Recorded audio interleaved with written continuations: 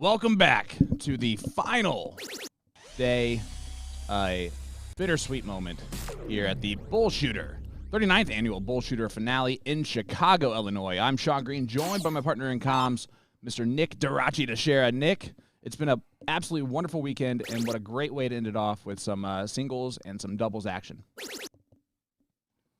Yeah, it is. I'm looking forward to it, Sean. As I forgot I was on commentating for a second, but so you said not commentating. I did say your name, but that's all right. You did, but I actually answered a Gordon Dixon more than I answered any other name. I signed up for local blind draws as Gordon Dixon. I pretended I was playing mixed triples last night like Gordon Dixon. No, I wish I could pretend like I could play mixed triples like Gordon Dixon. Oh, man. Anyways, yeah, no, it's the final day. It's bittersweet, as you said, because of the fact that means that our time here is coming to an end for this year. Yeah, but absolutely. That also means the 42 is about to start real soon. So it's usually a good balance with the bad there to a certain extent. As Scotty, by the way, was hitting a lot of triples in a row. He got four in. I didn't want to say it out loud. Yeah, guys. Can't blame me, Scotty. I can't tell you how much this is actually my favorite format to play when it comes to these top guns. I want to see some real steel tip dart math and action, and that's exactly what you get here with open and double out split bowl.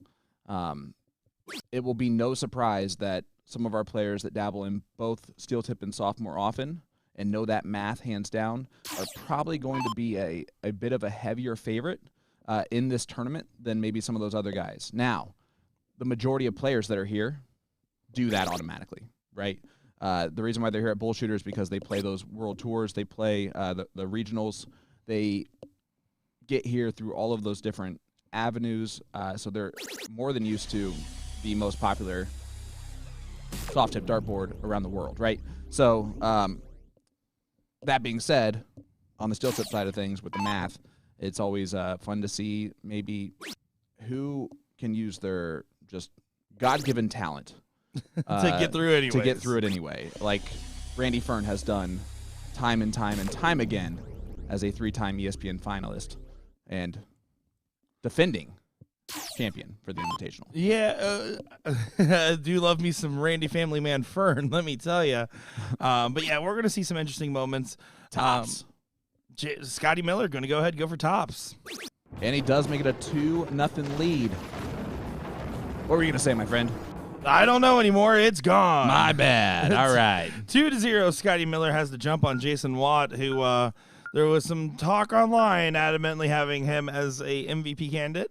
I understand the sentiment as well, but you know what? Scotty Miller immediately gets to take all the rights away from him. No, I'm just kidding. That's not how that works. So the format here, right, is double elimination for the men's side, race to 3. This is a top 8 match on the winner's side. So another great run from Watt automatically at this point, but it's got to be something that you think about, right? If you're, say, Taylor Thaxton playing the women's doubles today, or if you are Jason Watt playing the singles, is that you're probably in the prime position for that MVP award, and you kind of have to feel and know that at this point. And does that put extra pressure on? Does that add a little extra to it? How do you tune that out? Is the real main thing. I think if you are feeling pressure playing in the finals, playing in these high-level matches, playing in all these different moments, you'll feel more pressure in those spots. And then at the end of the night when you're laying in bed, you're like, oh, crap. And you start thinking about the rest. Yeah. But in the moment, you just don't have the bandwidth to be able to think about that. You would have to imagine. Well, that's a 180 from Mr. Jason Watt. Yeah, this is looking like Scotty Miller's 3-0 dreams are not coming to fruition here. Starting off with a little bit of a slower look in this leg. Jason Watt saying, you know what, I'm going to go back. They're hyping me up. I know the boys in the booth are listening. Yeah, Scotty Miller. Boom goes the Wisconsinite. I had to do it for him once. You know, I had to do it for him once. You got to do it when Gordon's here. Make his eyes roll. No. I had to do it before Gordon gets here. I like him, so I don't want to annoy him as much as I annoy everybody else. Exactly right there. That's fine. I'll allow it. As I see some people asking at 4 brackets, guess what? They're on your phone. BullShooter Live app is where you can go. It's free to download. Make an account on there real quick. Go over from my events to all events on that Tournament King section, and you'll be able to follow along with every single bracket. A bit of a punt there from Watt. in that last turn is going to give Scotty an opportunity if he hits a couple of big trebles. Oh, he's not going to do as much here. We clarified big Scotty, a big treble. We might have 143 playing 143, though. Yep, we do. Opportunity for Watt. The next leg is the tough one if he takes us out because he will have to break the throw of Scotty Miller, which in this format, open and double out is not the easiest thing to do. He won't be able to take it out here. And Scotty does know that. It's not that he wouldn't know that. Scotty doesn't know. No, Scotty knows. He does know. Yeah, Scotty knows. He does. Scotty Miller going to show Jason Watt how to take out the 143 potentially. He knows. Uh-ohs. 143. But don't tell Scotty. No, because he doesn't know. Not going to be able to check it either. We're already off the rails. We just got here. Incredible work. Leaves double 6. But Jason Watt should get a dart. Let's see the route he chooses. Now, in steel, it's always the 220s for bulls. Yep, it's 220s. It still should be here. Yeah, but sometimes you see that level of confidence in these guys make them go around the board. But not here. Jason Watt going to be pretty pedestrian about it and takes it out in 2. Yeah, the Luke Lidler. And, yeah, it's actually even more of a right shot in soft tip because of the little bit bigger doubles, and it's just a little bit safer of a shot, which I know in the grand scheme of things is still very difficult to hit a double no matter what. But because of their steel tip backgrounds, I think that's definitely the right shot there. No, I agree fundamentally. Yeah. You want to have the guaranteed dart, but you do have the, like, in steel, it's a 99% of the time that's a correct decision if your opponent's sitting on a double. And soft tip, because of the bigger troubles, you can sometimes be like, you know what? I can see why they're thinking that. I still don't think it's the wise move, and that's why Jason Watt is a smart man. Went for it. Was able to find that first treble anyways. Speaking of smart men, he did even it out on the first start. That's smart. But then he threw a bad one. And Scotty in the driver's seat for sure now. Watt basically has to throw 9 perfect darts at this point and hope that Scotty doesn't get the 12. Sorry. Just was sitting right there. Yeah, a lot of trouble for the missing link on this one. Mr. Rosenberg appreciated our Scotty conversation. At least one person does. I mean, our conversation was... Actually, 3 people do at least. Yeah. Not Scotty, because he doesn't know. We have women's doubles going on our other board, the AAA cricket for the ladies. The double A. There's 2. Oh, double A. Sorry, excuse me. It is Minnie and Casey that we saw yesterday taking on the duo of Jillian Phillips and Jess Melton. So if and when this match ends, we will head on over to that.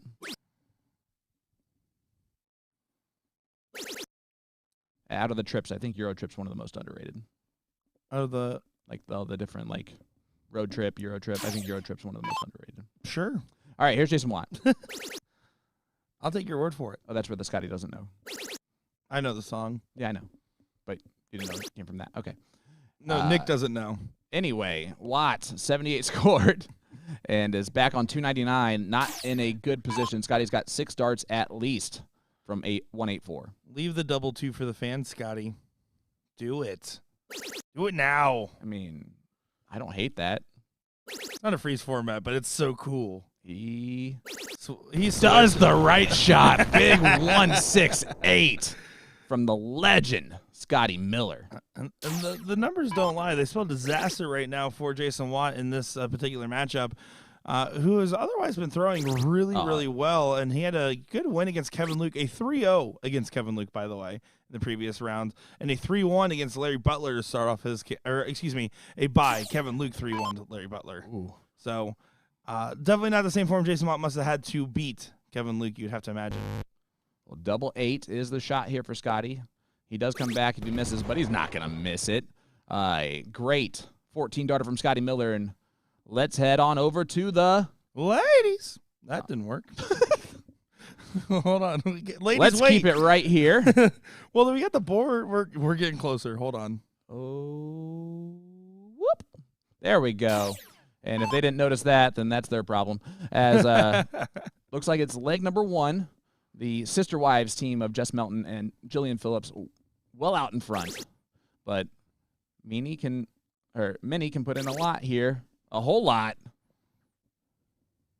Boom goes the dynamite. Mini Ramirez. What a 9 mark. And Casey Rader's in the background letting it know exactly how she feels about her partner's big shot there. Yeah, she is one for being a hype person for sure. We saw that yesterday. But when she gets to the line, she focuses pretty intensely.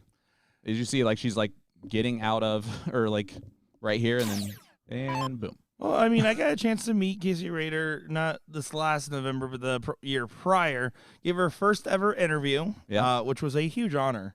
But over there at the Doug Sports Pub Darts Championships in Plover, Wisconsin, and when I talked with her, I remember she was okay, cool. But that's a great double. Yeah, super cool. It works. When I was talking with her, it was one of those moments where Doug Barry said, "Hey, this girl's going to be somebody. You should talk with her." I was like, "Yeah, sure, whatever." People tell me that all the time. And then she goes and almost double dips Abby's spot in the finals. I'm like, "You're right, Doug. I'm sorry." Yep. And then that's when we proceed to have our talk, and been watching her go up ever since. Dustin Holt, Elliot Milk 3-1, and then 3-1 on Josep. So it's going to be Scotty Miller versus Dustin Holt there in the top 4 match on the men's. Bottom half is still got a ways to go, but right here, just Melton putting in the work. 15s, went for the double, hits the single, and, well, Minnie just hit many 15s. Let's see if she can do that again.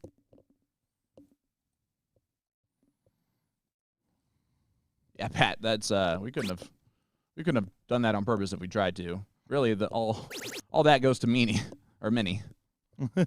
Who continues to find many 15s. Oh. Wow. Alligator blood in that one. Alligator? Yeah, refuses to quit. Oh.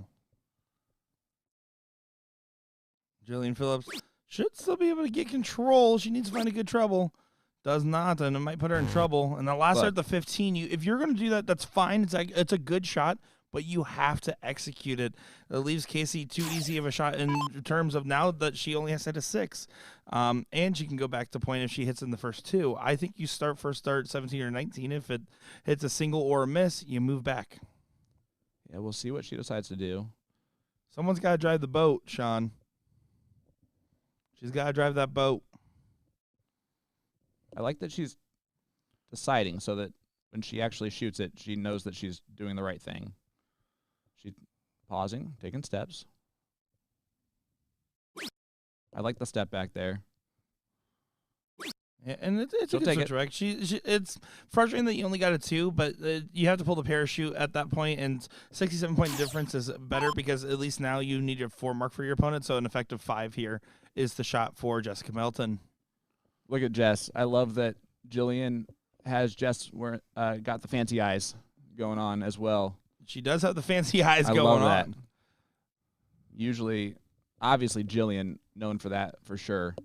Fancy Pants Phillips. Yeah, she sparkles when she plays darts. But for Jess to have it on too is really cool. Still love the Fancy Pants Phillips was a nickname donned by Gordon and DJ on our bracket reveal show that we had for the Invitational Shootout number 3, which we will have another one of those this year as well with the Invitational Shootout 4. Looking forward to seeing what the brackets are going to look like this year as the field is expanded. The criteria is actually posted on the website. I know a lot of people have been asking. It's actually posted there now. So there you go. Better late than never. Hey, yo. Yeah, the bracket moving along in the pro side singles. Also here in the ladies. Ladies. Jillian does finally close out the 15s, but another opportunity here for Rader. Yeah, if I was Gordon Dixon, I'd say that they have to fade the 6 mark right here.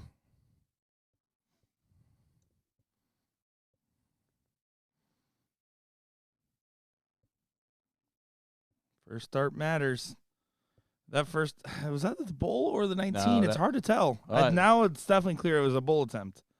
It almost looked like not that she hadn't decided what she wanted to shoot at, but subconsciously she hasn't committed to what she was shooting at. It felt like there.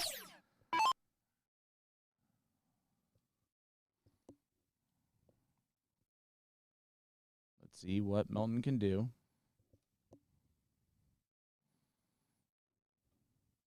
Oh, and this is dangerous. Needs to find at least a single. Does do so. But even here right now, there's a strong argument to say you could still try to attempt the 6 because of the fact that it would leave it 3-3 on the Bulls. The safer shot is still to go for a hat trick here. Try to set up for your opponent, or your partner, excuse me. Yeah, absolutely. Just in case.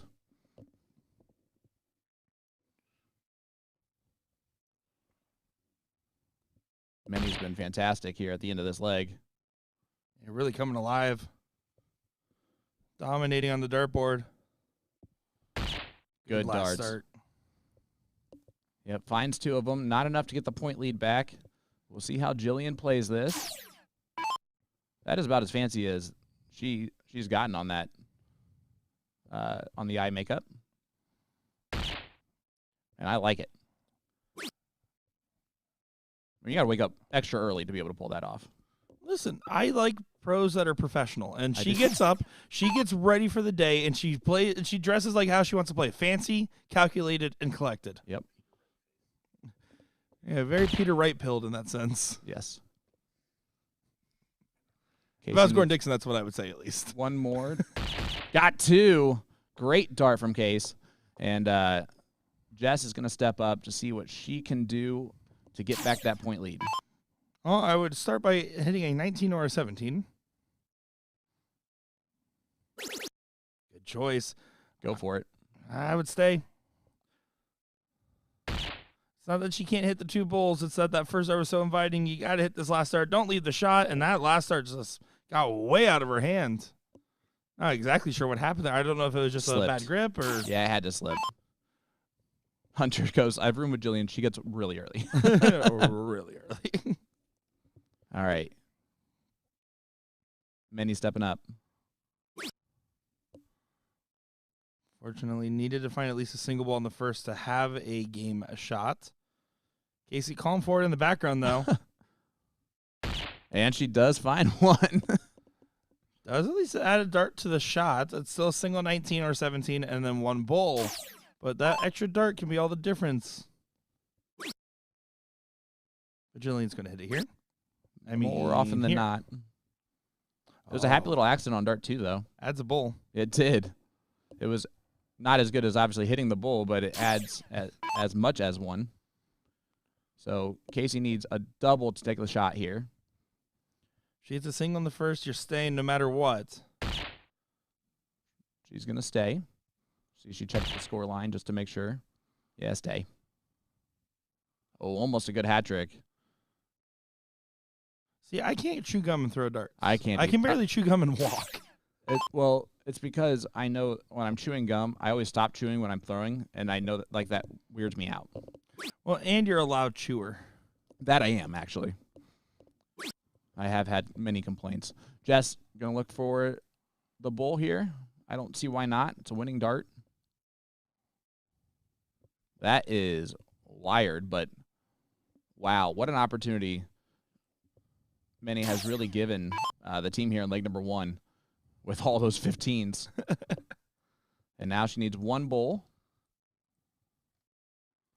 And then just another 5 mark after that to close us out, but it's an opportunity. It's about that first start. And it sounds easier said than done because it is, fundamentally so. But just getting through that nerve of the first start on a big shot because you are thinking so much about the combination a lot of the times, whether it's subconsciously or consciously, you just got to remind yourself to just get in there and rip it. Unfortunately, Manny not able. She did hit 2 15s, ironically. Her darts kind of fade into there, but Jillian Phillips for leg number 1. It was a battle. That was honestly favoring the sister wives early as we head to leg number 2. Rally up, going to go first. And it's going to be Manny getting it started. Let's see how many she can hit to get things going. Chad, I hope you guys have been having a fun time. We've enjoyed having you here with us.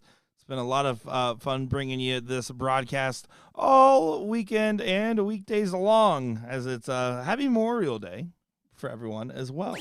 Yes. Happy Memorial Day. Is that what you're supposed to say? It absolutely is. Sometimes it's a merry. Sometimes it's a Actually, I think it's only 2 I could think of off the top of my head. Well, Dougie B's in the chat saying, let's go, Casey Rader, watching from Plover. That was Casey Rader's mentor. And a good friend of us here at the show. Absolutely. Let me tell you, got a chance to get him on our stream over at NDA Team Dart and some senior singles action. He's still spry for an old guy. I didn't say that, Doug. I'm sorry. That was Sean. Mel's in there, giving you an opportunity. Oh, hi, Melanie Cox. How's it going? Thank you. Oh, Danny, it's our pleasure. We wouldn't have it any other way. And Casey, great second dart. She looks a lot more calm than she did early on in that last leg. I think the Bulls kind of settled her in. And it's hard not to have your partner hit 9 marks and, shoot as well as many did in leg number 1 and not kind of calm down a little bit. Yeah, well, it's also just the fact that became a battle at the very end of the leg and how many extra rounds it adds. The more rounds you play somewhere, the more comfortable you're going to have to get. Absolutely. If you're one of the players that amps yourself up more, starts off really strong, and then amps yourself up more, you're in for a bad time. So it is good to see that she's been handling that well, because I know for a fact when we were playing in there for a couple of our videos at the start of this week, I was super tight and super. I was on very edge. nervous. I'm always nervous when I'm doing things on camera and know that I am. It doesn't matter. Now, if I'm just talking, that's fine. But if I'm actually playing darts on camera, I can't do it. It's become a actual block for me. I want to actually play you in putt-putt with no cameras just because I want to prove that I could still beat you if I was actually not playing to the camera the whole time. I was also playing to the camera the whole time. I don't know if you noticed the video where you and I were definitely just doing that. That was actually our whole bit. Yes, it was just us doing stuff. Whatever takes the focus off of Will doing well is what we were trying to do. All right, Casey, opportunity here to maybe close the 17s. She does have 2 at the higher ground, which makes pointing a fine option as Mr. Hightower joining in from Idaho. And there goes the 17s right away. Yeah, this is a one-way traffic is what I would say if I was Gordon Dixon. Casey, a 4.0 here in leg number 2. Ashley Ritchie agrees being on camera is the worst. Yeah, you would think that I wouldn't have that at all, right? But for some reason, I don't know what it is, why it's the case. Microphones are different than cameras. Yeah, it just goes away. I don't get to practice very often at darts at all. I get to practice this all the time. Yeah, and you definitely need your practice, Sean. No, absolutely I do. Ashley, are you going to be at Cherry Bomb? Because that'll be the next event I'm physically at. We do have a couple of events on the USA Darts Radar that we should go ahead and mention real quick. And on the BullShooter calendar. On the BullShooter calendar, the next thing on June 29th, National Darts Day, we'll be having a record-setting event in the Chicago area. So make sure to tune in for that. The 180th day of the year. 180. Yep. That was very British, Sean. And on the other side here, for the USA Darts calendar, we do have the WCS with Partners Pro Darts starting back up again as well. My next in-person event will also, and to mention the Challenger versus Champion specialty stream that we're going to be doing with them. And then after that, it will be the Cherry Bomb over in Boca Raton, Florida. And then a little bit of a break in our calendar for July, if I'm not mistaken, before the August craziness starts. I just realized how Hoosier I am because I just thought it was Boca Raton, Florida. But I'm going to go ahead and take the word from the Floridian on that one. Oh, certainly I am not the guy to be like, I'm a definitive expert on this. I've only been there several times. Did I just archive you and I don't know? No, yeah, Magento Darts. Great darts from Casey Rader. Huge 6 mark. And the 4.67 from her in this leg is going to most likely take this to a decider. Yeah, again, single-handedly almost out-averaging, and now single-handedly averaging the same as the other team and then some. So really taking control of this one. Minnie just going to be on support role. When your partner is throwing like that and you're 4 numbers and some points up, you just got to throw a bowl or 2 and call it a day. Or a game. Someone just said Florida in August is brutal, which it is unless you have a lazy river in your backyard. Big darts from Minnie, and it's a 1-1 scoreline That was a fantastic leg from Casey, a 4.67. Many backed her up with the 2.75. Let's diddle and see who's going to start this last leg. Yeah, so my goal here would be to hit the middle. We'll see what they end up doing.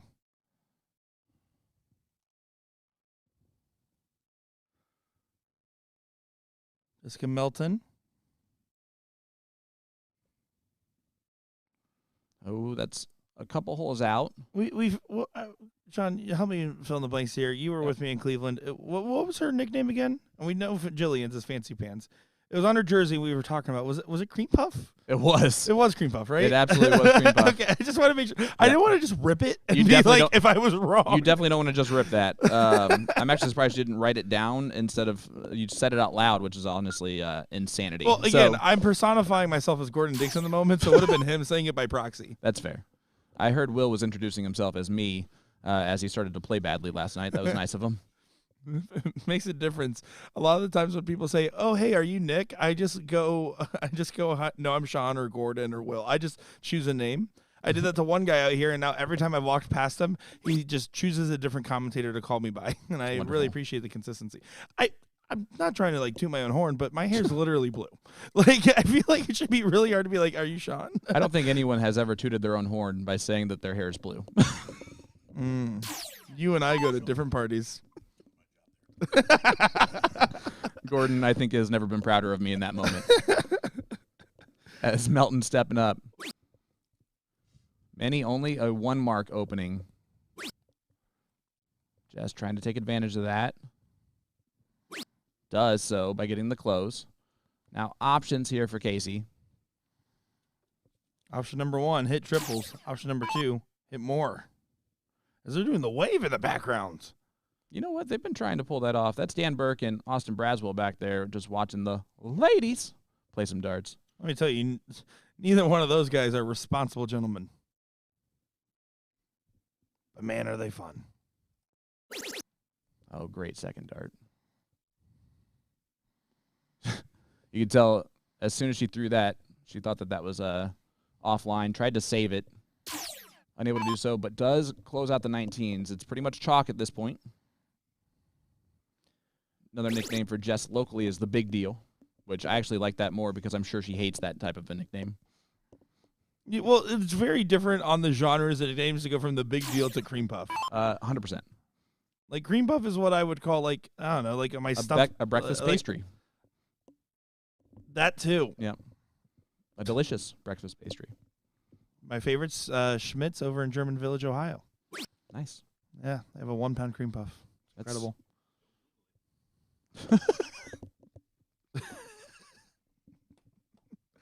Make sure to have your safe search on if you're looking that one up. Here comes Jess. It's too early for this, guys. They call him Good Stuff Gordon Dixon for a reason, dude. What are you talking about? Melton staying up. And hits the big trip. Casey has one option here, really, and it's a whole bunch of 19s. Smile, wave, and hit a trip. See what she ends up doing. She can still go ahead and swing if she hits 2 trips. But now you're going to be forced to stay, and it's about trying to defend your 19s at this point. Another one of those will treat you kindly. Great darts from Casey, and she gave it the lean back. That was a fadeaway. Just like to say, Schmidt's in German Village is a real place. It was on Man vs. Food. I've actually been there. Wait, I've been there. I have a picture of myself out front with the little holes. Like, yeah. Yep. Nope. I have actually been there. That's so crazy. The face cutouts is how I probably refer to that. And it was amazing. The face cutouts. Yeah, that's a better word for it. I just got excited that I've actually been there. It's a great place, isn't it? The home of the Bahama Mama? I was there 11 years ago. I usually go once a year, one of my 3 Ohio trips of the year. We had a vendor showdown or extravaganza or something out there in that same city back in 2014. Thanks, Melanie. See, she's got my back. And they're known for their Bahama Mamas and cream puffs. There you go. And the beer's pretty good, too. I don't know all the details, okay? Leave me alone. I didn't ask you. I was in a quiz. Like, Sean, what are they known for over at Schmitz in Ohio? What are we talking about here?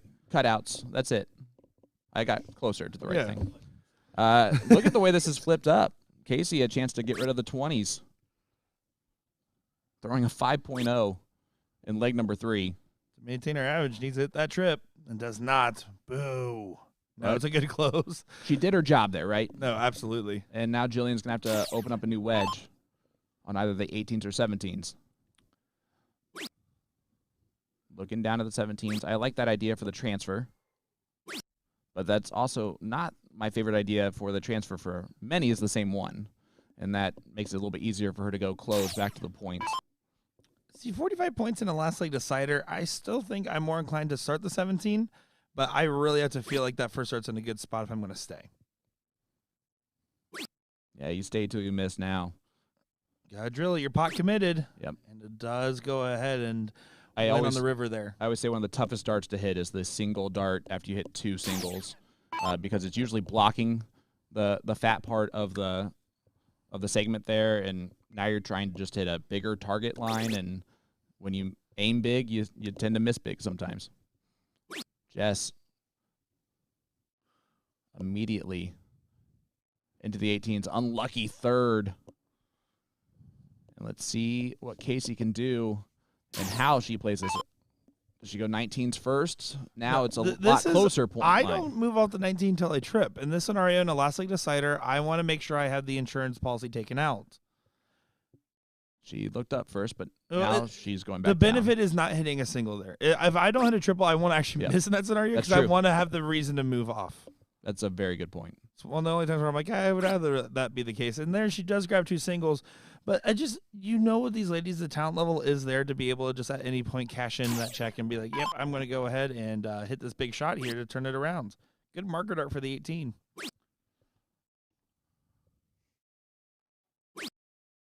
And she got 3 the hard way there on the skinny side of that 18 wire.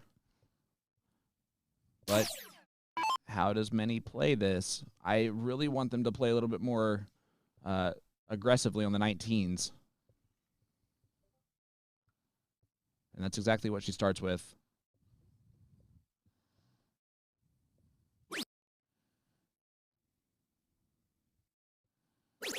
Oh, great 16 catch on the last dart. And you could tell that was on purpose, actually. It's not a catch if you're aiming at it. That's what I've always said. Exactly.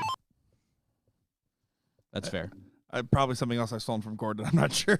Who knows at this point? Don't you usually aim at something you catch? No. I don't aim at a fish. I aim at the water, and I happen to catch a fish. That's true. It is all luck in that sport. Wow. big 7 mark from Jess Melton. I'm Hank kidding. Hill On my level. He had special bait. On King my of the Hill. level, absolutely is it luck. There are professional anglers who know exactly what they're doing. And I apologize to anyone that I might have offended with my statement. Welcome to my life with darts. Ray the Carter, if you want to know when the next stops on the 40th XL Tour are going to be announced. Extra large. Yep, or 40 is actually also what it could be. Which is going to be normal size. No, I'm just kidding. It's going to be extra large. You're right, Sean. And if you want to find out more information, make sure to follow us over on BullShooter World Tour on Facebook.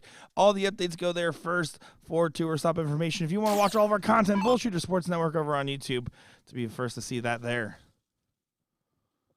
All right, battle of points, 18s versus 19s and 16s. Many's going to try to take out the 18s. An interesting...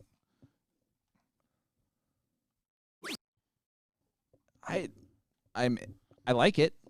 She closed it, but I might not like it if Jess does something special here, maybe 15s, 19s, 16s. It just gives an extra opportunity to, hey, if you hit this big shot here, you're back in control. And the talent level of Jess Melton, you don't want to give that opportunity to her. Yeah, if she hits it, they get full control and are likely to win the match. She can still hit it. That's not a bad spot. Just got to drill this last start. Yep, and you got to go for it. You do. And she doesn't quite. But that was it was a gamble that bold paid off. move that paid off for her. And I don't mind. Sometimes it's okay to Yep. do, I don't know the better term than a chump check, I guess, where it's like, can you hit this 6 right now? Can you hit this 5? When it's 5 or less, I don't like it. When it's a 6, a 7, and 8, and 9, things can happen, and I do like to just occasionally doing those pulse checks there. And Casey, has been fantastic on the 19s. Just wires on the other side, but does enough to get back that point lead. 20 points up, so Jillian needs to hit 5 15s at least before she can take a look, but she might close that 19 If first. I close the 15s, I'm more than likely going to go ahead and shoot 119. But Same thing if I miss both. Oh, I don't like where that dart is. I wouldn't mind switching to the bull in this last start. But she does find a way to get it in there. What a good last one. Great last from Jillian. But we know what Minnie really likes on this dartboard, and it's the 15s. 9 marked them for our very first look at this match. 20-point difference, though. I still start 19. Yep, does that. Great call, Nick. That's what I'm here for. No, it's not. No, I'm here to manage the community, actually, if we're going to be specific. There are a lot of things that you're here for. Great calls is not. Gordon's here for that.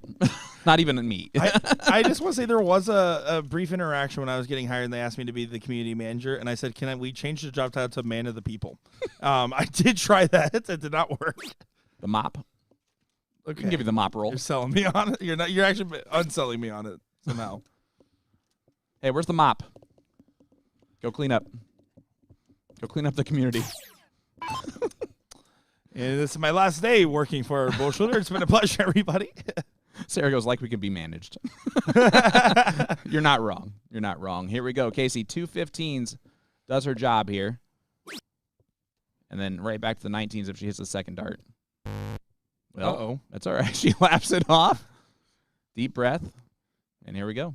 Sometimes you got to laugh off a dart like that, but you also have to recompose, and there it doesn't recompose enough. And a huge opportunity here for the sister wives. Utah to a T. What is that interaction back there? That's funny. I think she said a expletive deleted while she stamped her feet on the ground. But then immediately left it off. Sarah, keep up making those wonderful signs. We got to see about Whammo. Loved seeing. I love it when people write us little signs and messages in the backgrounds. Oh, yeah, it's the best. One of them said, if you can read this sign, buy me a beer. That's amazing. And then did he put the Cash App on there? Because that you'd have to do that. That's where the signs are going to have to come in. Listen, man, I just read them. You got to at least have a QR code that's easy to scan from the phone, so they can just send it to you. Oh, there's like 13 different signs in total, by the way. Well, here's your sign. 19's left for many to point on, which is what the step back is for. The extra 19 does add an extra bowl. Trip it for the fans. No, doesn't hit it. So this is a shot here. Jess Melton, I want to see a single 19 and then on to the bulls. I would rather challenge it and leave a 4-3 every single time here. Yeah, that's fair. This is a game shot, match shot here for Jess. Incoming.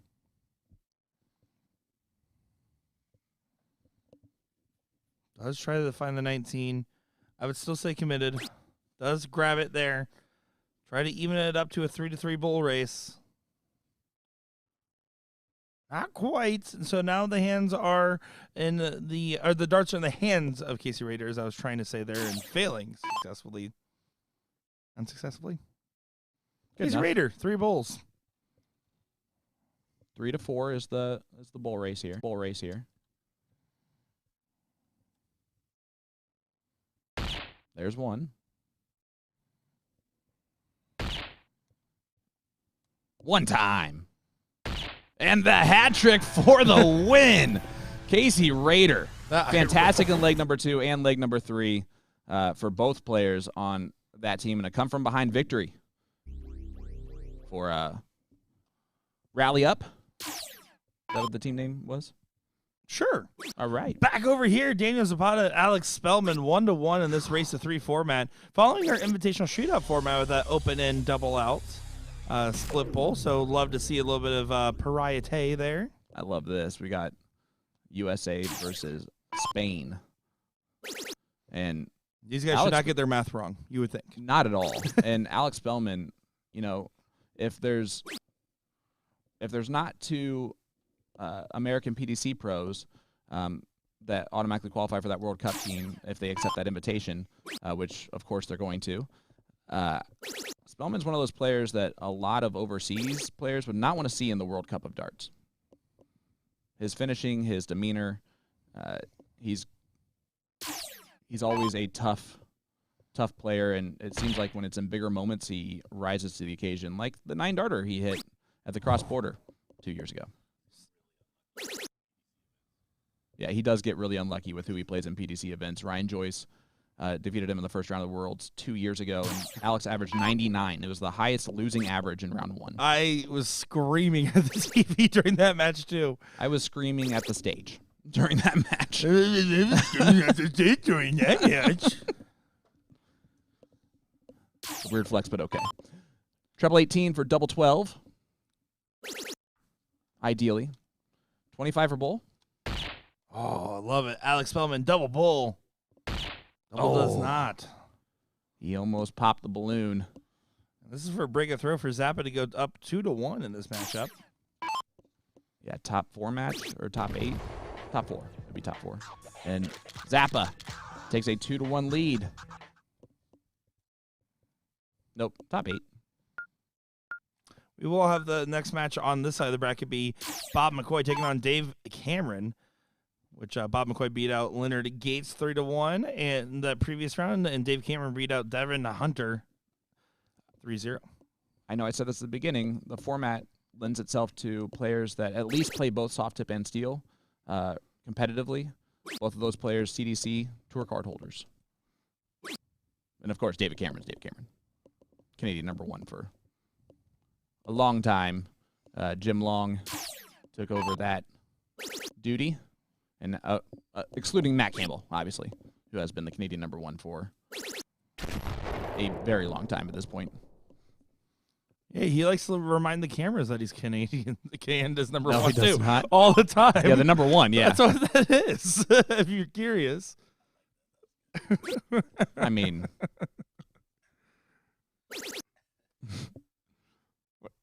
oh man, I'm sorry guys. Just Gordon complimented something I said on a microphone for once. He did that to me earlier too. Is he having a good day or something? What happened? He's eating oatmeal. He or woke up on the there. right side of the bed. That's for sure.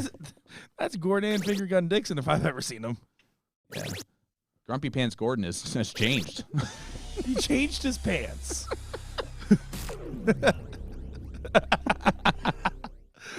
Oh, we're loving it here. I hope you guys are loving it over there. It's been a lot of fun in the booth being had.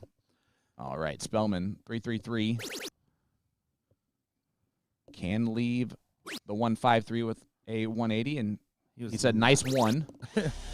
Not happy with that dart. He's made it very clear he is not happy with his performance, this Chicago BullShooter, and has been very conscientious of that fact.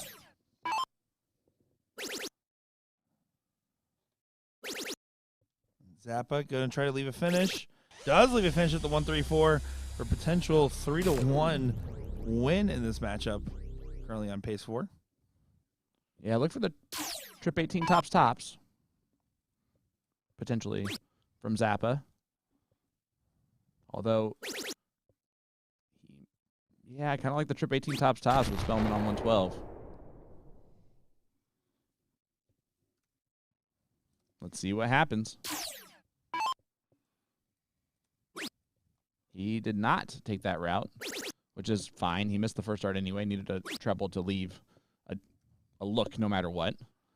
So Spelman, the 112 checkout. He does like tops, but he also likes double 16, so he has options on what he wants to do here. 18s or 20s is where he's going to start.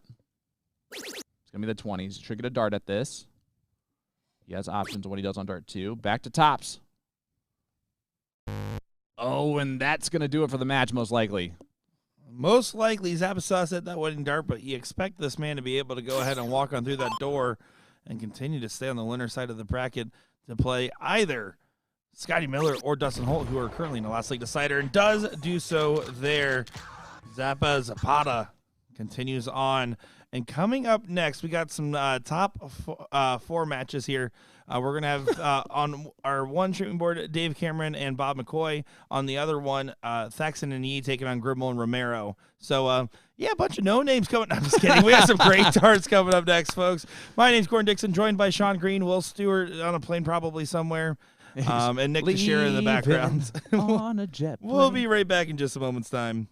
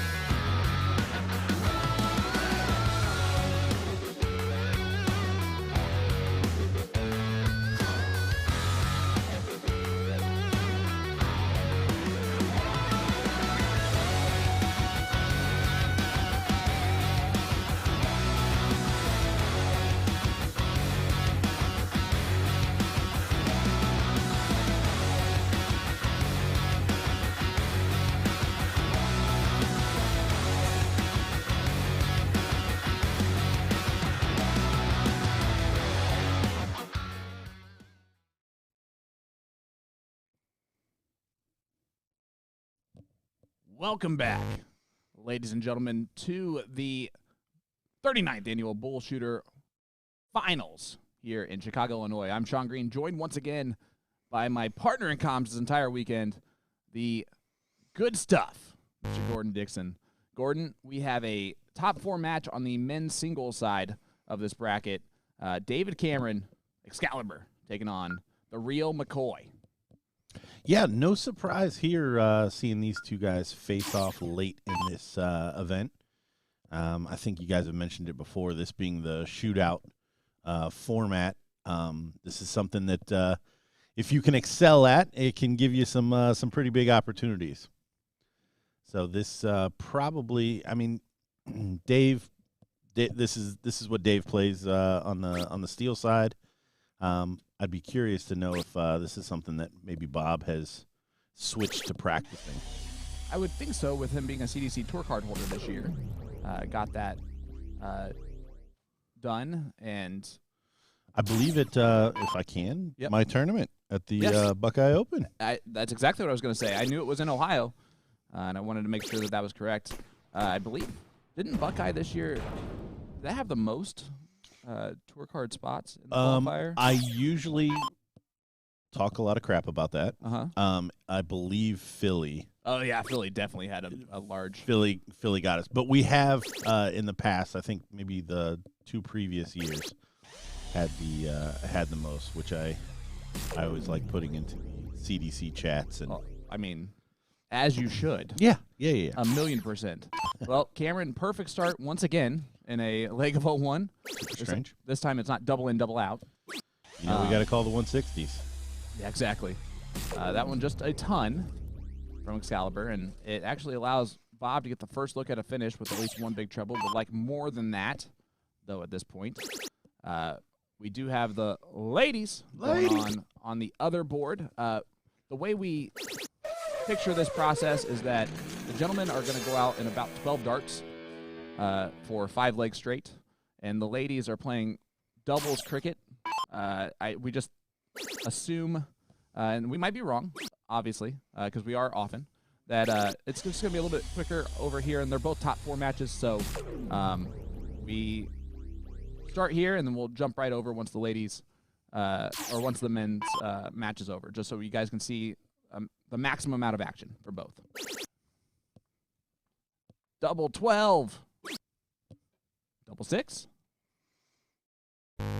He's going to be down 1-0. So tough to miss doubles in this format. I don't know if this is alternate start or loser start in this tournament. It'd be a lot cooler if it was alternate start in this format.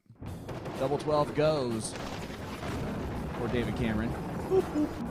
And it's a 1-0 lead for Excalibur. The only reason I say that is because if it's loser start, then the break and throw there really is whatever.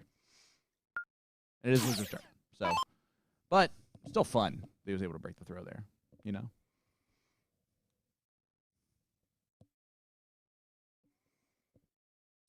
So Bob going to get us started again. I mean, in terms of the overall match, there's not much difference, but it is always nice to have the first tally mark up there in legs. That was a 180 from the real McCoy. And Cameron's going to do probably the same thing after those first 2 darts. Yep, that's anything you can do, I can do the same. And you want to talk about a little bit of pressure, right? You have Bob starts off, all right, great. I might win the second leg. That's a perfect start. No harm, no foul. Awesome. Great. I forgot that David Cameron is By the way, I can assure you that none of that actually ran through Bob McCoy's head, but just from the outside looking in, that's absolutely the way he should be looking at it. Yep. He gets to start the next leg. All he needs to do is win on his throw, and he gets to the match is back even. And you saw what it did, right? He had himself a little oopsie daisy there in the second throw. Still can get to a finish here in the next 3 darts. He's got to math it right. He's got to go 18s or hit 2 triples. Now go 18. Yeah, all right. You can go 18 on dart 3 and still make it work. He does at least that. And does get to a finish, but he's going to have to take that out because Dave's going to be less than 100, I think. Dave's going to be less than 60. Yes, he is. A little 2-dart checkout for Cameron. And with the way he's hitting doubles. Yeah, he smooth stroked that 81 in the first leg. This probably has to go. Start on the 18s. Does that. Options, you can stay there. Treble 14. He might go treble 20. Yeah, the math was just for him. If you're sitting there and you're thinking about it for an extra second of what to shoot at, and you're just trying to work out those numbers, and you're not really sure, and you have 30 seconds to pick it, you're like, well, I know the 0 on that, and I know it'll leave me 14. Let's just do that. I'm not saying it's the right decision, but if you are not as comfortable with that math, it might be the right decision for you in that moment. But it's a 2-0 lead for Cameron. Yeah, as frustrated as I get with players not knowing their numbers, especially at this caliber, this is also not the time to learn. Right. Your finishes. No, it is not. At least in the steel game, you might have a chalker that will tell you what you have left or something like that. That might allow you an extra second to kind of think through the math. But yeah, definitely not the time to learn while you're playing in the top 4 match on the winner's side here at the BullShooter finals. But another 180 start from McCoy. But we know how Excalibur started off the last 2 legs. And it's not going to happen this time. How about that? A little bit of a reprieve, some breathing room. You see, Dave. They can't all be 180s.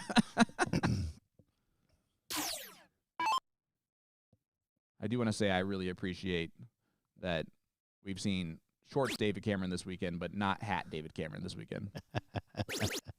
He just doesn't even look like the same human being. Lunch pail. David Cameron. All right, let's see what Excalibur can do. Get down to 261. And since he didn't get the 180 in the first throw.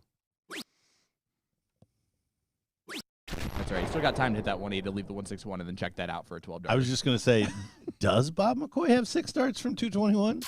It's not guaranteed.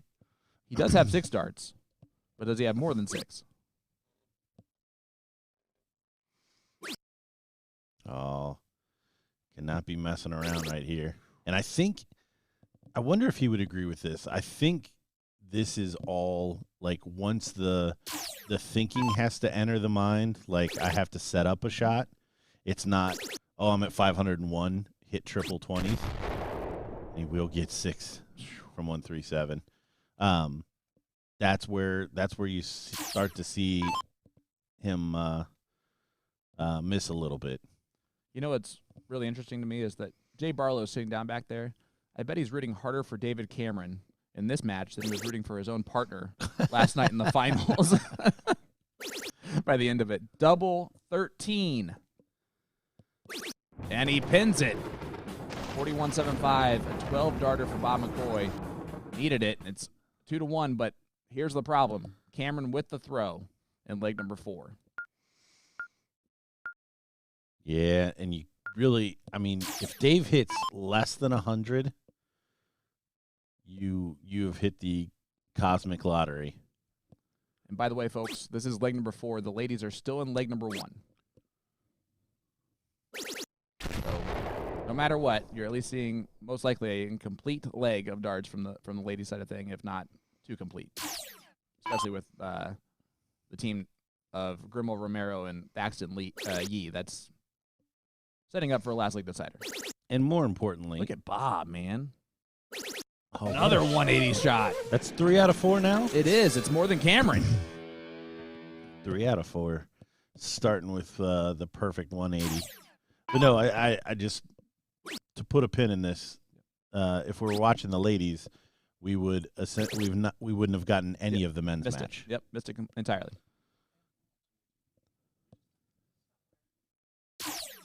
Yeah, and we've alternated back and forth as well. We just showed a ladies' match in almost its entirety, and so now Back to the men's side of things. And now the pin's in. I know you said to put a pin in this, and then I opened it back up, and I apologize. Excalibur needs 2 big trebles to leave a finish here. Maybe the first to it. He's not going to do so. Advantage Bob McCoy against the throw against David Cameron. I don't care who you are. That's not easy. No, breaking the throw of David Cameron on the 15-inch board in this format is quite a feat, and Bob McCoy is well on his way to sending this to a decider. Love another big treble. Hits it. Great and I like from it Bob. because he's going to throw the right dart. Yep. Just because he's on 84. Now, the question is if he misses a single.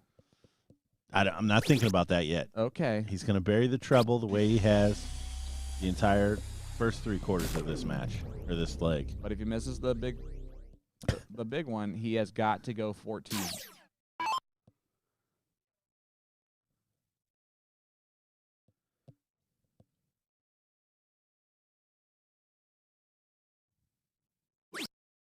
Here's what we're talking about. Looks like he's looking over. No, he sure was a double 8. And the Dart Gods giveth back. 2-2 score line. Doesn't matter what you shoot for if you hit it. But, ladies and gentlemen, in the future, if you have 64 left and 2 darts, you want your shot at the bullseye at the very least. A given dart at the checkout, you have to go 14 on dart 2. And, Bob, great checkout. Listen back to this and just do that in the future. Yeah, great finish. Again, this is not the time to learn your outs. Yep. That's why we're teaching we're you now. doing this, and he's not listening. That's the way this is supposed to work. Did you see what Cameron just did? He threw it outside and then just started. Yeah. Didn't even make him throw the bull. That's an interesting. That is. He was channeling Jay Barlow. Yes, he on that sure one. was. He need to stop talking to Jay. That's not David Cameron demeanor, typically.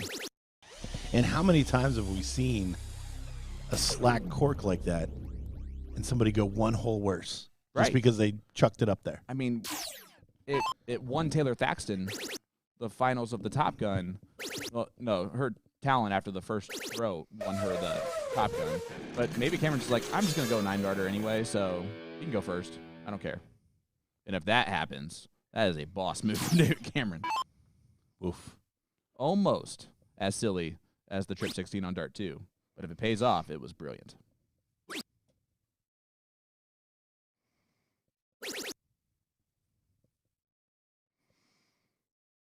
So here's the big shot. And I think this has got to be at least 2 trebles. It's on. And that's 3. That is 3. That's actually 6. For a total of 6, yeah. In this leg. And again, he pushed the button without Bob shooting a dart at the diddle, giving Bob the automatic start. Bob finds the treble 20. Karen, that's a fair response. So 1-4-1. It's on. One time. Yes, sir! 9-darter from David Cameron and a last leg decider to win the match. Wow. Excalibur with a 9er. Gave him the cork. That is a boss move right there in the top 4 of our men's We are not worthy. singles match. Oh, my goodness. What a leg from David Cameron up against it. Bob McCoy, he did do some things wrong, But strategically. But in terms of how it actually played out, I don't know that he he hit more triples, but he really didn't do a whole lot wrong. Absolutely incredible. We flip over here to the ladies. where if we would have started with them, we would have never have seen a 9-darter. We put a pin in it. I brought it back out. Trisha Romero, 3 bowls needed to send this to a last leg decider. I'm still standing up, by the way. I can't sit down for a hot minute. But I do want to say that I don't want to hear anything more from the chat on On what which matches we pick. And if you could just copy paste that for later on, that'd be great. And let's go to a last leg decider, where all of the excitement really matters. Lisa Yee does not go up there and just start She does the not. match. She should have, but she didn't. Could have saved us 30 seconds. I bet she would have gone perfect in this cricket leg if she would have just done that. Apparently, that's the move. Oh, that was fun. That was a lot of fun.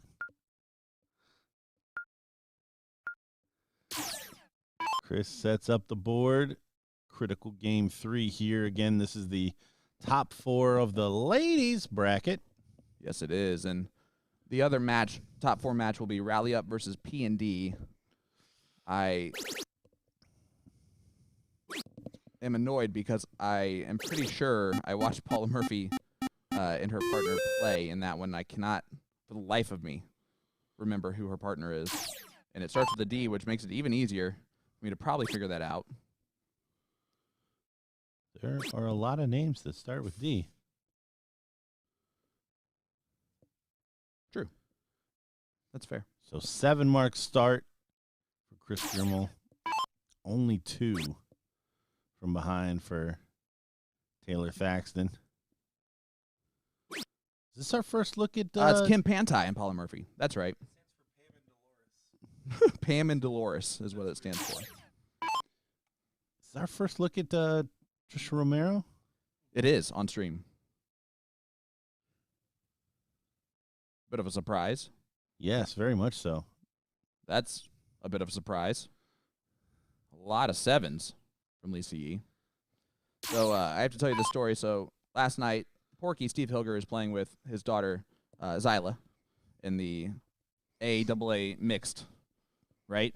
The 12-year-old daughter, Yes, correct? the 12-year-old daughter. Yes. And he goes up there, and she flies one to the 17, single 17 on dart 3, and she walks back, and he goes, "It's all right. I'm going to utilize that. You need it. I'm gonna hammer that 17 hard." She goes, "Okay, cool." He goes up there, miss, and walks back, and she goes, "That's all right, Dad. I'm going to utilize those triple threes you just hit. I hammer those." Oh, that's wonderful.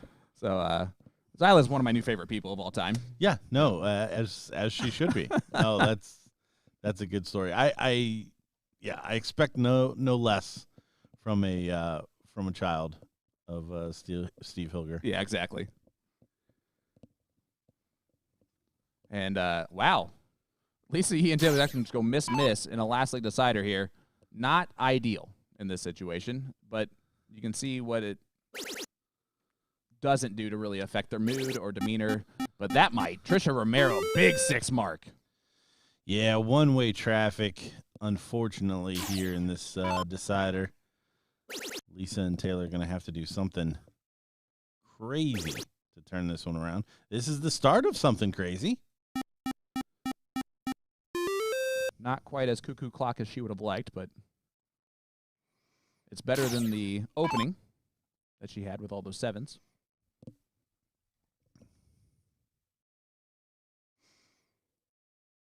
Chris up 4 numbers is looking at the score. Not anymore. A little, give a little whip crack there on the last one. That always looks like a bowling move. Like the ball is going down the lane, and you're trying to Oh yeah, lean one way to get it to go. Everybody's a Jedi when they bowl. typically yes. And clip that too. That being said, Gordon does not want to offend anyone in the bowling community that is a top-level pro that does not rely on the Jedi mind tricks to get the only strike that they're going to have that day. We're gonna watch Trisha, and then I have a good story about professional bowlers and professional dart players. Not really. I'm here for it. Not really a good story? Not really. Well, I overstepped on one of my declarations there. Basically, I was getting on a plane in my gaudy shirt. Yeah. And Buttriff was getting on the plane in his gaudy shirt. That's awesome. And and I went bowler, and he went, "What do you do?" That's awesome. That's awesome. What do you do? Because obviously he would know who you are. Yeah. If I was a fellow bowler, and worth my salt, he would have known. This is looking like it is going to be a rout. Even though they picked it up after the first 3 darts that they threw, it just was too little too late. And here's Trisha Romero, 3 darts needed at the bowl. And with 4 wedges, she's definitely going to shoot that. Well, and at the time, it didn't seem like much. But when Trisha tripped the 17 and then went up and grabbed the 18, that was really that was the separation that they've really never overcome.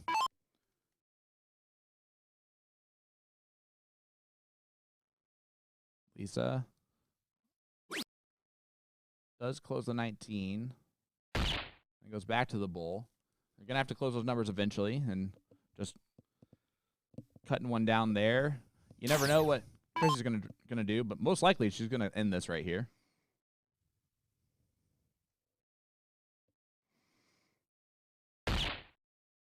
Confident still to go at it. Does fall out into a happy little accident.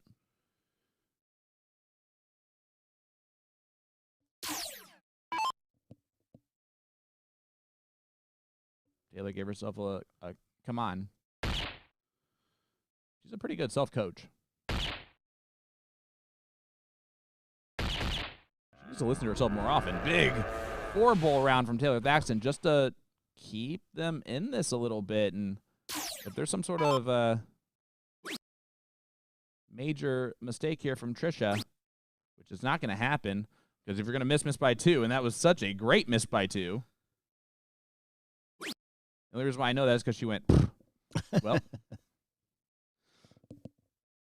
Oh, John, just for the record, the takeaway is not that he was rude in any way. I completely understood the question, and we chatted for a bit after that.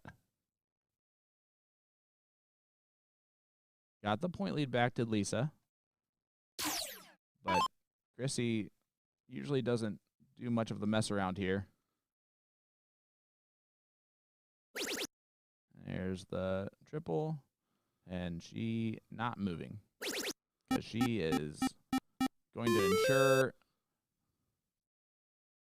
most likely her partner gets the look at the bowls once again. Yeah, you don't want to do all that work and have it be turned around in a couple of shots at the end of the match. Oh, that's an unlucky kiss off the flight. Does still find the double because she Houdini darts all day long, all weekend long. She can get under a dart. Maybe the best that we've seen on the feed. I actually would agree with that. And big last dart from Trisha.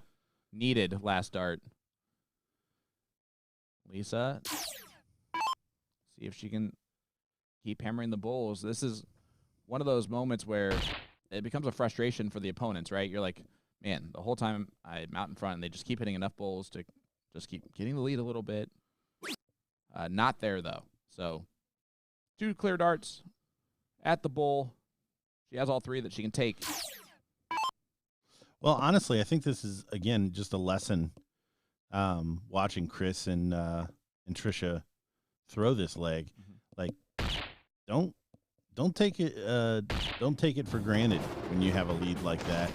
And I think they pointed each time they were or they really should have. Commiserations to Taylor and Lisa, not out of it though. That was on the winner side, so they'll be moving over to the loser side, trying to fight their way back. A couple of matches on that loser side, and they're right back in that final. But we're gonna get that other ladies semifinal with Minnie Ramirez and Casey Rader taking on Paula Murphy and Kim Panti. This is, I think, only our second look at both Paula and Kim. all weekend long, which is, again, surprising. Excited to see this matchup. So we're going to step aside for 1 second while they get warmed up. We'll be right back as soon as they get the match started. From Sean Green, Gordon Dixon, stay tuned. We'll be right back.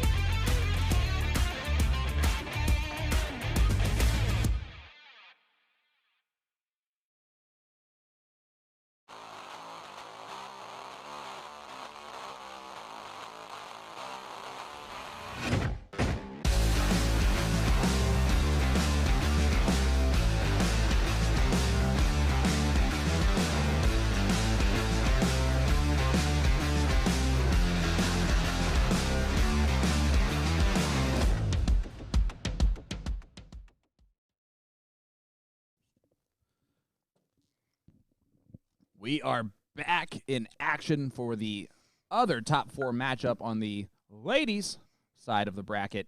It is Casey Rader and Minnie Ramirez taking on Paula Murphy and Kim Panti.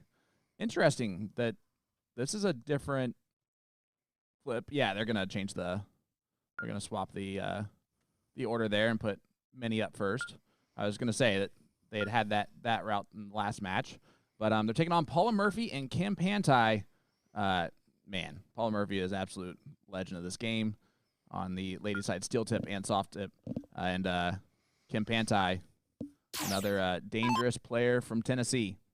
So let's get this thing rolling. I watched the first loss for Spelman and Grezik against Joe Cheney and Pam yesterday. Yep. On one of the sideboards as I was kind of roaming around. And, man, Pam played extremely well in that match. Yeah. Kim is a fantastic player. She made the finals last night that we saw there. Or not the finals, the semifinals. She was in the third place match. But here is Minnie Ramirez.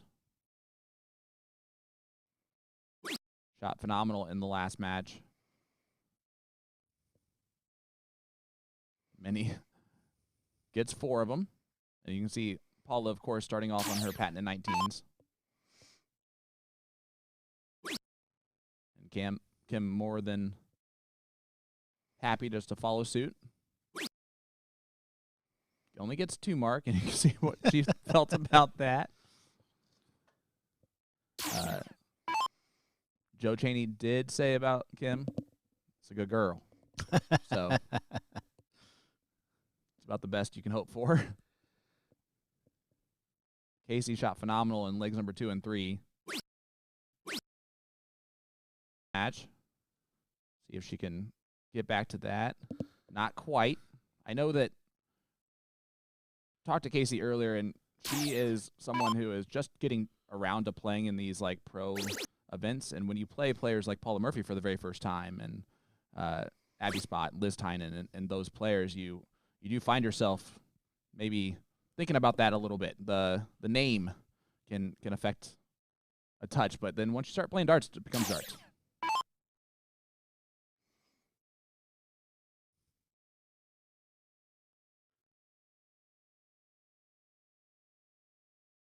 She has a good partner that kind of settles in there nicely in many. What I really like is her throw a lot. She does kind of it's very high on the angle, but as far as everything else about it, it's pretty textbook. But only a 1 mark. Oh, Kim is from Florida, Jacksonville to be exact. Okay. Well, Thanks, I was Dave. calling her Pam. You were saying she was from Tennessee. We'll figure it out. 0 for 2.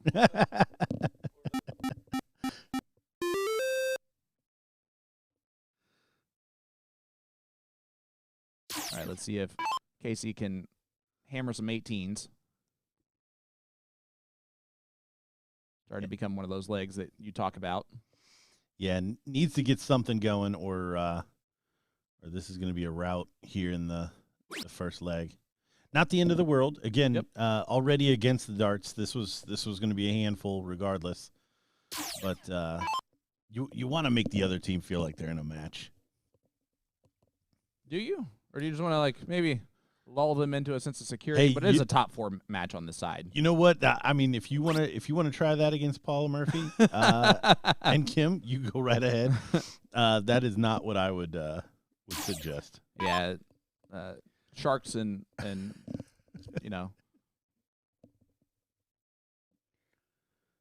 all that stuff.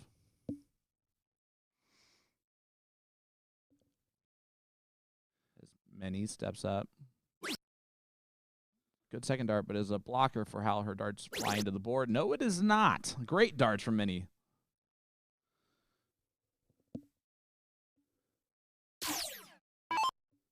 See, I knew I liked Kim. Entrepreneur. Entrepreneur. I love that.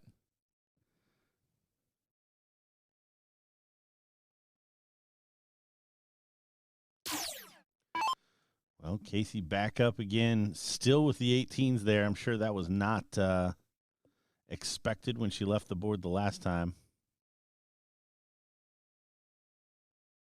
She's taking it back a little bit quicker than she was earlier.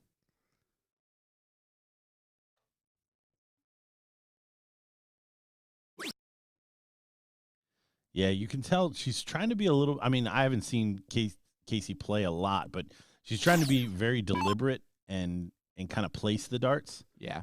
And not playing with the freedom that I would say she probably normally does.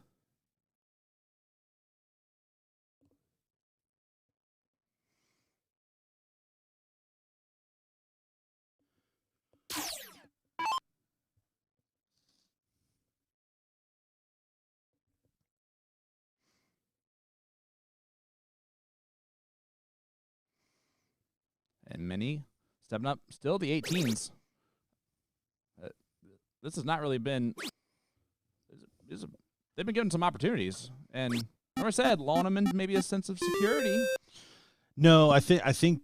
Well, that's not what's happening, but you know what I'm saying. Well, but there is a form of that where you kind of feel like you can take the foot off the pedal, and eventually they're going to go into enough.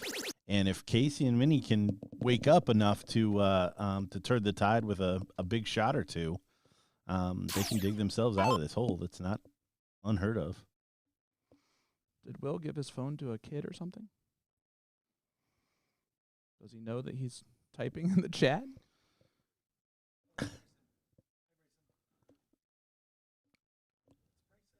Is it Bryson? Is it Will home already? Oh, that must be nice. Bryson's got the phone. Bryson. Our favorite steward, for sure.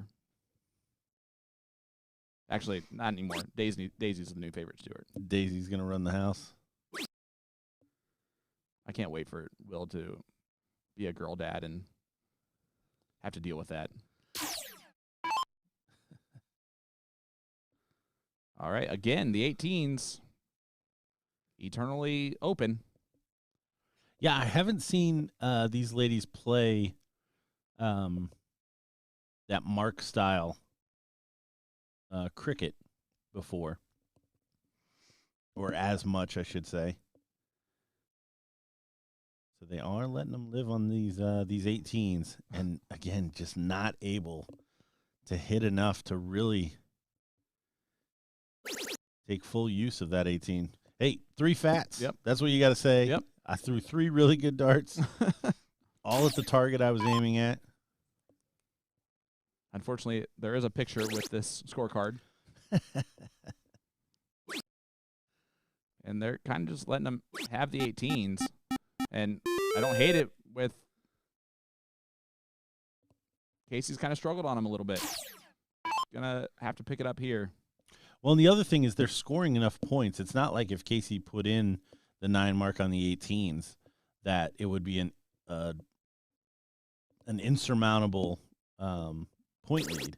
Well, she's just going to switch targets. She's like, I'm done with 18s. I don't hate that. Yeah, not at all. Chase the X. Yep. I mean, if she was going to change targets, that's the place to do it. She just took 2 marks out of Paula's hand if she hits the treble 16.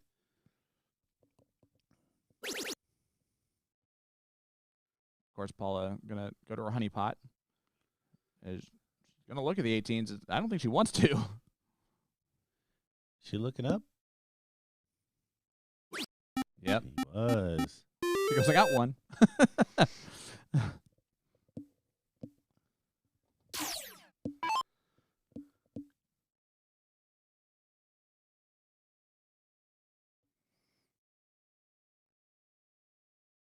That being said, I will say this. Paula's demeanor as a player, like in an opponent, will settle down anyone who plays against her pretty quickly because she is such a talker, and she's kind of just talk out loud with what's going on. Oh well, yeah. Talking her match and stuff like that. She's very is fun. unassuming. Yeah. When it comes to just again, I always make the football reference. Like her and her partners are not like crashing helmets and hitting shoulder pads, getting ready for matches. They're Andrew Luck. They get hit and they go, nice hit. Now Casey back to the 18s where she struggled with it a little bit. Give a kid a phone for 1 minute. Well said. I just thought Bryson learned how to type real quickly. Well, he did let us know really important information, and that was that DFC did D. And we all know what that means. We appreciate that, Bryson. The drama that he unloads on us. Paula drops the 3rd dart into the 4.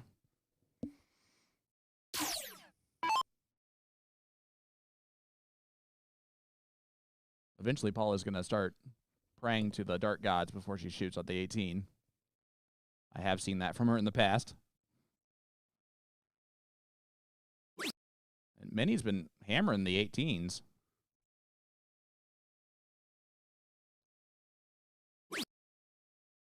And you see she tried to stab the bull on dart 2, which is interesting. Well, that's because Bryson knows his favorite commentators. And it's gone. And there's a bull. Yeah, the 18's curse is been lifted, and Casey's like, oh, darn, I don't get to shoot at those anymore. Gonna look right at the bull.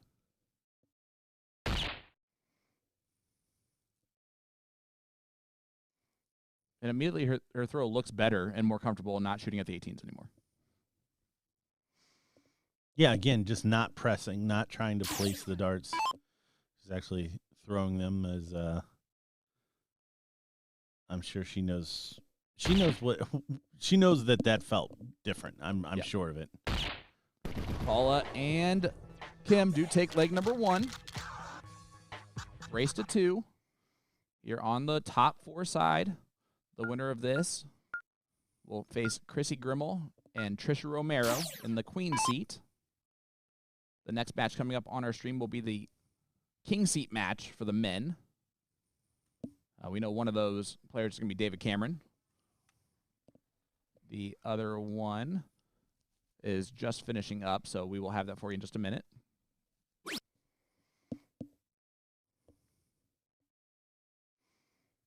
Oh, it's Zappa. Daniel Zapata. So that will be the match coming up on our board next, along with the queen seat for the ladies. But Minnie starts off with 4 20s to get us going here in leg number 2. And I wasn't listening to you. Who did Zappa beat in the semi? Dustin Holt, 3-1. Yeah, you want to talk about a run through a field? This is Zappa's run today. Mike Porterfield, 3-2. Bob Zine, 3-1. Joe Cheney, 3-2. Alex Spelman, 3-1, and then Dustin Holt, 3-1. That is just an absolute field of killers that he's ran through to get to that point. Yeah, that's that's a pretty hefty group there. And only a mark for Casey. Still waiting to see the Casey that played in the last match where she averaged a 4-5 in leg number 2. It's there. But in the meantime, Minnie's done a great job of holding down the fort, which Elena said earlier.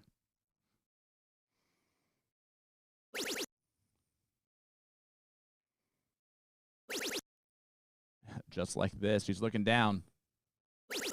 Boom goes the dynamite. Minnie has her second 9 mark on stream today. What a shot, and what a time to do it. This leg's already starting to get away from you. You have to win it going first, and she buries the 9. Taking out Paula's honeypot, too, in the process.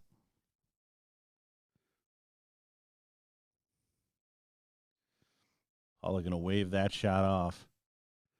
And you see Casey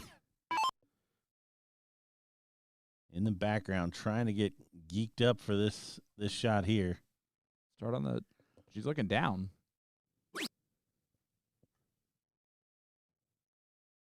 Yeah, now she's got to go back up, and she does find a 20. I know what you're going to say, Gordon, but go ahead. Yeah, ill-advised strategy there. You got to put in 2 triple 20s before you ever take a look at that 17 in that spot. You got to and that's if you even do that. You defend that giant 20 on the board. Yes, you do, and Minnie's going to try and do just that. We just saw a 9 mark out of her. How is she going to follow it? And we saw the same, almost the exact same 9 mark with 2 treble 20s and a treble 19. It's not quite going to be that good. Yeah, I don't like dart 2. Yeah, and she pulls out her hair because she realized that there were 3 different strategies that she utilized there for 3 different darts, and none of them really paid off. Paula, more comfortable on the bottom side of the board. She's staying there, actually. Is she? Yeah, she was of 2 minds there.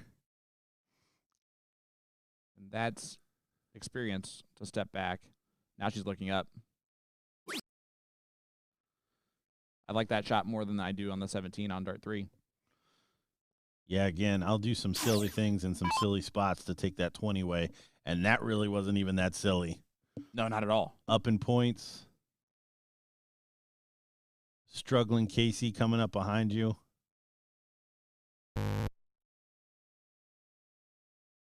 The wry smile after missing low on the 17.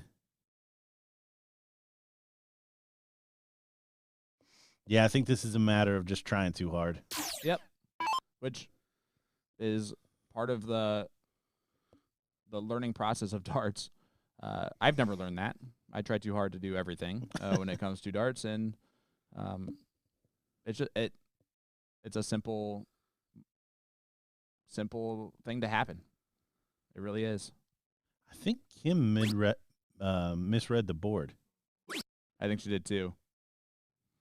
But saves it, and now Minnie back to the 18s. She did hit many of these earlier.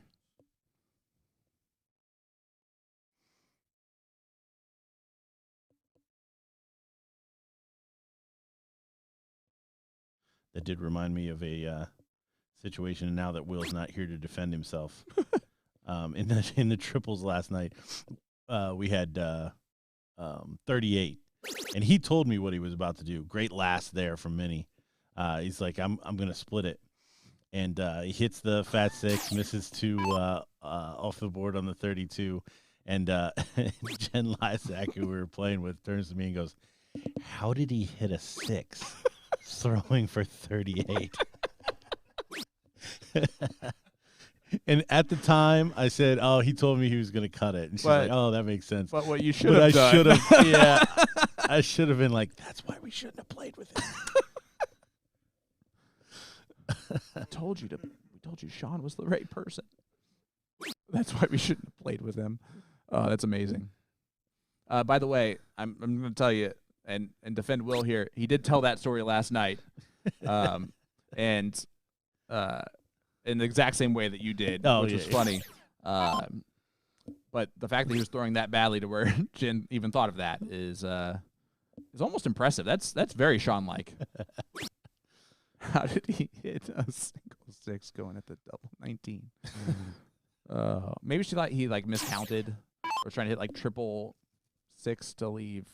Well, it just goes to how sweet Jen is. Like, she looked concerned. Like, is he okay? Yeah. That's awesome. And I actually don't mind that there. I don't either. Yeah. But if Paula takes it out, which she should.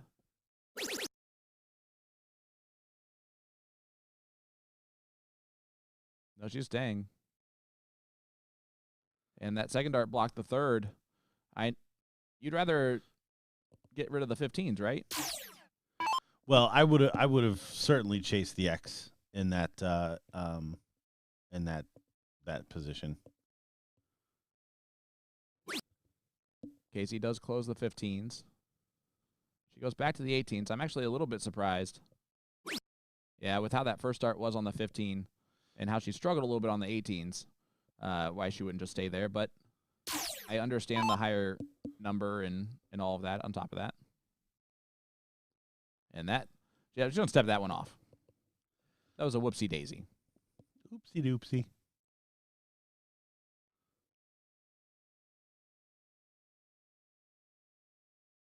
Goes back to the 16s. Does find it on dart 3. Huge third dart. Yeah, big shot. Keeps the pressure on Minnie, who's, again, been leading the charge on the board. Just unfortunately, Casey's struggling a little bit to fill in the holes. She's been mighty.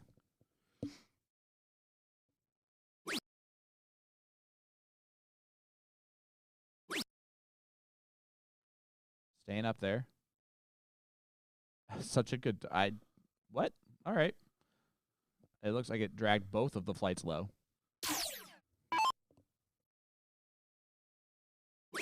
Paula going back to the 16s. Shake of the head. She goes back. Again, just trying to keep the pressure on Casey to have to hit triples.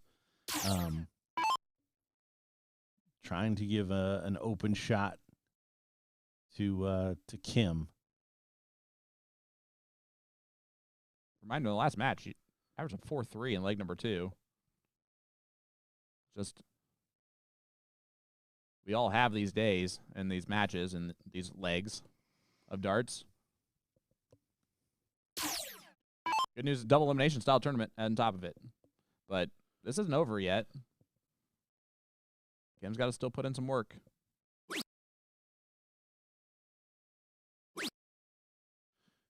Those are one of them. The block on the 18 is real. Yeah, it's almost like they're afraid of it. All of these players for 2 legs have struggled to find the 18s. Never to close it initially. Right. For rally up, but the follow-up shots have been rough. And I was going to say, Minnie's been the best on them, but she's throwing a couple of flyers now on darts 1 and 2.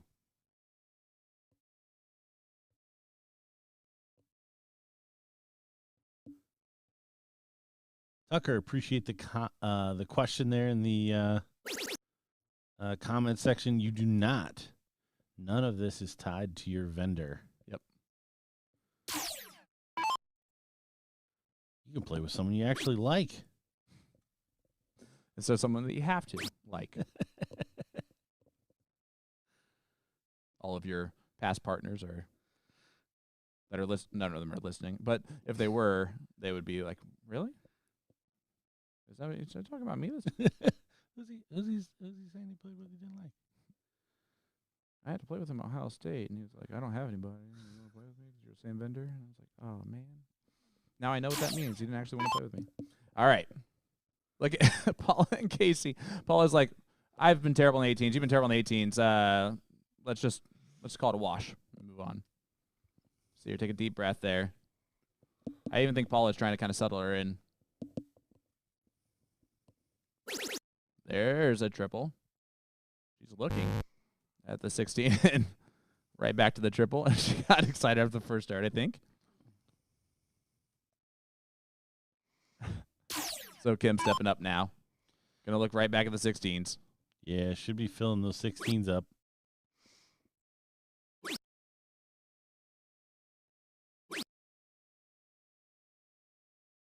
Leg number 2, 1-0 lead for P&D. Manny, again, has been the best on the 18s.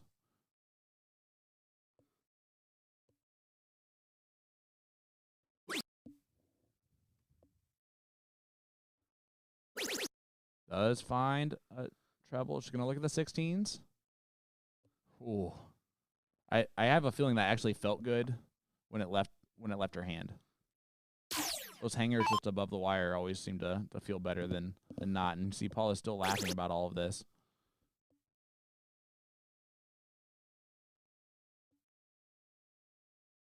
I don't know if you noticed that. She's almost pacing her throw there. She was counting. She would take it back, and then you'd see her mouth move like a 1-2, and then she'd release it. I think just trying to get back to basics. Well, yeah, when you're struggling like this, and I would certainly say that almost all of these ladies are struggling for the version of darts they like to play. Mm-hmm. That's one of the toughest things to figure out and try to get out of.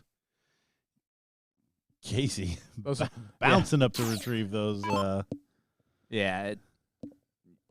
one thing that I appreciate is that if I was throwing a 1-3-8 in this position, I'm not bouncing or doing anything like that. I'm eye-rolling the camera every time, but that's just because I need to do something to take the focus off my throw. And the fact that she's still staying bouncy and, happy is always an impressive quality to have. It also will relax your partner who's shooting extremely well in this moment.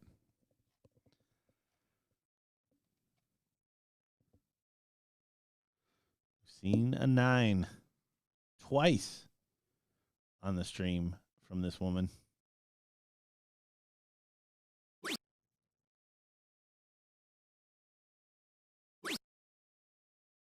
Only 2, and as Paula faced the fears once again on the 18s that she's been struggling with just in this match. I don't think I've seen her struggle with 18s as much as I've seen here.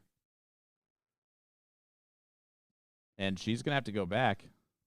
Yeah, she's probably going to come back down. Not at all a fan of where that dart landed either. No. And only one. And again, there's 9 marks in there somewhere. Like, it's hard to chalk a Paula Murphy match in steel tip too, because she almost like tries to get you to break a little bit as a chalker.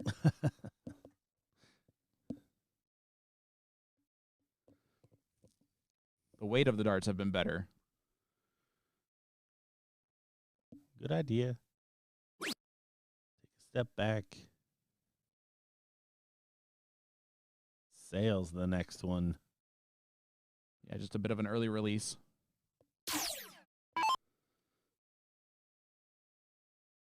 And Kim probably going to look at the 18s. Yep, and that's a good one to just stay on.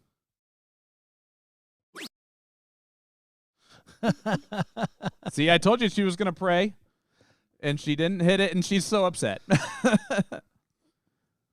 Nope, they're not gone, Paula. She thinks they're gone.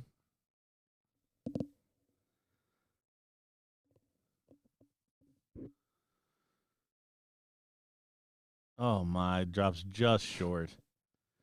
Now, that one I know would have felt good coming out of her hand. The second one, not so much.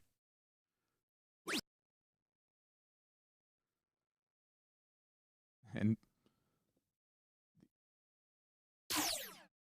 see how Paula plays this out. She's obviously going to get rid of the 18 at some point. Ideally. Smiling about it. Oh, no. The block is real.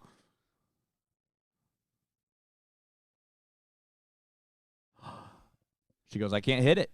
And then she missed into the 13. The trip 13. Wow. So, Casey, this might be your last opportunity to do something here. pretty straightforward. Only a 4 mark. That being said, it is round 20 of 25 here, Gordon. We'll put this match on its head. And one big round like this can save everything. Oh, just like that. Good 5 mark from Casey.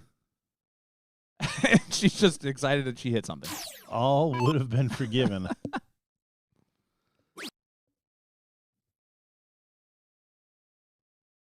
And wow, what a last start. What a last.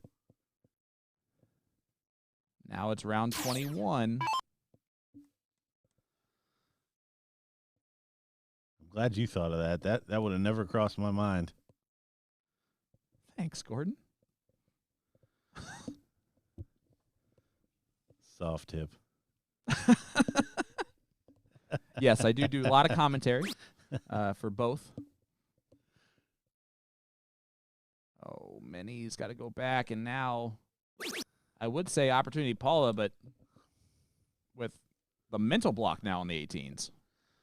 Yeah, I'm not convinced she can throw one high enough for the 18.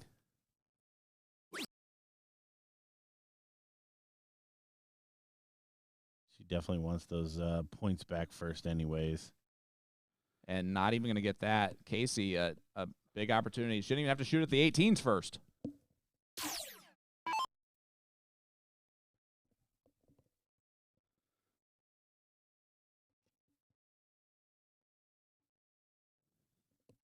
She is looking down at the 16s.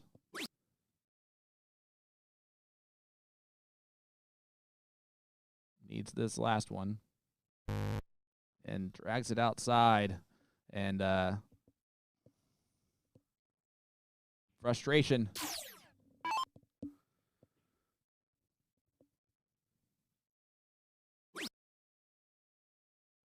Kim's going to want to add more points than that because it's unlucky for many reasons. She doesn't. And now it's round 23 of 25, Gordon. Huge close, and you do not even look at the bullseye at any point in time moving forward if you're many. Get the close on the 16, and then just point, all the 18s you possibly can. Yeah, it'll be interesting to see if she's aware of that as well. She's looking she'll up. definitely be looking up. Stay. Good darts from Minnie. Paula's almost, I think, happy that she doesn't have to shoot at anything but the bowls, and she can fall out into a single 18 on accident. How funny would that be?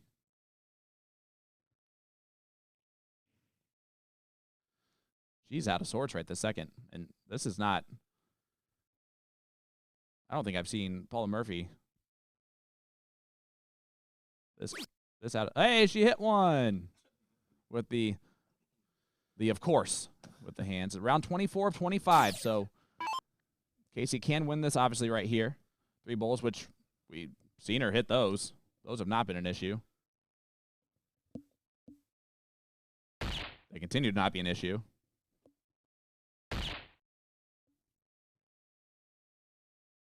Oh, but that was unlucky on dart 3, if anything. Kim does have a finish. 6 would do it. Elliot Milk has the devil horns going on that he's wearing in the background. And that's not going to do it. Round 25. If, like you just called out, Minnie does not hit this for whatever reason, Paula will have a chance to hit 5 bowls to win it.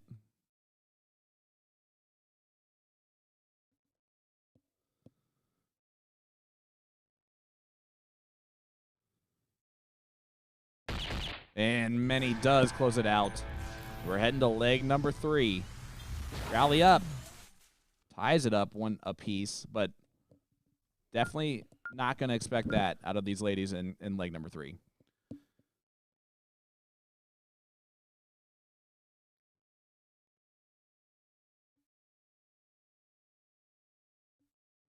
Happy Memorial Day once again to all of our viewers watching from around the U.S. And then for everybody not celebrating Memorial Day, welcome and happy to have you here on this beautiful Memorial Day.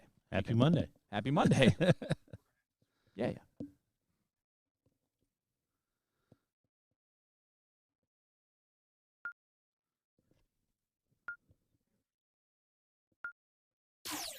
And the men's king seat with Danny Zappa and Dave Cameron will be heading up to board number 90 whenever they are ready. We're going to get going because that is the king seat match over there. But we know how dart players are. Probably got a couple thousand warm-up darts to wait. And only a 2 start from Paula Murphy on the number that she hits more often than not. And if you're Minnie, you don't let that dictate you, right? No, I would not. Any other number, again, I do silly things for that 20. She is chasing the X, and, well, now I like it a lot. Well, if I had a triple 19 in my back pocket, that would not, maybe I would have as well. And honestly, let's call a spade a spade. Kim and Paul have struggled at the top of the board. Oh, 100%. Kind of like that. Right? Whew. And Casey, opportunity to start on the 20s and kind of settle in.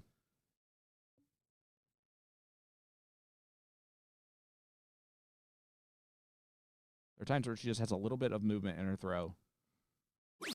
There's other times where she stays pretty steady. Just like that. Big third dart from Rader. And, well, starting off in favor of rally up against the throw. You know Paula's not going to go 18s. Yeah, that 1 mark on the 18s might as well be a dead thing to her. Well, and again, the struggle is more shocking from Paula and Kim. Absolutely. At this point, Meanie and Casey, they're on a free roll. They should have lost the last leg. Yep. We're able to turn it around. So all that pressure, in my mind, even going first, is still on Paula. And now it may be because they're down in points too.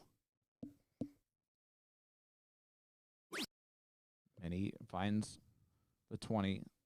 She's staying up there, it looks like. Yeah, unable to find the third. And I think that she felt that second dart was a blocker and wanted to think about making the change. Did not do so.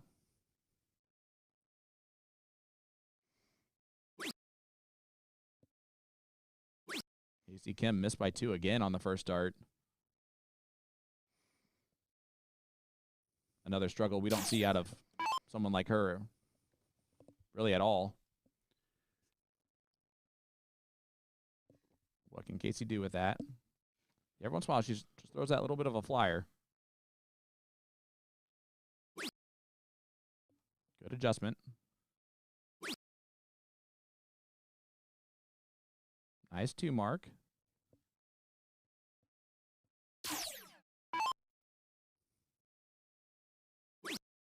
All it back to the bottom of the board, where she will live and hit a big 5. So Paula up to a 4-3-3, starting to return a little bit. Starting to Paula Murphy this leg a little bit. We'll see if that can continue. The big thing is stringing those shots together. Those first 2 darts. And great 5 mark from many to follow. Yeah, great third dart find. Again, the more unknown team for sure of Casey and Many. Definitely in the last match shown that they can stick with these ladies, and if Kim and Paula are off, this can definitely go the way of Rally Up. Let's see how Casey attacks this.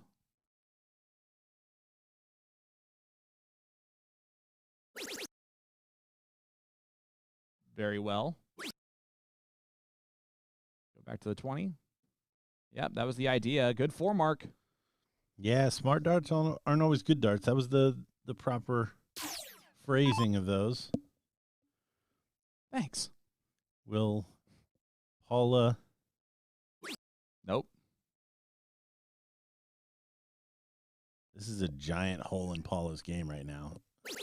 Oh, absolutely it is. Like, I've never seen her sacrifice.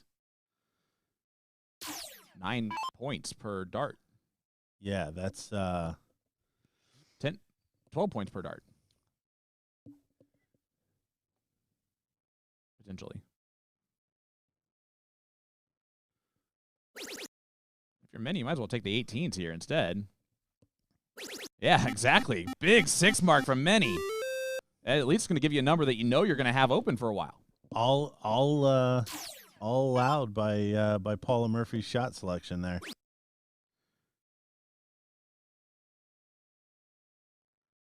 And Casey's going to get now a free look at the 15s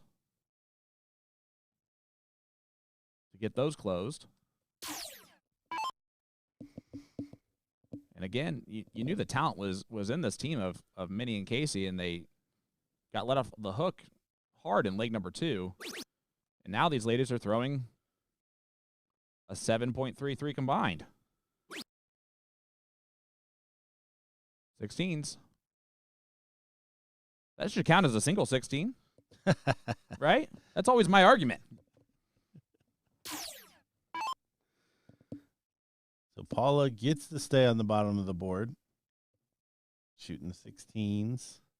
I don't know if I call that a gift at this point in this leg. More has to stay at the bottom of the board. I said gets. I know. Not gifts. You said it. I know. But you said it more like a. It's not. It's a great. More of a. I don't know. Gets seems more like a positive connotation than has to. You know. But many 16s. A triple here almost locks us down, barring anything crazy. Gonna take the step back, which I also like.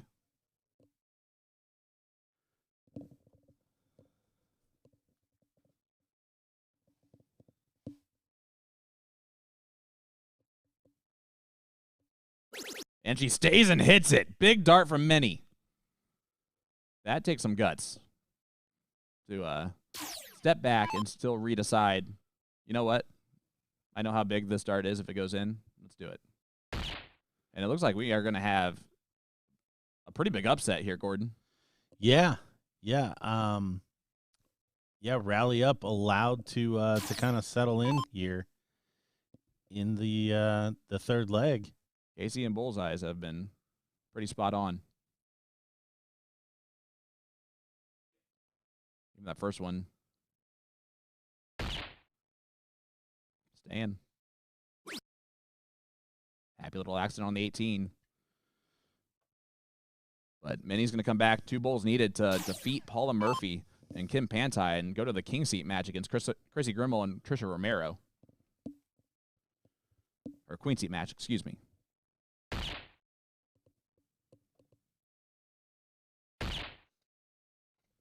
So here we go. 2 darts for Minnie.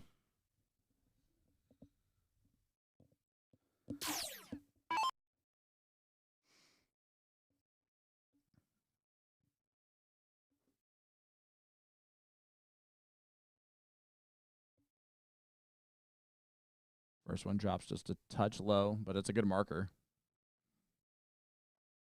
There's no reason not to stay there. But she looks up anyway. That's not a problem.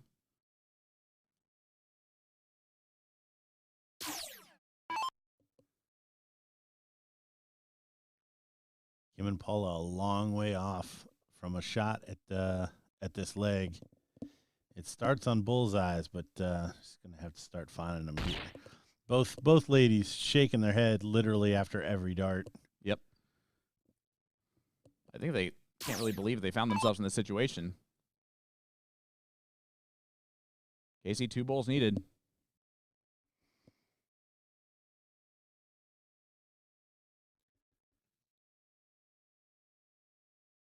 I still am okay with her staying there.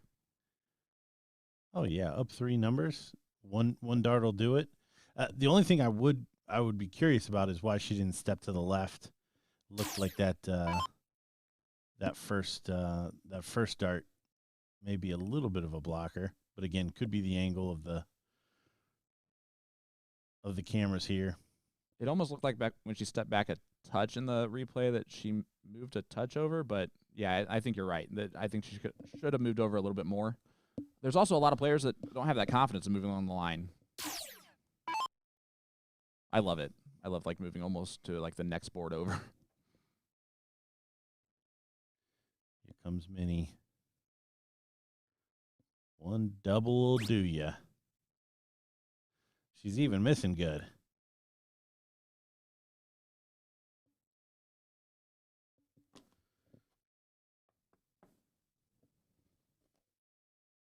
And as that one does look like it's about in the hands of Casey and Minnie, we're going to actually head on over to the king seat match. Leg number 1. David Cameron taking on Zapata. So Canada versus Spain. And we will keep you updated on that ladies match, how that turns out. Kim gets 1 bowl. Zapata starts with a ton. Let's go over the format here, Gordon. Race to 3. It is open and double out split bowl. Yeah, Standard those of steel you. tip. Yep, those of you a fan of the shootout. That's been a marquee event the last 3 years with the Final Four on ESPN. This is the format that the players utilize there.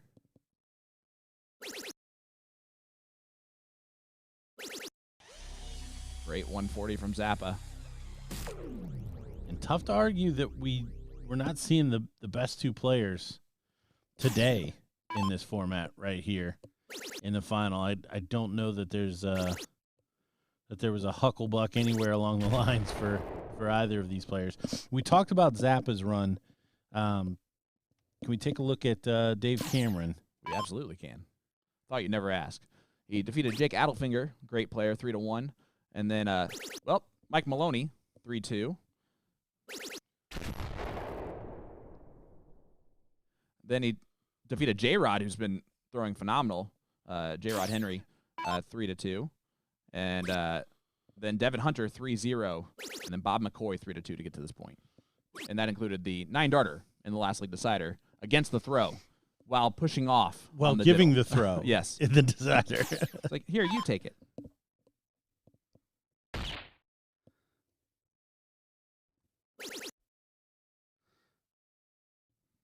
Double 18 goes for Zappa. What a finish on the 1-2-1. I like that look. Gets the job done, and we head to leg number 2.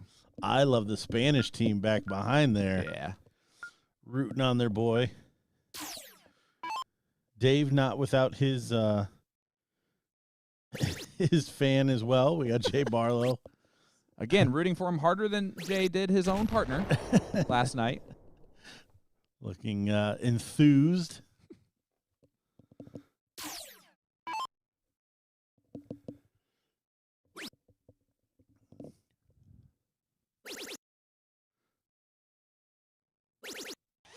And a great opening from Zappa. 140 plays 140.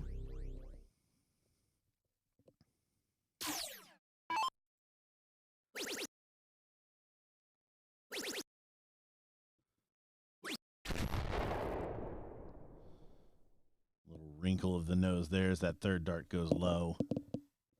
And Minnie does finally defeat. Minnie and Casey do finally defeat Paula and Kim. So that'll be the queen seat is set. Chrissy Grimmel and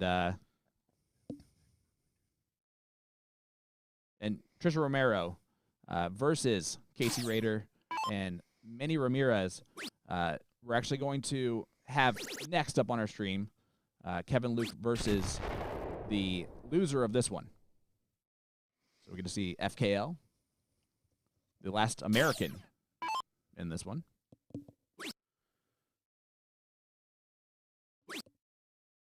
So that means we will have a little bit of a wait. Just because the winner of this one will be, or the loser of this one, I'm sorry, will be right back up.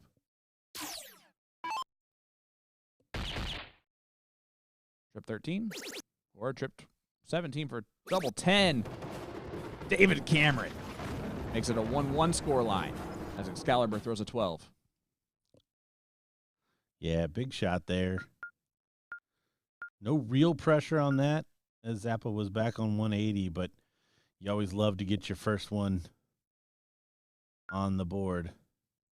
Dave forgot that it was race to 3, and so he forced Zappa to go push the button for himself. We can give Cameron some reprieve there. He's not really, I'm guessing, used to that. Normally, he has a button pusher. He's got Jay that'll run up and set the board up for him. Maybe that's what Jay's back there. Wait, he's like, where are we on that one? Your job is just stand there and try to make me not look stupid. Dave finds the treble 19 on the switch. Brian, I really don't know. That top 5 is an interesting one. Zappa. That's a 180 from Zappa.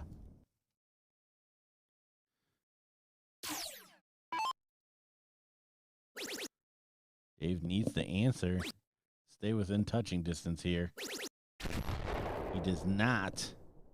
Who can go out in 6? Zappa's going to get the first chance. 180 leaves 41. 140 will leave 81. And he'll take exactly that. Cameron, to put any pressure on, I think 180 needed here. Yeah, at least 140 to get him to a 1 triple finish.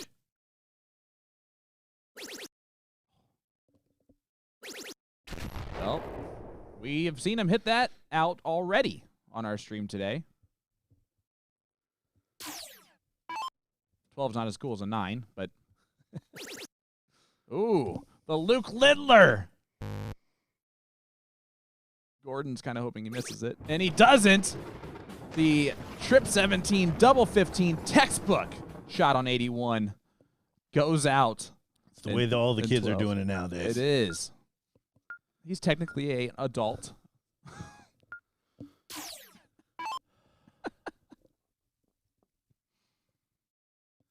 Hey.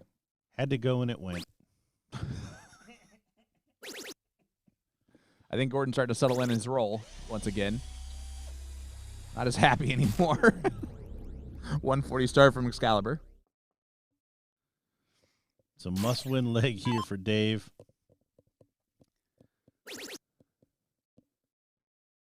Zappa, though, coming off a really, really clean leg.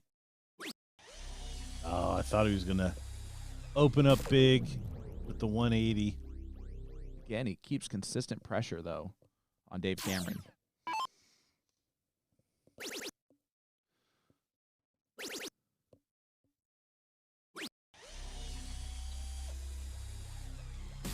$140. Zappa can't leave a finish from here either. So just wants to kind of stay with him.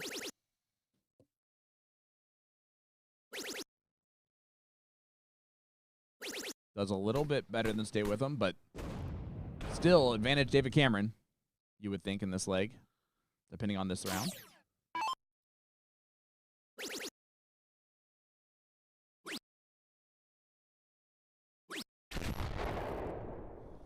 Ooh, left himself with a lot to do here. He's only going to get one dart at a double. Zapata took out the 1-2-1 in leg number 1.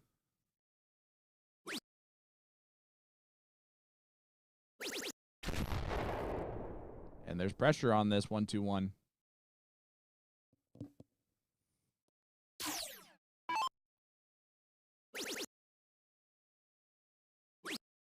Bullseye. And he pins it. David Cameron pops the balloon. 2-2 scoreline. Who is going to start off this last leg decider? It's coming down to this. I mean, we may have to see a 9-darter. I don't know that we've went more than 12.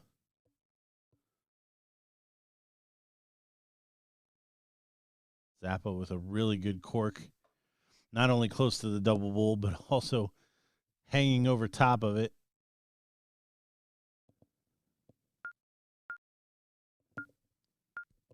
So, Zappa with the start. Last leg decider. A little bit different than Cameron in the last one. He didn't have to give it to him. But last time Cameron had a last leg decider, he went 180, 180, 141 for a perfect 9-darter.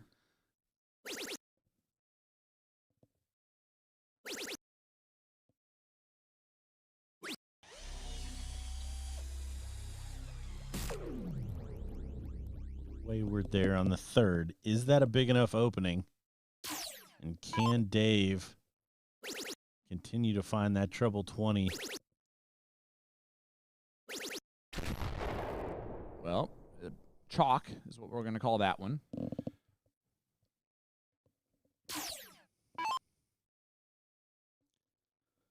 Well, Jesse, if he would have just given him the start, then he'd be on a perfect 9 right now. So I think the at least we can probably get rid of for the second. It worked out for him last time. So as it works out, Zappa's still going to get 6 from 240. But it might be a little bit of advantage David Cameron here, who might expect still to get 6 depending on Zappa's round. Well, 140 or better. He's sitting pretty. He's going to sit pretty.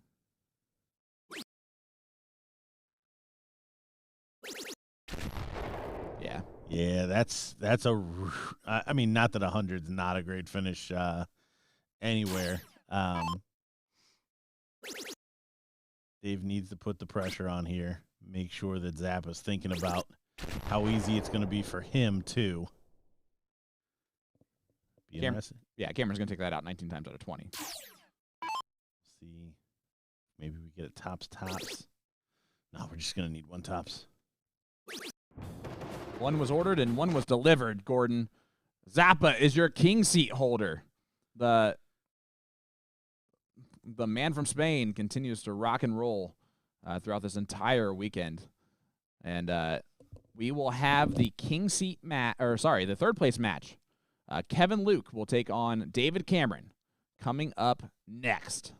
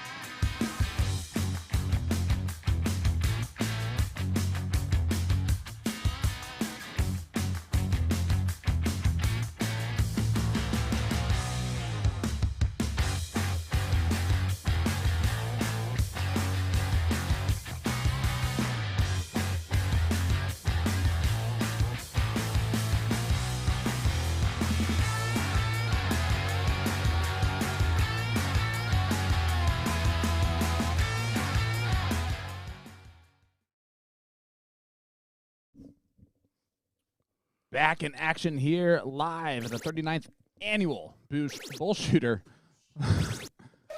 Finals here in Chicago, Illinois. Shaw Green joined by Gordon Dixon. Gordon, this is the king seat match of the men's singles.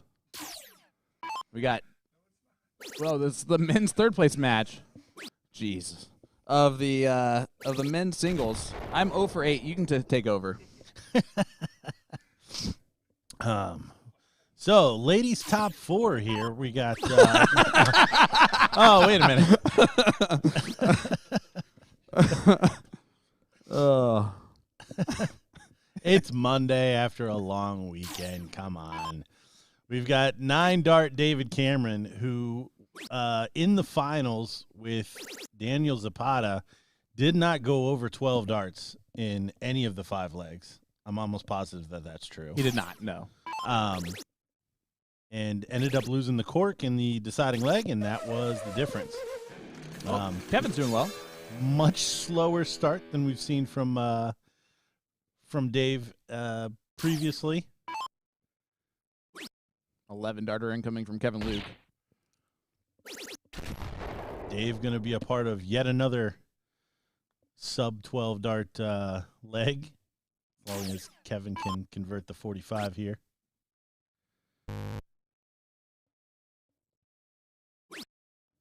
Nope. But he'll be back.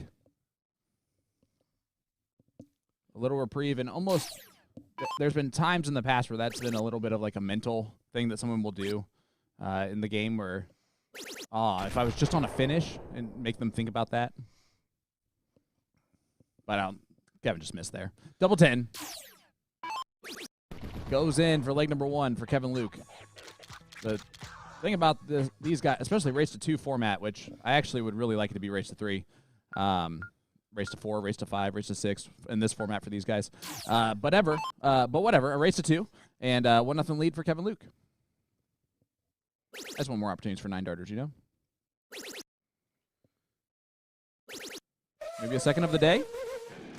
I'm not ruling it out. Are you kidding me? I mean, even the scoring power of Kevin Luke has already been showcased here. Almost got to call Wayne Myrtle, but Kevin ruined it. Cruel, cruel board sounds of triples when they're triple ones. Can we run that up the chain? We can. The sincerity. Instead of it's a. Yeah. The sincerity with which he responded, I have no doubt that will be changed by next Tuesday.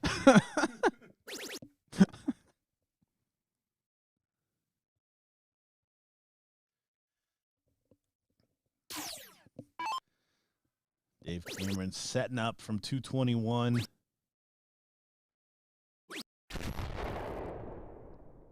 Chance at sub 4 rounds. Or sub 5 rounds.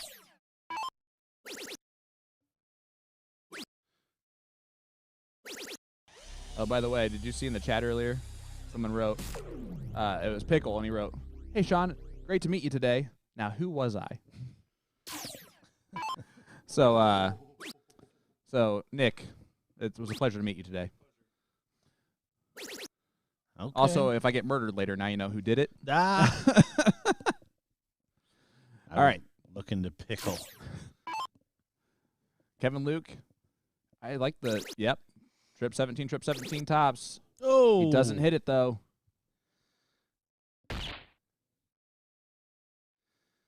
So, again, both players getting to go 5 rounds, which is not something that we've seen in this men's division just yet. A tail whip into the 3. And it threw him off. He's still Not enough. Ooh, he Didn't throw him off enough. It could have. He was about to put a cape on and be super mad. He really was. That was he was unimpressed with that 3. Hold on, let me write that one down. Another Gordon-ism that I'm stealing. put a cape on and be super mad. So, Court coming in here, and David gets flighted out yet again.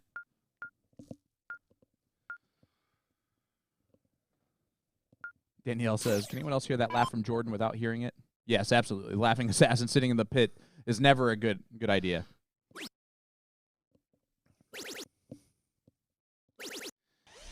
Dave thinking to himself, how in the world is this about to happen to me? Well, all you got to do is throw the niner again. Exactly. Dave. He knows what to do. Been there, done that, Gordon. Just like, what is with David Cameron and Lastly Deciders doing this? Hey, I tell you what, if there was a quality of Dave Cameron that everyone would want, it's his determination in Deciders. I mean, he was not able to overcome Zappa in the King Seat match.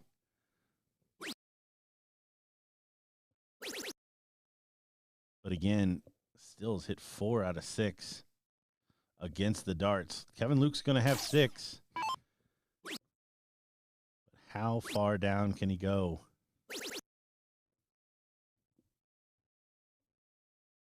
He doesn't leave a finish. This is Dave. This is Dave Cameron's to lose. Oh my gosh. Oh no. What 36 happened? And Kevin Luke has 6 darts from 185.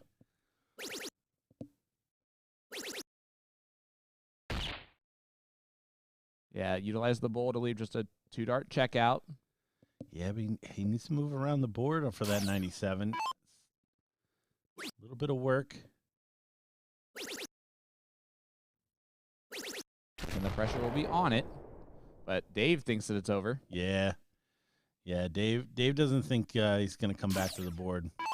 It all comes down to this first dart. There's going to be a chance. He needs to find a treble. He doesn't. And he misses the big number just in case. And Excalibur stepping up.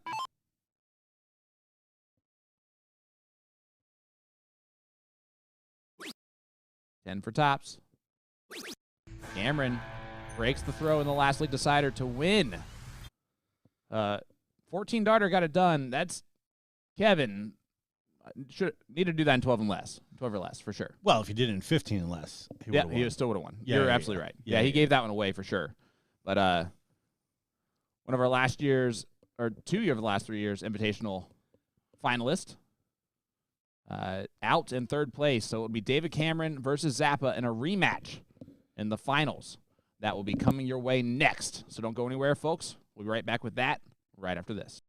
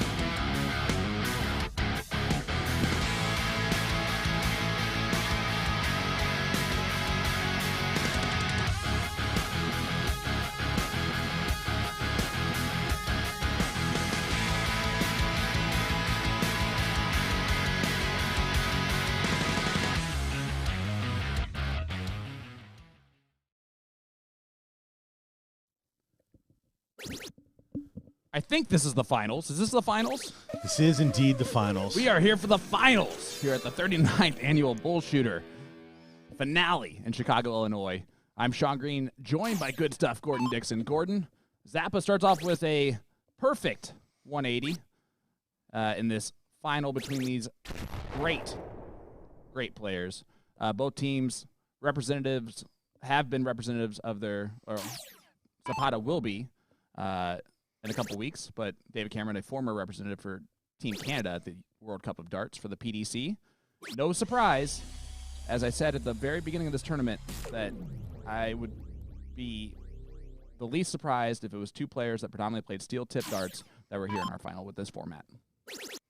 And, I mean, we've got two international players here from no one from the U.S. Represented here, which is pretty crazy given the field and as many options as there were on the American side. Should be noted, both had the chance to represent their country this year at the international event here. Yep. Canada not able to get a full team together, but Dave Cameron certainly would have been at the top of that list. Yeah, absolutely. And Excalibur looking to put some pressure on the 96. Does so. But Zappa in 96, most likely. Yeah, the way this guy's been hitting the treble 20, and he's going to have two shots at it. Only needs one. Yeah. Double 18. Here we go. We see the Spanish contingent back there celebrating the first leg. So, actually, really cool. Alex Palou, who is from Spain, became the first person from Spain to win the Indy 500 yesterday. And I knew that he was going to celebrate hard when he won. And he's the first person to, I think, sprint down a lot of the front straightaway out of the car to take off all of his stuff just to celebrate with his entire crew. So, yeah, they are great at just having a good time. And yeah, the camaraderie, I think, definitely stands out. And a weak open from Dave, but not fully punished from Zappa.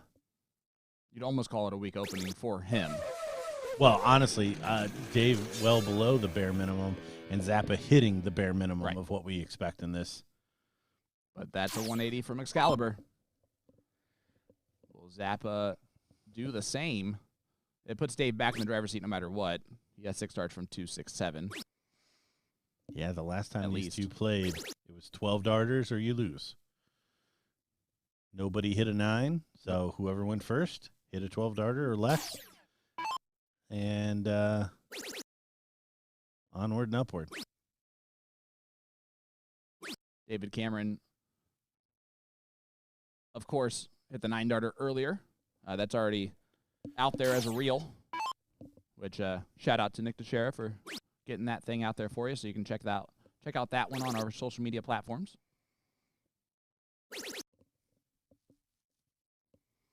After giving the cork away.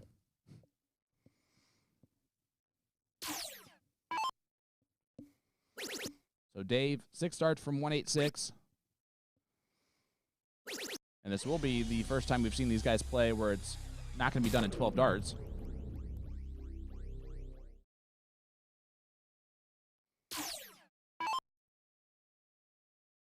Yeah, Zappa will look to put pressure on this. Needs a treble. Does find it, so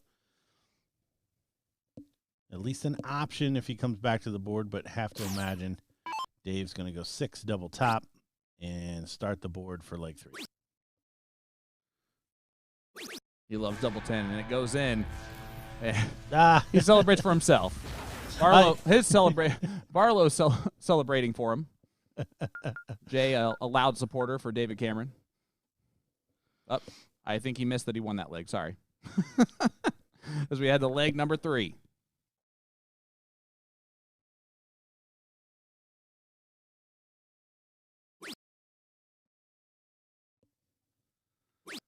We are starting a choir here amongst the BullShooter faithful.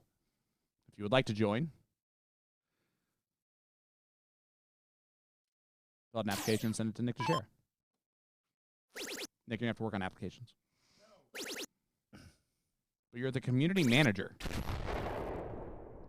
Manage those applications from the community. So a weak start from Zapata. I'm just sitting here shocked. Yeah, we haven't seen a 180 in yet. Because, I mean, any decent community manager would already have an application. No, I was shocked at the 21-point start from Zappa. Yeah, already finding himself. Dave going next door. Does find 2 trebles. Yeah, there's just such a big advantage to going first. Zappa can still get out of this and get first shot at the finish. He wanted to do the 180, 160. Duh. That's a 180. So crazy. Great Leaves shot. the 160. Great shot. Now, Dave is undoubtedly going to be at a better finish. Right, Dave? Yes. Okay, all right. Yes. Barely. Still two treble same finish. Yeah. But Zappa gets to stay on that 20. Coming off 3 trebles. It's not going to go. Interesting. He's even shocked that none of those went into the treble. I think this is really just showing that these guys are relatively human. Are they? Oh, doesn't find it. So Zappa with 100. And all I mean by that is there's just a half a click off of what we've seen them drive into this final. Very loose start from Zappa, but there it is. And the celebration from the Spanish side of things, and it's a 2-1 lead now for Zapata.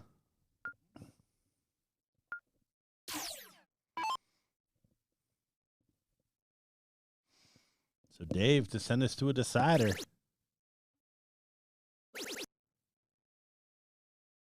Of course. Starts off perfect. There it is. I know I say of course, but it was bound to happen at least once. This is the finals of the men's singles. 501, open and double out, split. The ladies are in the 4th place match. And we will also have the queen seat match coming up for you next on our stream. Featuring Chrissy Grimmel and Trisha Romero taking on Rally Up, which is Casey, Rader, and many Ramirez. Yes, this is the first dip, James. But Zapata is the king seat.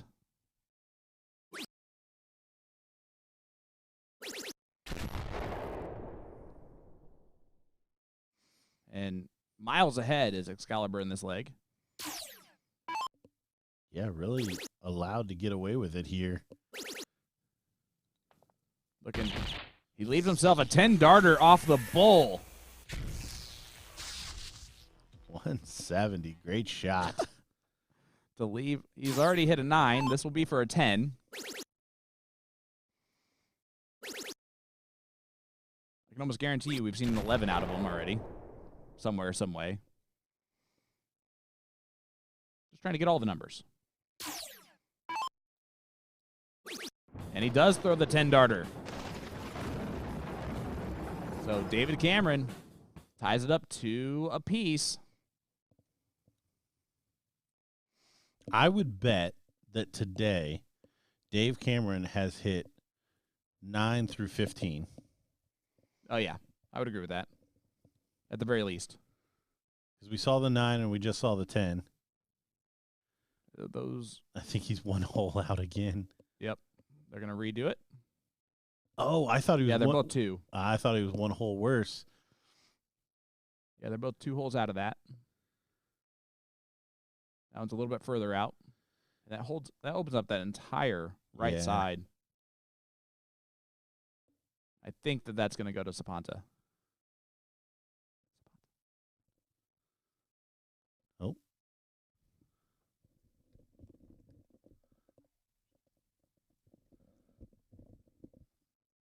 Nope, it's all tied up again. I think that one's 3 holes in. Who knows, man? I have no idea. I really hope that he just gives him the start.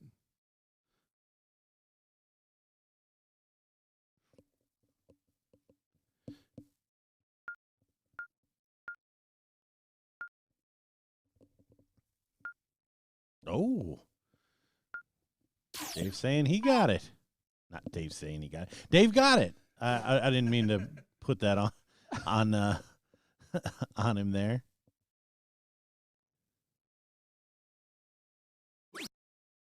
So finally, Dave Cameron gets to start a deciding leg. And not really. Yeah, no, he says, "Hey Dan, will you spot me 57 points and you go first?" And Zappa said, "Sure." It's like, are you sure? I mean, I guess.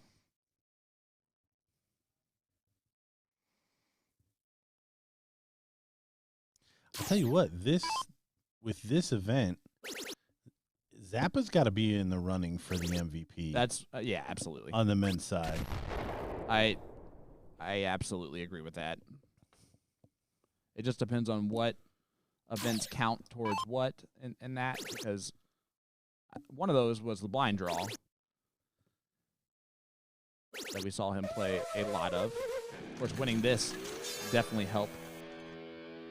That's a 180 from Zappa. Yeah, big shot, big timing.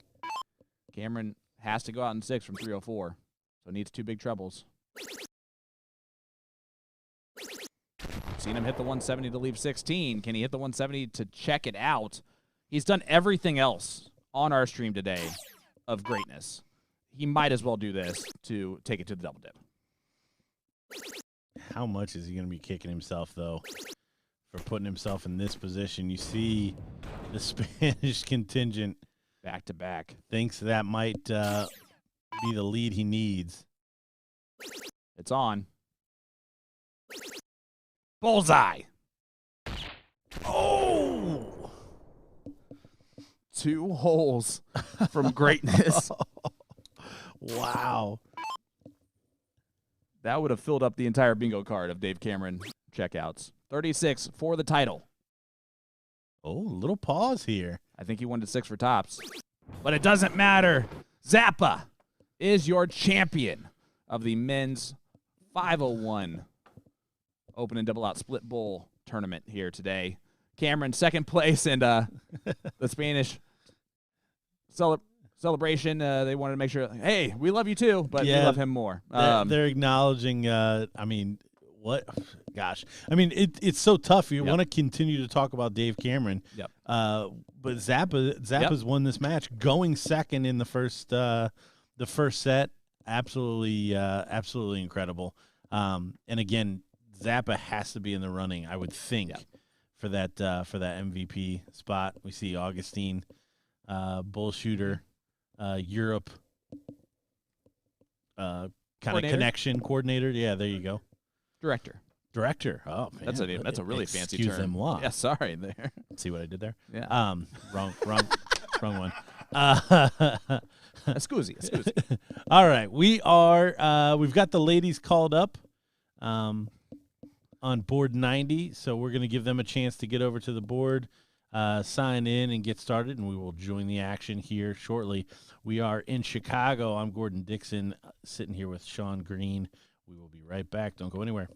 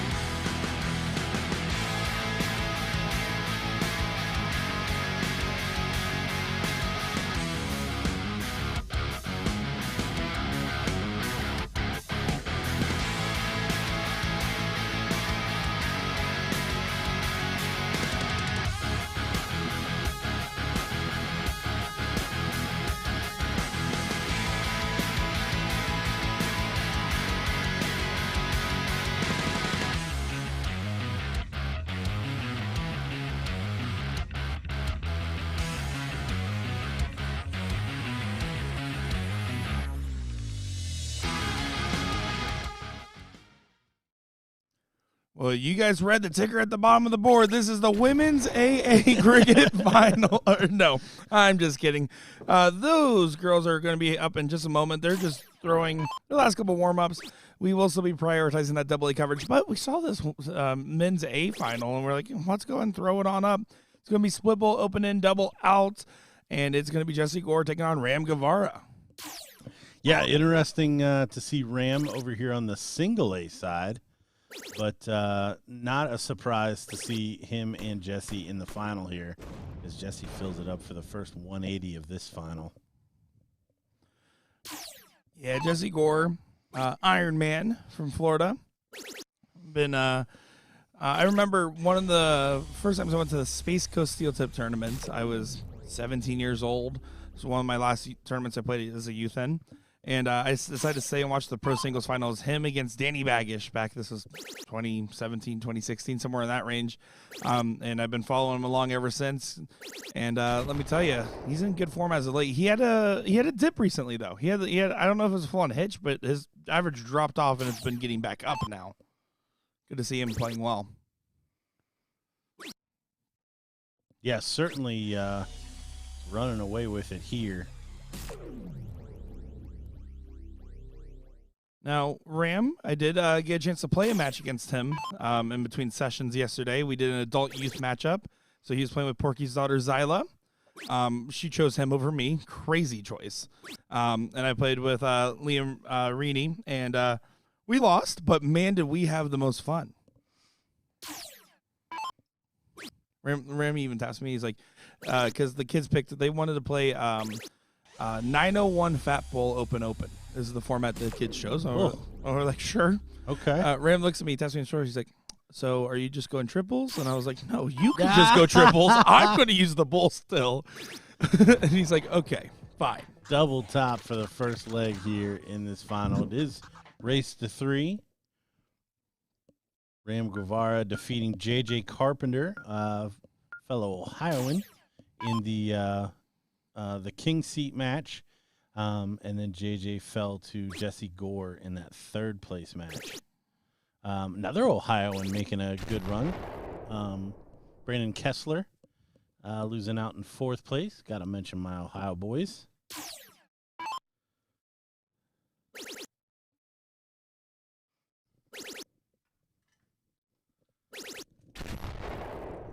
As Sean Green enters the chat.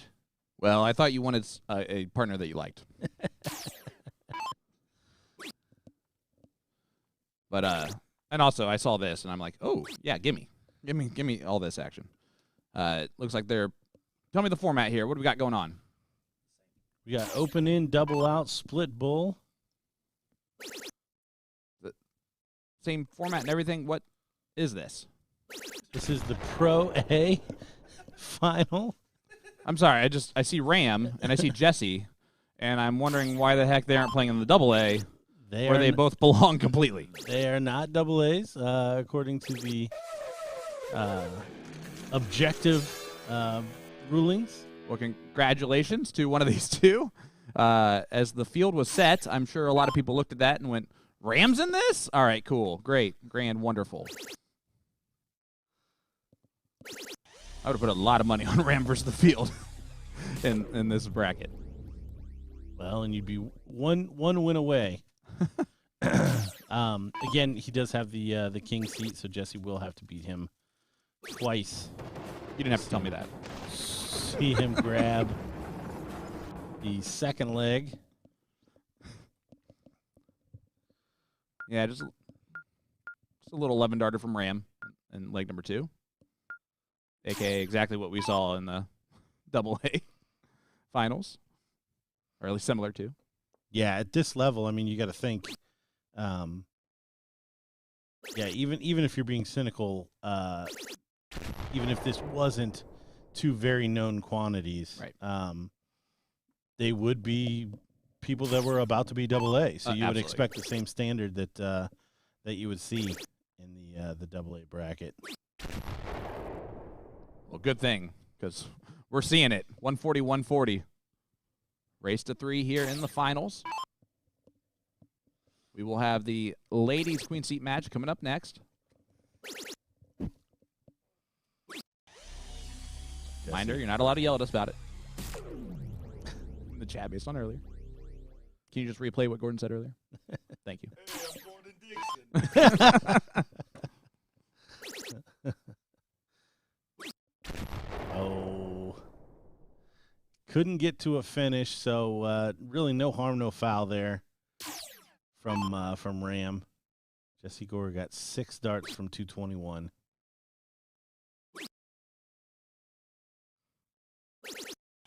Good last start, or else that would have been not the ideal setup play for sure. Yeah, well, big shot. I mean, could have had the idea to move away with those first 2 darts. Ram going to need a trouble just to leave a finish. He does get there, but there's a lot left to do if this 121 from Jesse Gore doesn't go. If I'm Jesse, though, I think I have to take out this 1-2-1.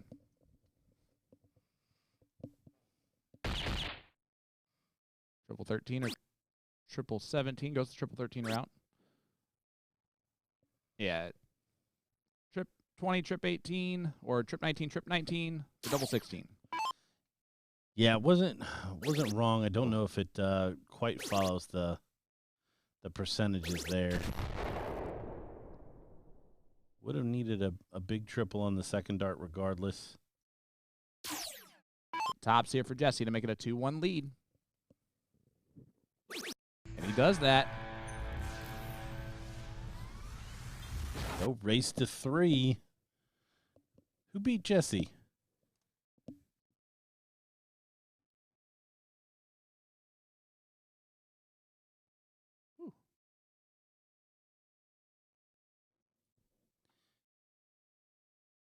It was Ram. 3-0. Oh, look at that. A little get back. That's what I was wondering because he is clearly playing at a high level right now. I would have thought that it would have taken a Screwston level performance to take him out. I think Robbie is trying to turn into the Wizard as his dart nickname. He certainly is being subtle about the hint in the background there. Or as I like to call him, Wizzy Woo. There he is with the hat on. Jesse is going to give the advantage right back to Ram, who has struggled so far in the leg.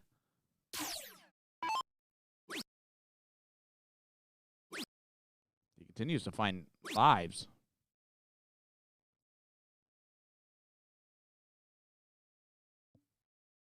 This is not ideal. Jesse, at least 6 starts from 306. Does it the right way, starting on the 19s, but does not leave a finish. Ram looking for his first big round of this leg.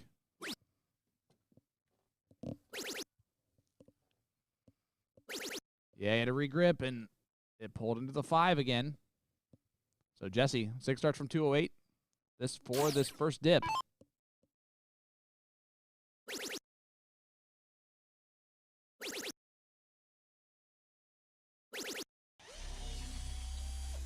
I think we're about to be dipping. Yeah, probably headed to a second set here. Ram had to wait for the board to change. 17. Just in case. Not out of the realm of possibilities here for Jesse to only get 1 dart at a double and not hit it. Triple 19.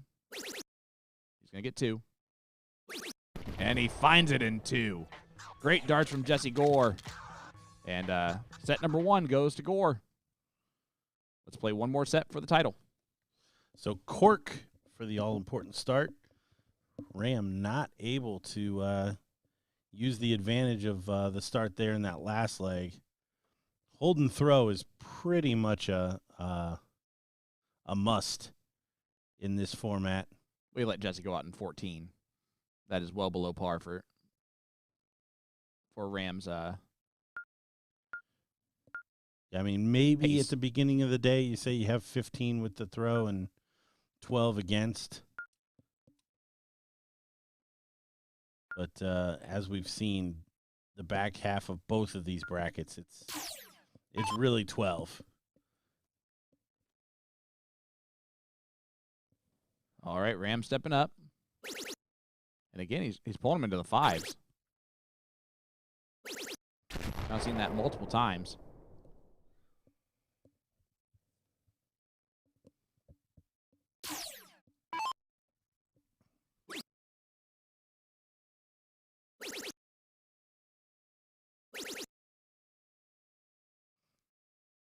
Scott, this is the single A men's 501 double in or open in double out split bowl.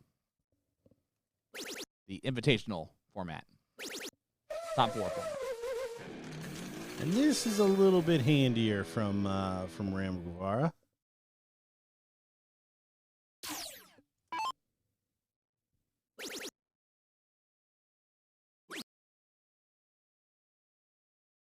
That's a little bit more his style, right? Goes 135, 180 to leave 186 after 6.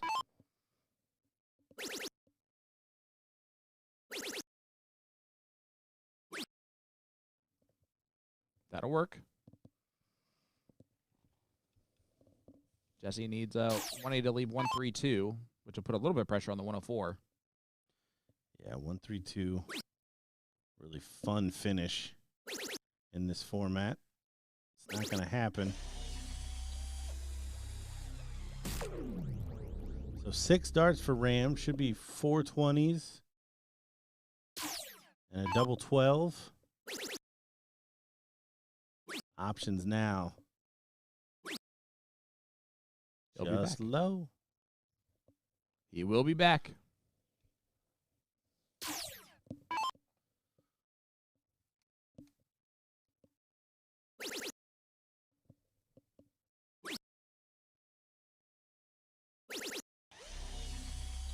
He is 50, just in case. But Ram on double 10. This to make it a 1-0 lead here in this second set. Well, third set. We'll call it a third set. We're playing set play, okay? No, it works even better. 1 set to Ram in the on the winner's side. 1 set to Jesse on the winner's side. To send us to a decider here. This is really the one that cannot get away from Jesse. He's going to hope to turn this tide.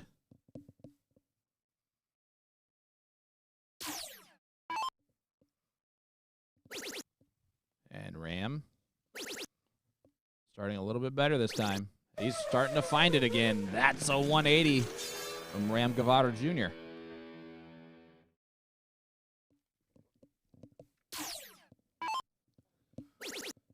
That might be the best I've ever said his last name.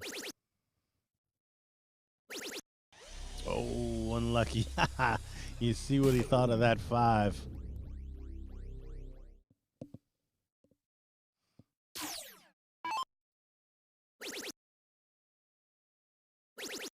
Little unlucky there for Ram finding the trouble 1 in the corner. Still 65 ahead of Jesse against the throw. Yeah, but same number of turns in order to polish this up in that 12 range that we keep discussing. Jesse needs a treble. He finds it. So he will get a whack at tying this match up. I think he's going to be under some pressure, though. Ram seems to have found his footing here in this final. Yeah, absolutely. On 11 darter himself. Jesse's got to take this out in 12. Trouble 17 tops. Can't imagine he's going to leave the 20. Doesn't find it. Just going to have to set it up. Ram Gavvara to take a 2-0 lead in this deciding set. Needs 66. Oh, he's going to get 2 darts at it. Only needs 1, and he knows what that means. 2-0 lead, and the loser goes first format. Even if Jesse holds throw here, he does not have to win a cork. He does not have to do anything but start that 4th leg. But we're not going to give Jesse that 3rd leg just yet. He's going to have to earn it right here.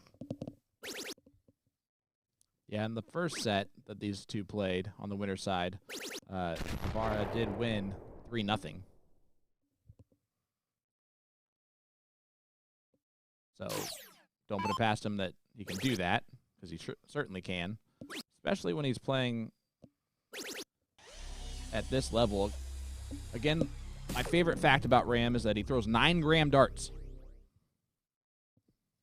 9 grams. A typical soft tip dart is 18. So half of the weight. Bar darts are like 12 grams.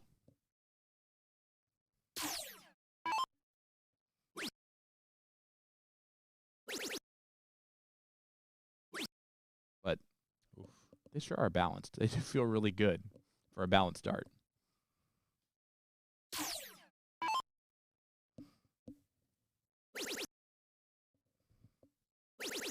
Now Jesse's back in it. Oh, going to leave himself a little to do here.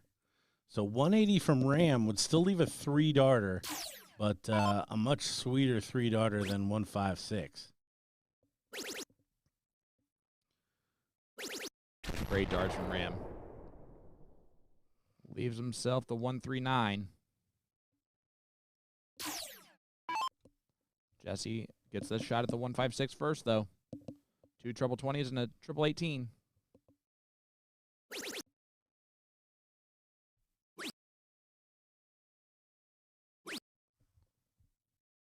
So Ram stepping up 139.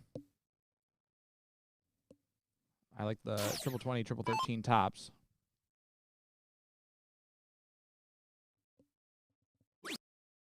Oh.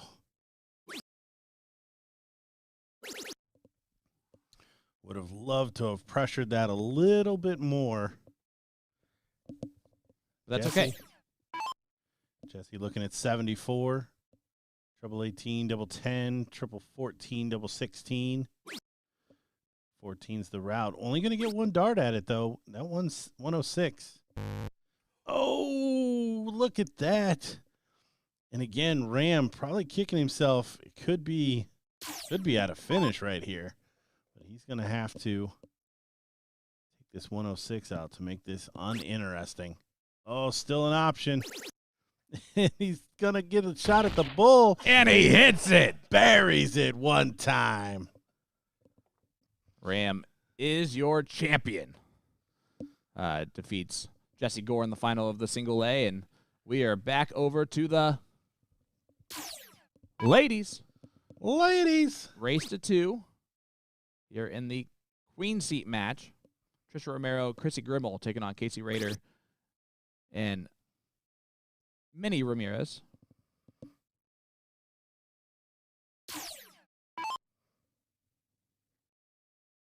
Here is Casey. Gonna look at the bulls.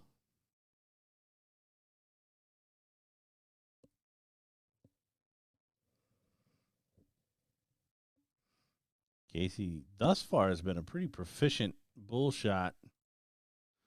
Not going to come away with anything here.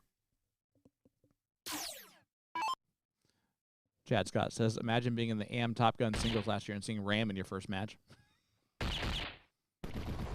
Chrissy does take out leg number 1. 3.64. Let's head to the second leg. Rally Up will go first.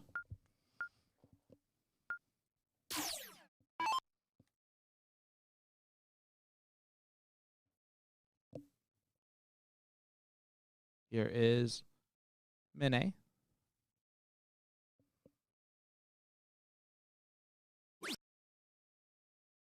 I did see her out there earlier, and she goes, wait, do you know how to say my name? And I said, I've been saying Minnie. And she's like, yeah, I like that. I like that. That works. So, perfect. We'll take it. What did she think her name was? Well, just with the Y and the S on it, she just did not know how we would possibly pronounce it. Yeah, you made it sound like you told her what her name was. No. Like she was good with the shortened version. She was going to try and tell me the longer version of it, which she did. But once I found out that I could just say the shorter version of it, it didn't really stick in my mind. Casey looking to steal the 19s. Treble would be big here. And hits the big triple.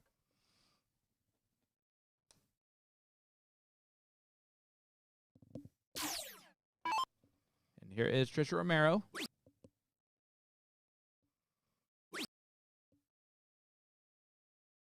Lives in Minnesota. Correct? From Minnesota. No? I don't know why I'm saying stuff out loud. Trying to think back to the knowledge that I have in my mind. I know Jalen's in Minnesota, but that does not mean Mom is. Mene trying to keep rally up rolling here in leg number 2. We've actually seen this from them every single match. They've gone down 1-0 and come back to win.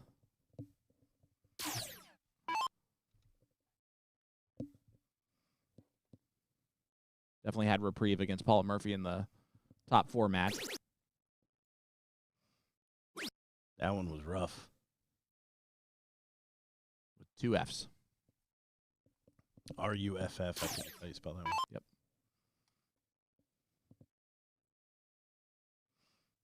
Casey stepping up in points, going to look to take away the playground. Does so.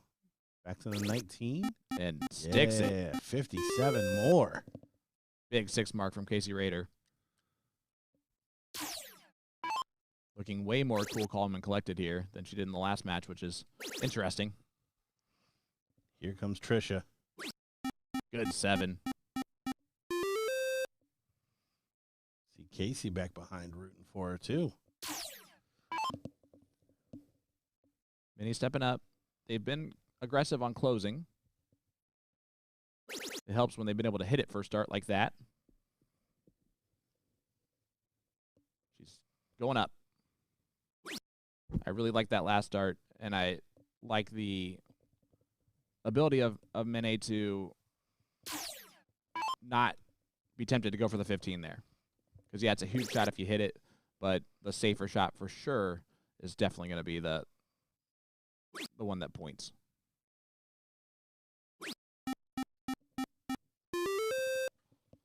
And Cassie, you're absolutely right. I don't know. I couldn't chew gum and play darts at the same time. You see that from a couple of players that, like Jeremiah Millar is a chomper for sure.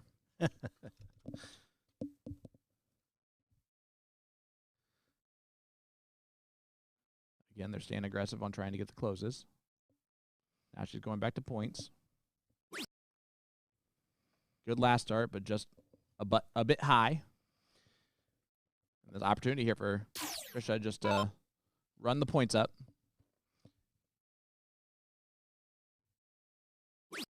Yeah, Trisha and Chrissy seem to be in a little bit better form than Paula and Kim.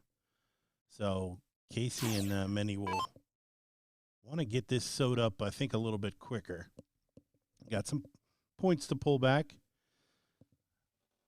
Probably a 180. Oh, staying on the 19s. That's fine too. Not losing too many. She's staying there. No, she went back. Good darts. Smart darts. I did not see her eyes move back. Yeah, well, just as flimsy as some of those numbers are, I mean, only a single to close the 18s and 19s. Yes, you're up three beds, but it's not going to be much to take them away.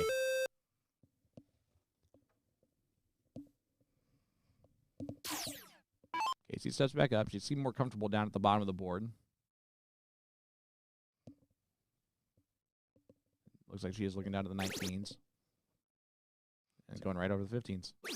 Great start. Back. Huge 6 mark.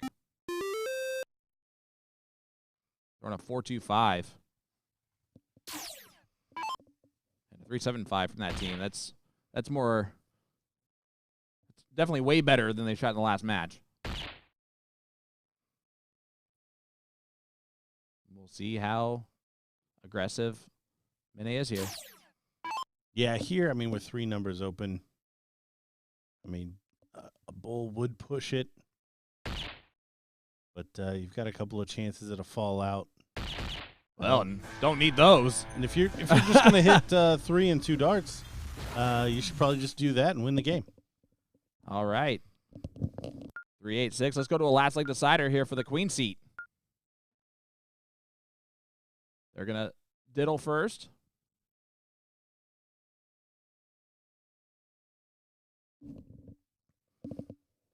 I think Minnie was like, I think just was like, what do we do with this? She's like, no, we got to diddle. Oh, duh, that's right.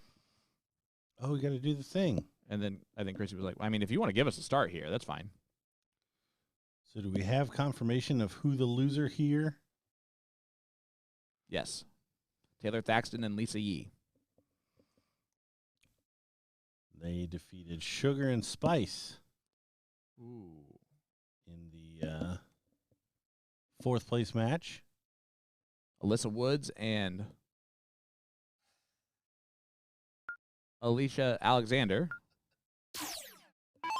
who's not from Texas. I want to make sure everybody knows that, okay?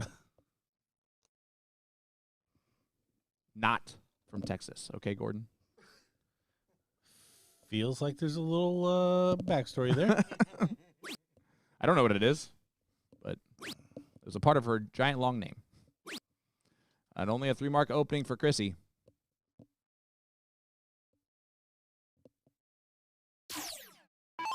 So Minnie going to step down to the 19s most likely.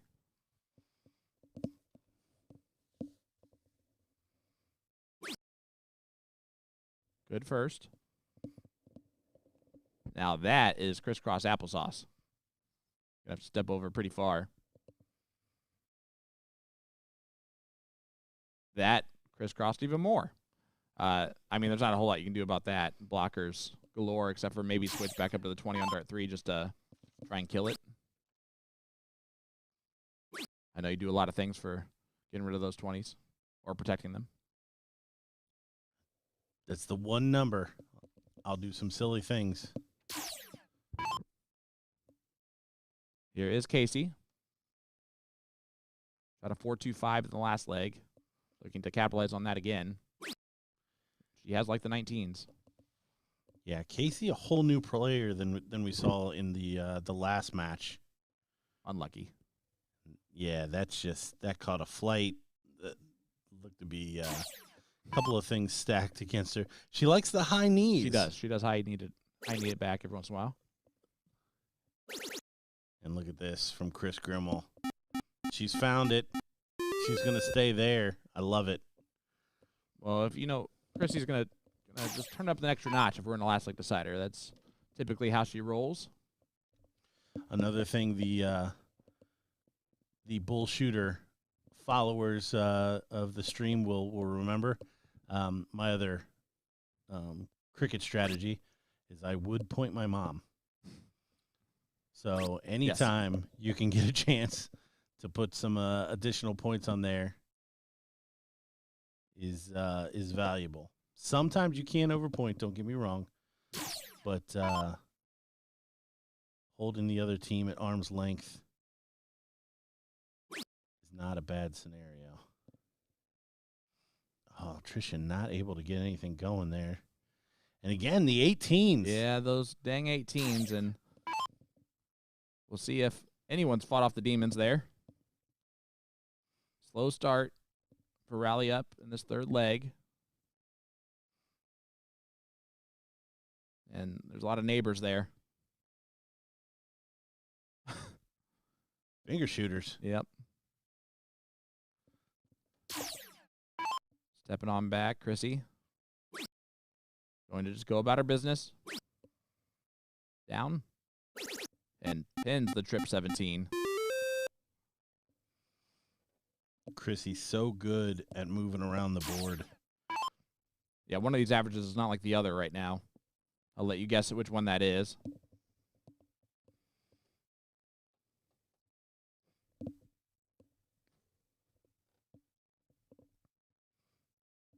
Casey trying to stay loose back there.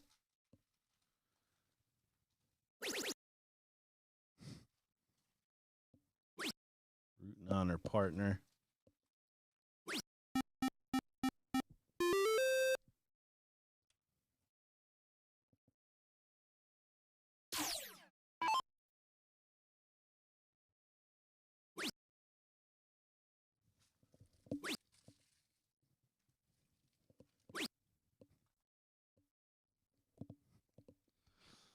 As Casey steps up, looking at the 15s now. Gonna need 9 of them just to put a flag stick in the hole. Gonna need 9 of them. Oh, just shorts arm the last one, but 6 is not bad.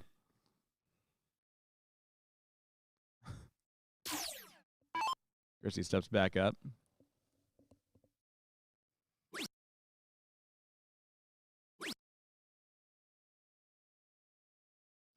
Oh, high on the third.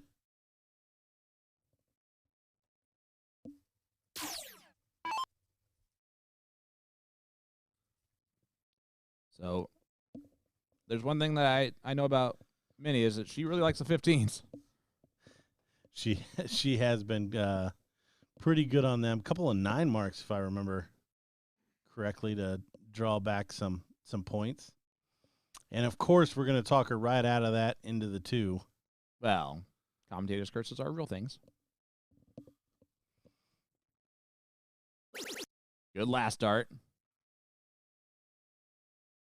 One of these situations where Trisha closing the 15s is actually better than pointing because she has 4 different houses to point on. Yes, makes sense to take that away. Worst case scenario, your opponent comes back up, shuts down 3 of them, and your partner still has a clean shot. That was not worst case scenario there. So now Casey needs 4 bowls to get back that lead.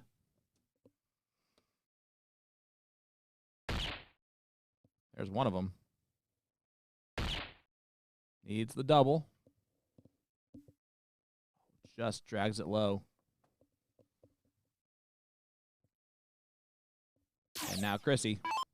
A 1-2-3. Maybe a 1-2.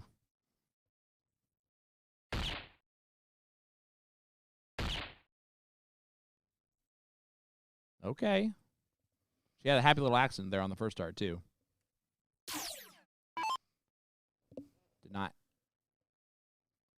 Did add an extra bowl. So Minnie's going to need 3. Much more difficult to do now. Also annoying it doesn't fall out into one of the numbers that she needs to close. Only gets 2. So Trisha Romero to get the queen seat. And that'll send Casey and Minnie to the 3rd place match where they will take on Taylor Thaxton and Lisa Yee. And that match will be coming up shortly. It looks like we have the single A women's finals coming up next. MLOA taking on Magneto Darts or Magenta Darts, however you want to look at that. We'll be right back with that one. Either of those right after this.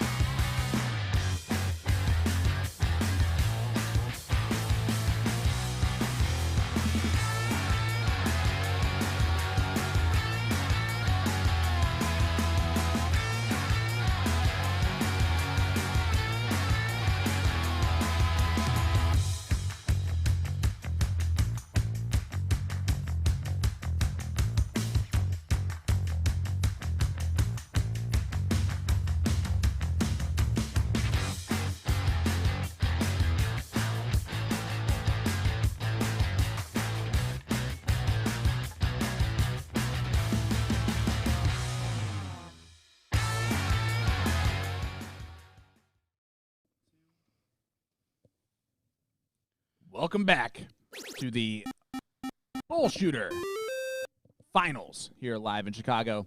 This is the Single A Women's Doubles Final, and it features Crystal Wagner and Sarah Sass as they took on Madeline Lewis, and I'm going to guess it's DJ Smiles, a.k.a. Olivia. Yes, we saw this as an opportunity to at least catch the final match of this other bracket. Since the other's in the third place position, we will certainly be following up with those ladies to watch that final. Yeah, absolutely. Have not started over there on the other side. We can keep you posted. If you want to follow along, you can go on the bracket in the BullShooter app. As we see Sarah Sass for the first time this weekend.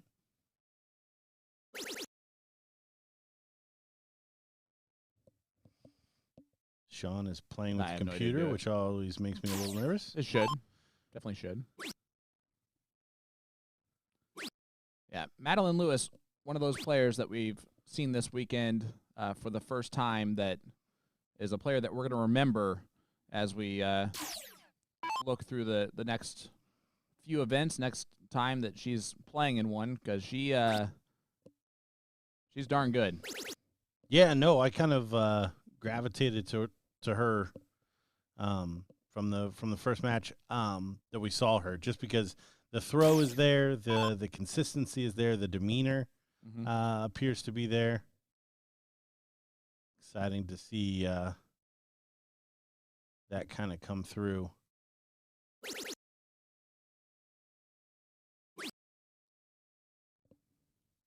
Olivia grabs another 20 points and tries to close down the 6 teams. Yeah, for those of you who are seeing Liv for the first time, the wind-up is something else. Let's call it what it is. But it's because she had surgery, and it's a nerve activation kind of motion there that now is just a part of her game. She couldn't change it if she wanted to, and honestly, the second half of her throw is textbook enough to where that's why that works. Once she gets set in her position, it's still just the elbows set in the right spot and just straight forward. Regina let us know that Maddie did great last year. This is only her second BullShooter. Well, then good. That means next year she'll be in the AA, which obviously is going to be the case anyway. And we'll just continue to, maybe once that AAA happens in 2 years, then she'll be there. Or selling car insurance.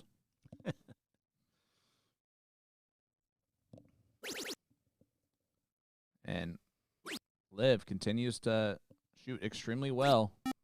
4.33 in this leg. The best we've seen Liv, actually.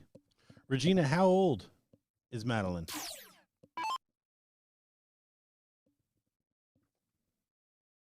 We get a look at Sarah Sass.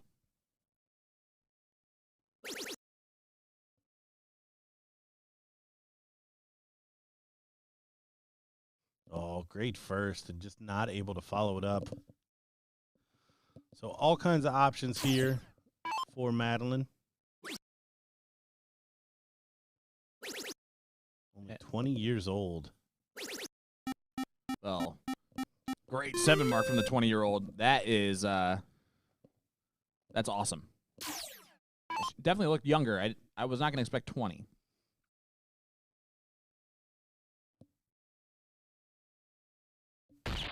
But that is a good sign for the future. Very much so.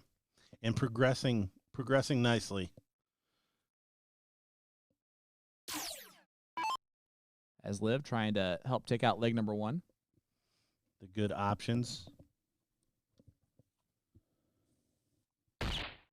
that the BullShooter tournaments provide.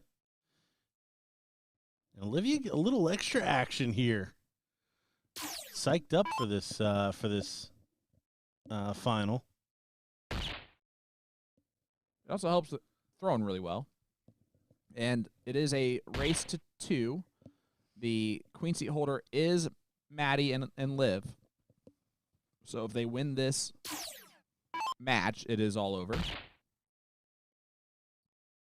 the third place match is off and rolling on the other side.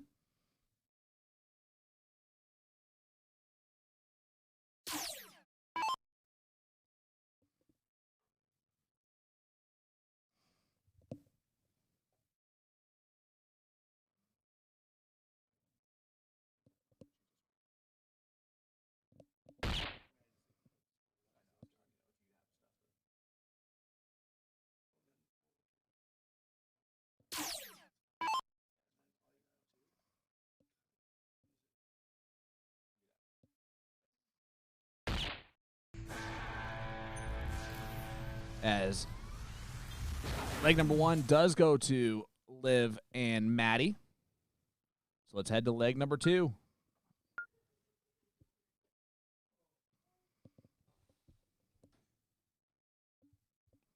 Tony's saying Maddie is 19, so now there's an argument.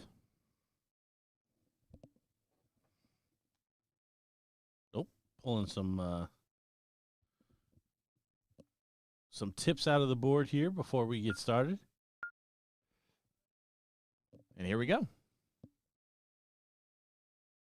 Crystal Wagner and Sarah Sass will get their opportunity to go first. Now, obviously, they're in a final. They came through some tough battles. Got to imagine they're going to have to step it up here a little bit. Otherwise, this one might be over. Yeah, and that's not a good start. Not when Madeline's coming up behind you.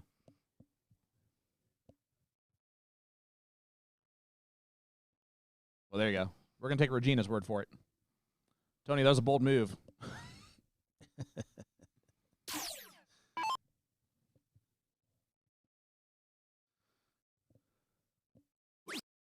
Happy birthday to Maddie, I guess, is what Tony needs to say next time. Sarah moves away after getting the close in 20 points. I know you don't like that. No, especially down a leg. That looked really good. Here's the hot hand from the last leg. And Olivia struggling, only finding one. So, little finish line-itis here, maybe. Yeah, that one looked a little bit unlucky. Dart 1 could have been a 19 that kind of flailed. Then Dart 3 just rode the wrong side of the wire. See if Crystal looks back up. No, she stays there and drills it. Now, that one was pretty advantageous.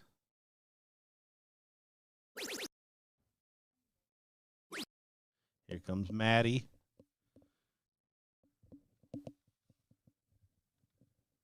Much better than her open.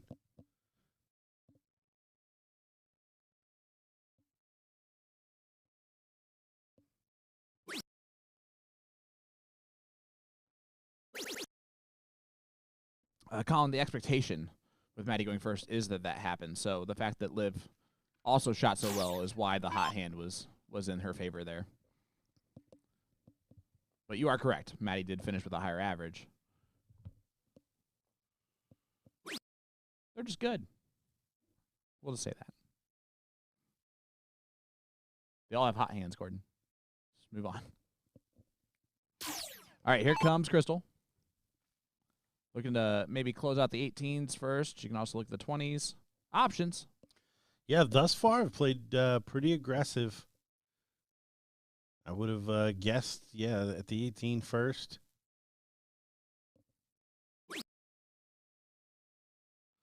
And only one, so Maddie a chance to throw in some triples.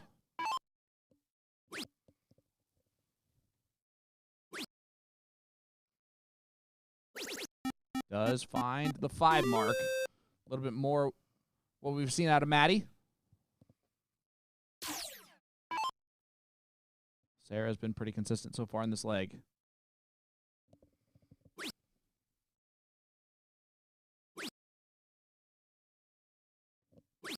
And continues to stay that way.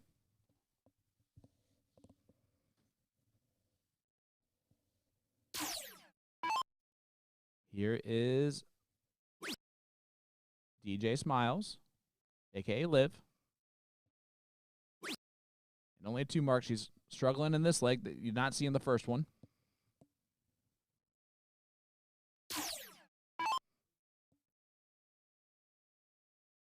Seeing the partners converse back there. Little pep talk. Little strategery. Big shot here from Crystal. She is able to close, point, and move on to those 16s. And Maddie just trying to do some work on those 16s. Gets 4 of them. Again, just steady.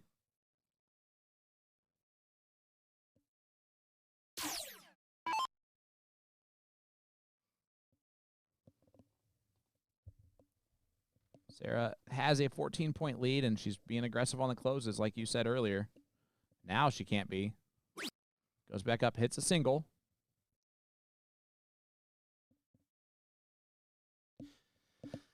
Yeah, they're kind of being allowed to do that because Olivia is struggling a little bit. I was about to say, don't look for that to continue for overall, and that's a big 7 from Liv.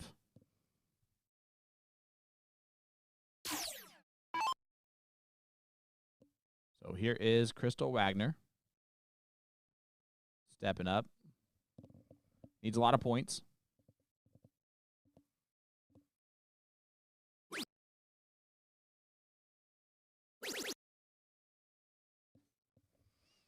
Good last, reeling back 76. Does not get the point lead, though. See how comfy Madeline is with this. She is not. Oh, look at that. Big 7 from Maddie. They go back-to-back 7s on the 16s and have just clawed their way back into this leg.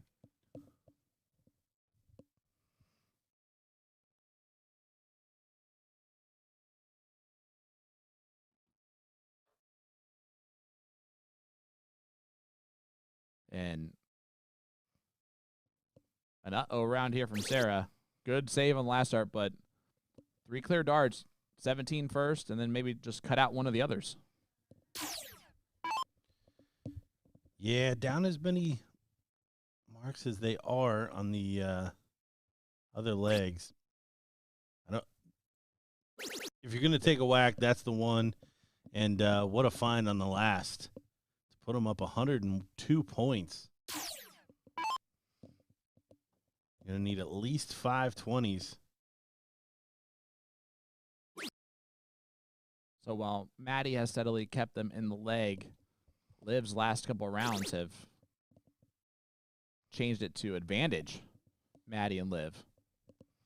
Yeah, it started to really stamp their aggression on this one. Look at this from Madeline. I almost yelled tops for some reason.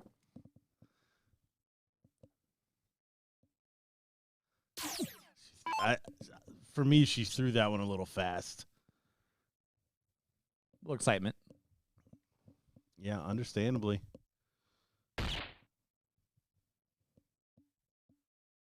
Oh, that was not meant to be. It looks like. I mean, it's a heck of a blow that she'll need later on. Yeah, definitely was not a shot that you would typically take there on the first one. You know, like a good euchre partner, she's sprouting them.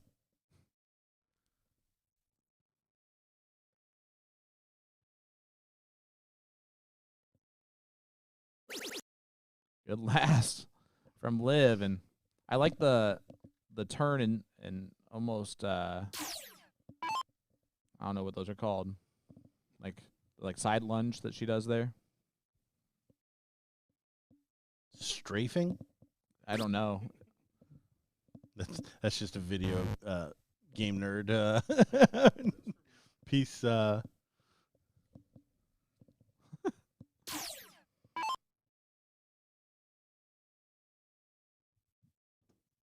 Oh, she's not going to get a 16 to get a shot at the 20, but she is going to get 3 16s to perhaps get Olivia back to the board with a clear shot at those 20s.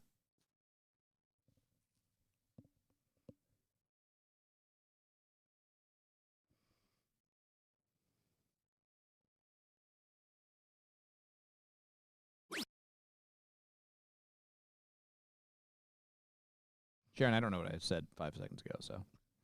You said you liked her strafing. Oh, it's just the idea like she like shuffles. It's a shuffle step. That's what it is. I knew what it was called. The shuffle step to the board. It's just it's with emphasis. It's or emphasis as you wanna look at it. Thank you for the reminder on that, by the way. Shuffle step is seems like a way better term than strafing. Yeah, which could mean anything in the world. I think it means lateral movement. In video game talk, is it? Well, either way. You didn't say she cast a spell. You want to strafe along the edge of the... Okay. Now, if you want me to spell it, you're going to have to give me country of origin. You did it a sentence. All right.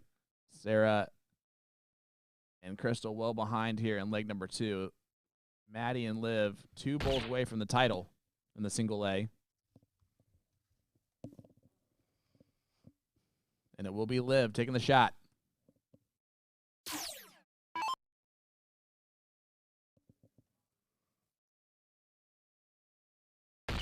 And it gets it on dart 1. Liv and Maddie are the champions of the single A. And are we heading over to leg number 2? We sure are. Looks like Taylor and Lisa won leg number 1 against Minnie and Casey. Great last start from Minnie. And she saw the camera shift and gives a shout out to us.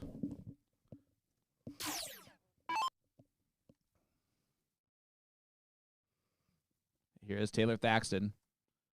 Not a surprise to see her again late in this run. I'm going to guess this run has to kind of solidify her as the MVP. For whatever reason, it is sticking out in my head that the Top Gun actually doesn't count. There's something very strange. It was maybe Monsters of the Midway didn't count. Like I don't think Monsters counts. There's a strange one that you would have thought that didn't go into it. Was it the Luck? No, The AAA Luck? I think the Luck still gives points. You know, it'd be really cool. Just all of them counted. Yeah, no. that would really help the overall cause. Yeah, that would, and it was like an equal, like every time you added another person to the team, it had the number of points that you got to. Man, that sounds like a great number system. Yeah, you wouldn't even need a spreadsheet, I don't think.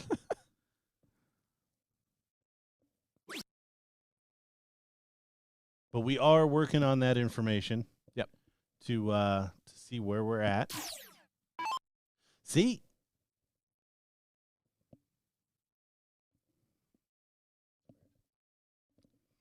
I knew there was something goofy. It's the like soft tippers hate single elimination. You're like, single elimination, don't even count it.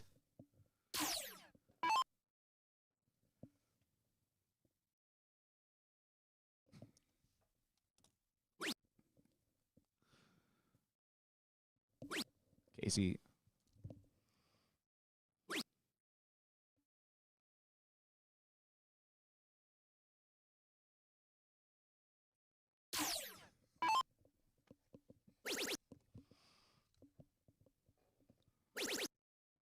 Lisa. Nice 6 mark on the 17s. I was actually looking up at the 20s on dart 3-4, and I think Minnie and Casey have just learned that if we just befriend everybody, they start throwing worse. Yeah. Distract them a little bit with friendship. And not really on purpose, it's just who they are. It just happens to, I think, take the focus away from their opponents a little bit. Now, that being said, I think Paula did it first in that match.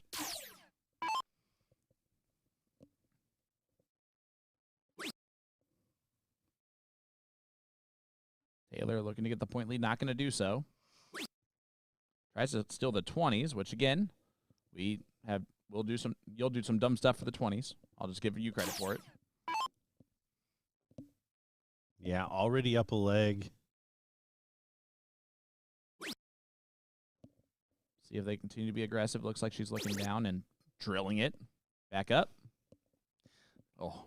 If you want some additional fun, watching the people in the back, whether it's the opponent and or the partner, when the darts start flying, is always an enjoyable addition. As Lisa misses the fat 20, trying to get the close there.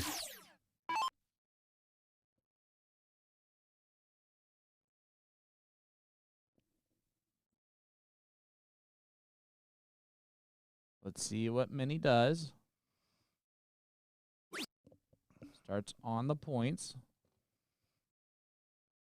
Does look over the 18s. Maybe back to the points now. Remember, there was that force field on those 18s for a very long time.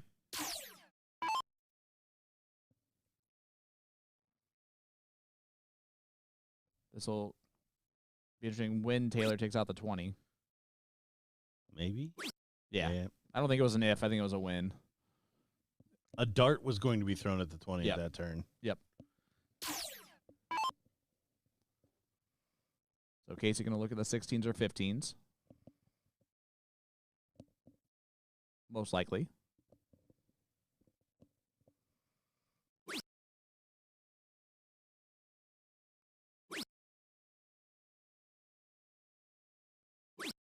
Oh, big shot.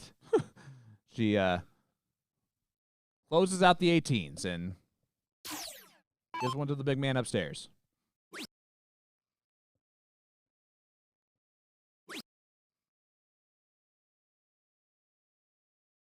Oh, and a little bit of an opening. Minnie's been better at the 15s and 16s, but the corners are the corners. Yeah, I think Minnie has to forgo her love of the 15s here. Try to get those 16s shut down.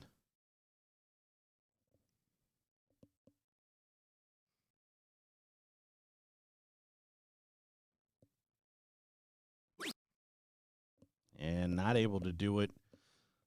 So Taylor Thaxton needs a 5 mark to close and get the lead here. That's their start. 3 of them.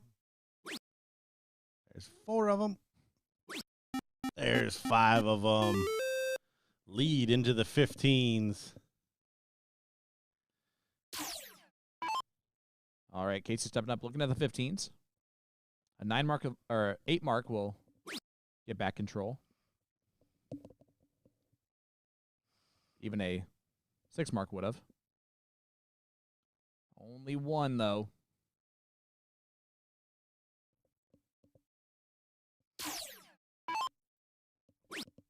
Lisa. 1 more will do the job here. Does that. So a 1-0 lead for Thaxton and Lee. Or Thaxton and Yee looking to take out the team of Minnie and Casey, who have had a fantastic run in this tournament so far. Minnie, though, 4 bowls will get back that point lead. Or she can close out everything and make it a race. I don't like the plan there. If you're going to shoot the first dart at one of the closes and you only have 1 dart to close it and another dart to close the other one, you got to still stay. Like, you got to account for that. You can't just be like, all right, I guess if I'm perfect, this is a great strategy. You want the strategy that you don't have to be perfect on. Taylor, a double bull away, and there she rings the bell as she finds the double bull. Your winners here, Taylor Thaxton and Lisa Yee. And again, a great run from Minnie and Casey to 3rd place. But yeah, we're going to get another finals with Taylor Thaxton in it. This time it's with Lisa Yee as they take on Chrissy Grimmel and Trisha Romero. That final coming up your way next, right here on USA Darts and BullShooter Broadcast Productions.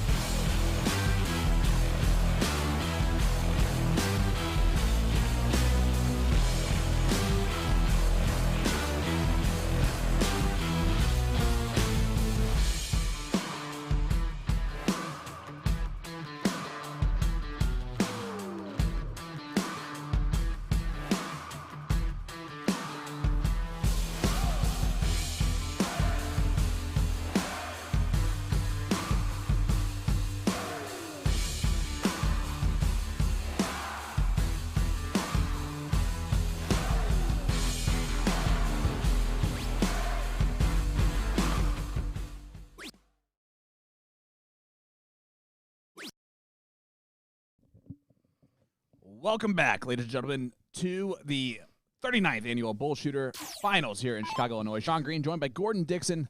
Gordon, this is the final of the women's doubles. Ladies.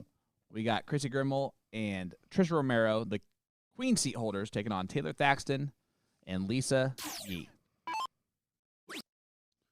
Excited to see the culmination of this bracket. We followed this bracket quite a bit. So I think we've got the two best teams. All due respect to Meany and Casey, just running out of room on the or running out of consistency, I would say. It was probably their downfall there.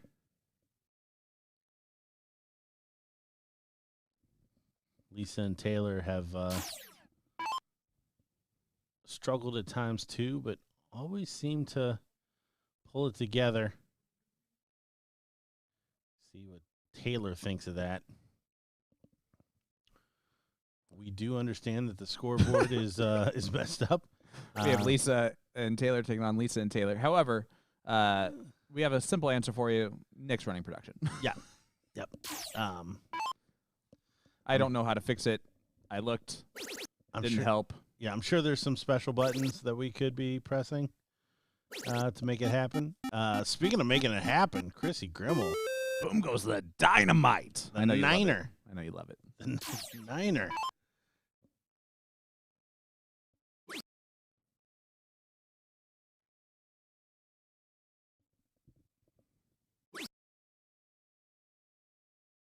Only reels back 40. So opening here for Trisha Romero. Oh, she was looking to just get the close on the 19. Finds a trouble of her own.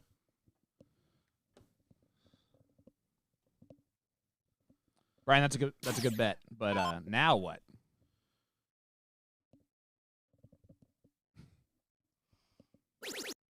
Oh, she buries it. The best news is that Nick's going to come back and he's going to panic that there's not a scoreboard up there. And he's going to realize what he did, and then he's going to thank me.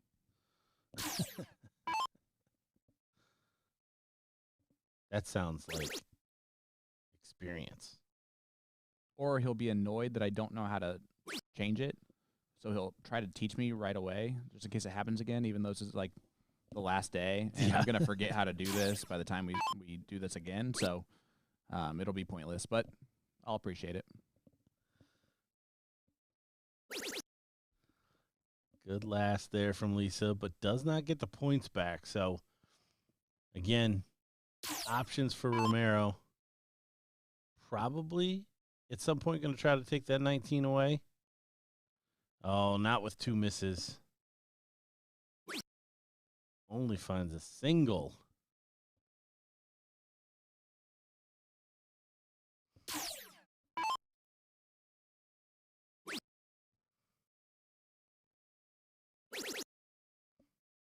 Taylor again with that dart that comes underneath twice. Absolutely stellar shot. Chrissy now looking back at the 18s. Trying to find another niner. A little flyer on dart 3. We're not going to worry about that little guy.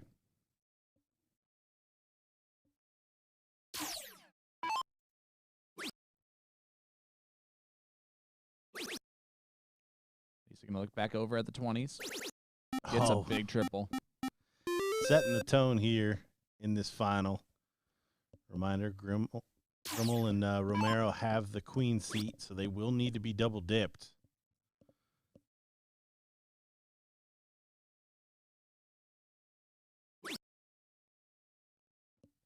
Only a single 19, single 17 from Trish, so. Yep, Taylor can just attack the 17s. Yeah, you want to talk about four absolutely fantastic female dart players. It's these four. Like, I mean, top of the game. I am surprised that we didn't see the Canadians make a run. Well, Maria was trying to perform at the highest level last night with her partner yelling at her, so I think it might have gotten to her that she didn't have to try anymore, and maybe today it finally clicked. And Jay's just mad because Maria annoyingly went out 2 straight today, shooting terribly, when she could have done that and been done a lot quicker last night. Whatever annoys Jay more. Whatever got to bed. And that's not to slag off these two ladies. We just we've seen Trish and Maria play at a pretty high level that I think could mix it up with these 4. But no surprise, they are the 4. Right now, we're finally getting to see a little Lisa and Taylor. They've really played good but not great darts, and here I feel like they're kind of turning that corner. Chrissy, probably the best woman we've seen on the board. Yeah. Today, no surprise. Yeah, definitely no surprise. She's on a 5-6 right now. All right, now 5-3. That's a bit worse. As you see the scoreboard updated there, race to 2 here in the Chicago Finals.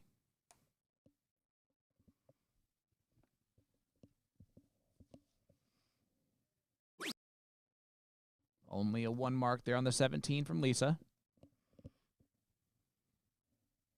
Heather's taking Grimmel and Trisha.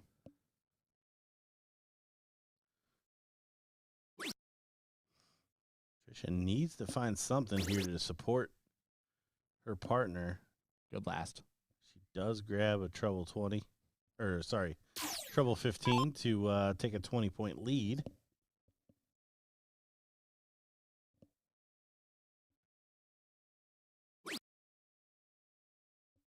Taylor staying there. Oh, and sails at high right. Tie ball game. Yeah, what kind of fancy pants shot are we going to get out of Grimmel here? Are we going to get a 9 mark on the 15s? Did leave. Interesting. Yeah, that's one way to put it. That's not what I expected. That to me was an all or nothing shot. If you want to close them out to make them hit the 15s or a 9 mark on the 15s to push the points, I did not see that one coming as it stood. And Trisha back to struggling straight away after finding the treble 15 last dart. Yeah, now Taylor a chance to get rid of the 15s, go back up in point. It's a 25-point lead, which is exactly an extra bowl. So any extra points add to that. There goes those 15s. There's the extra point. Might as well stay. Still leg number 1 here in the final. Race to 2. Yee and Thaxton trying to double dip the queen seat holders, Grimmel and Romero.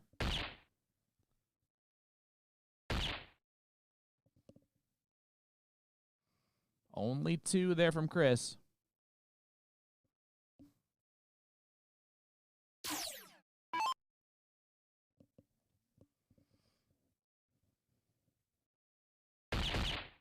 What a dart. To polish it up. 2 double bowls. Great shot, Lisa Yee. 1-0 in this final. Thaxton and Yee looking for the double dip.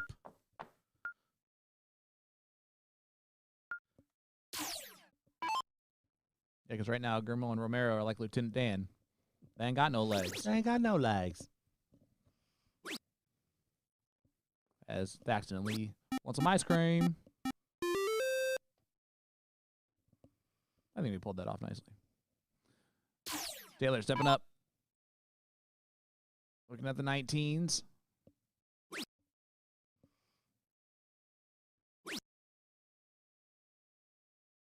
Gets 2 of them.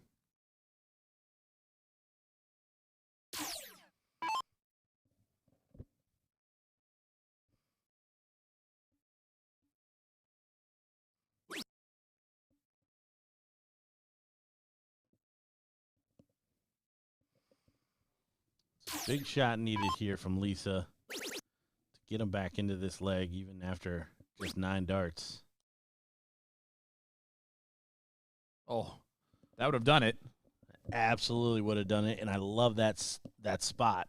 Again, race to 2, Lisa and Taylor up 1 leg.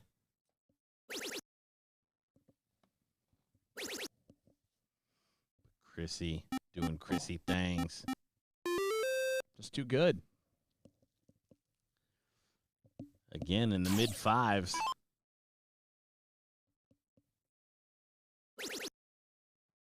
Taylor trying to get back in this. Get the point lead on the 18s. Does that. Good 7 from Taylor. Welcome back. Getting some good back and forth here between these ladies.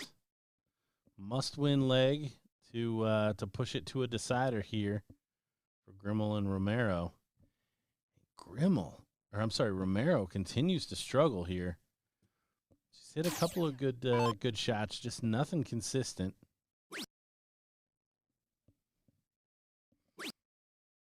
Lisa could try to take the 20. Only with 1 dart.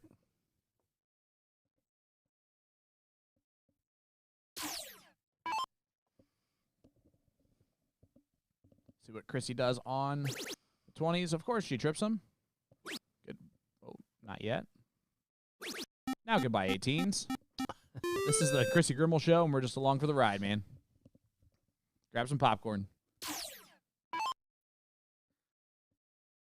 Yeah, right now, unfortunately, it is a 2-on-1 situation. Have no doubt that Trisha can pop out of this, though. And at that point, if she gets anywhere near 3 marks a turn, we're going to be looking for a step up from Lisa and Taylor.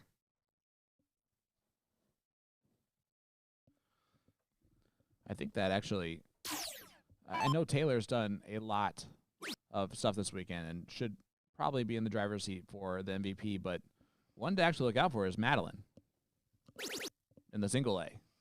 I know we didn't get to see a lot of her this week, but when we did, they were deep in runs and tournaments and sometimes winning them, like we just saw previously, right? That's a great point. I don't know where she finished. For me, it would be singles because I don't know how the scoring actually works. But I think that's one of the reasons that we put Taylor so high is because she's got a singles win this weekend. So it'd be interesting to know where Madeline fell in any of the single events that she was eligible to play in.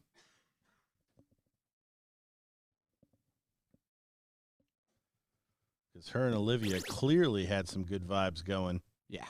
In the double, so have to imagine that they got runner-up and then the win today. Continued. Yeah, okay. Perfect. Double dipped in that one runner-up too. By Wagner and Gilstrip.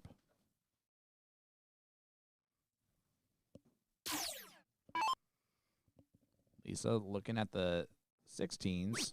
Now back to the 15s here. Finds 4 of them.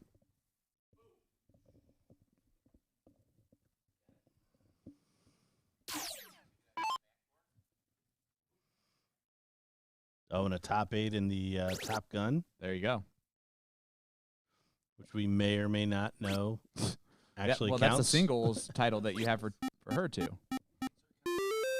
Started counting 2 years ago.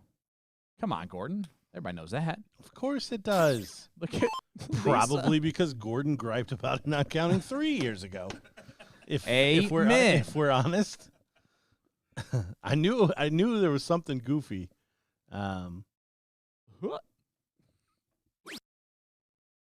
That was Nick. Was that a Krusty the Clown attempt? I don't know.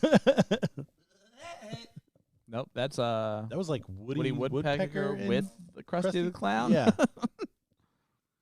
That was Krusty the Woodpecker.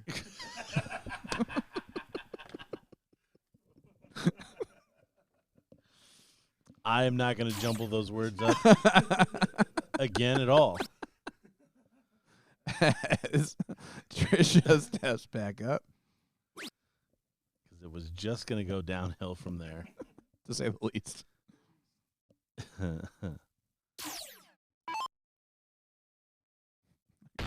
What? Woody the Clown? Is that a better combination for you? Safer for sure. But all right. Yeah, Regina's saying she faced Lisa Yee in the top 8 of that Top Guns.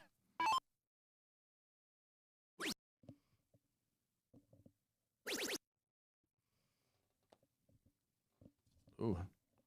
Chrissy went right back to the bull. Doesn't hit it. Does look to be in the driver's seat to make this a 1-1 score line going to the last leg decider.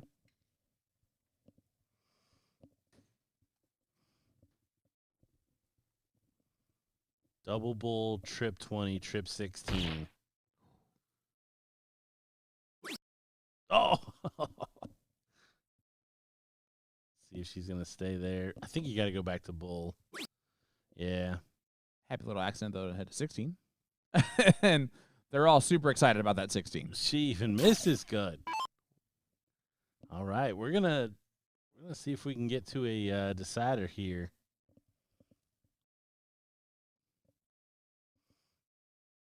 Oh, this is just not the Trisha Romero that we were all expecting to see here in this final.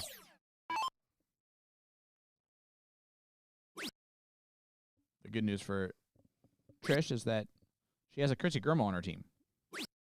That helps a lot. I tell you what also helps. 2 misses into one of the 2 numbers that you need. And you see She sidesteps. the side shuffle, I since we don't like strafe. think Past, sidestep is what I was going for anyway. Past Chrissy. Oh, my. Wow. Oh, my. And it's Taylor. She goes, can I shoot it from below? She wants to shoot it from down low because it's blocked. And she didn't hit it with that dart either.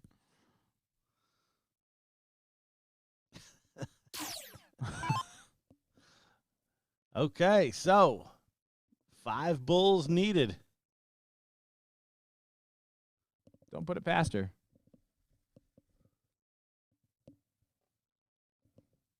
She has done crazier things this weekend, to be honest with you. Still on. Oh, that one rode outside. And that one goes in. 3 of them. So pressure now on Trisha, who has not played very well at all in this leg. She's going to have to hit a hat trick. Oh, my gosh. Buries the double bull. Just does it. What am I talking about? I love it. Oh, my gosh. Just smashes it in there. Great shot. Had to know she was going to get there at some point. But 1 apiece. So must-win leg for Thaxton and Yee. Otherwise, this tourney is over. And the on-paper starting favorites will take it home.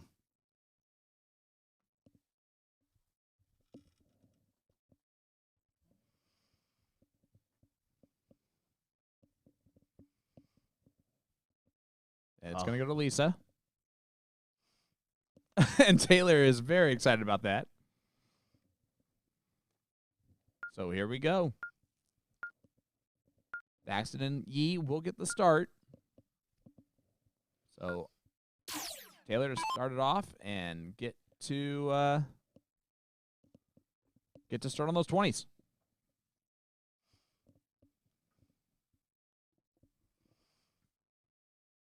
Want a big opening here. Not that you ever want a little opening, but something will set the tone for this match. 2 marks ain't gonna do it. Tyler's asking, where's Maloney been? Well, he does have a win this weekend. He has the high score in the boxing game out there in the lobby. Brutal. He did. He has a high score in the boxing game. It's 943. That's his.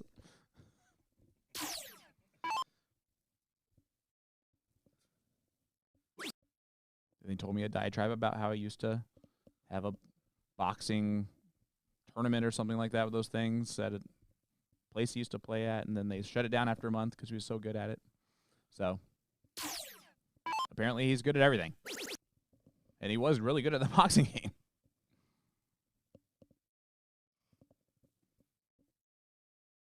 But I'm also positive that's why he probably didn't play well today. After last night, he goes, all right, this is the last one, man. I'm starting to feel this.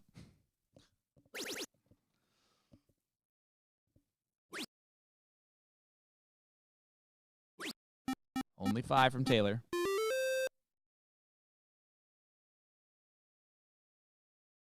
Let's see what Chrissy does.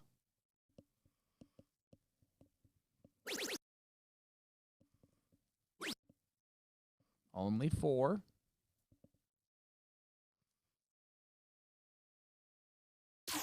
Thaxton and Yee have a lot of marks there on those open numbers.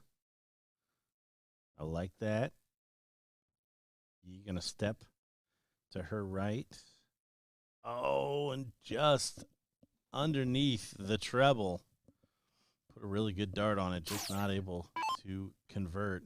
And I said, if Trisha got to 3 marks,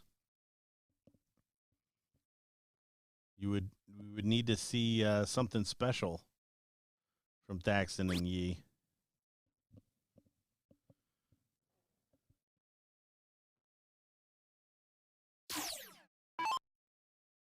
See if Taylor can show that special right here.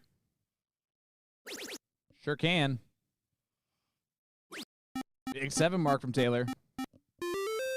Problem is, here comes Chrissy to probably do the same thing.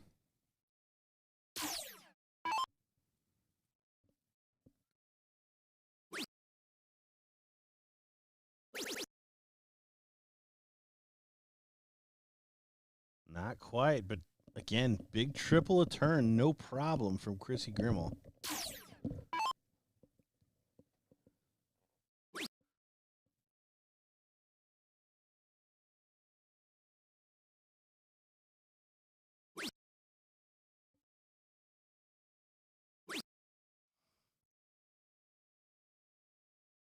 Nice switch. I don't mind the 17 because she hits a treble there, and that just opens up so many more options. But as it stands, only a 1-point lead.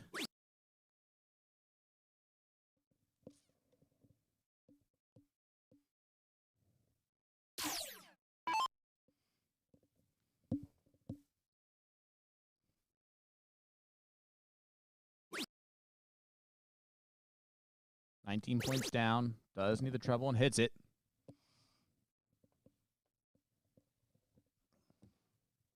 I'm not going to try. It was 35, but it took me way too long. Chrissy, again, big triple. Yep. Big triple. Down in points, but they have 2 playgrounds. They have 1 playground. They don't have any playgrounds and are down in points. As Lisa cleans up the bottom of the board.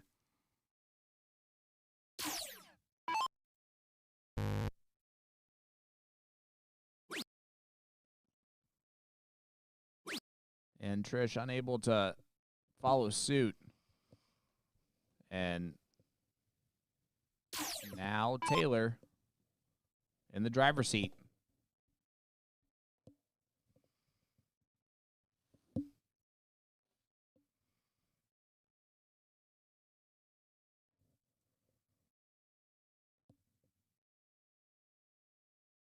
I'm okay with a double here. I'm also okay with going back to points. Well, I was just going to say, like, we've seen Taylor go under darts like that. Yeah. She's been the queen of it.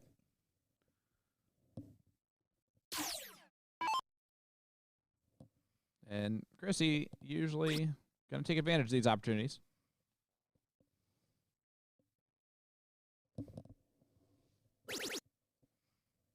Does get the big triple. It's only a 14-point advantage. Lisa had a big 7 in the last round.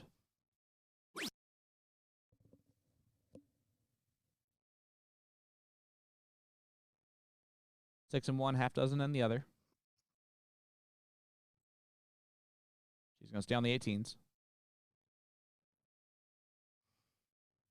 Just kisses off, and I think that's why it was the debate issue that she was having. Yeah, because she is not one that we've seen kind of get around those. Double 16 scored. And gets rid of the 18s. Big Wow. darts from Trish. What a time to hit that shot. Trish again struggling in this leg, but man, coming up big here at the end. This is a potential to finish the match. Yep. For Grimmel and Romero. See how Chrissy attacks.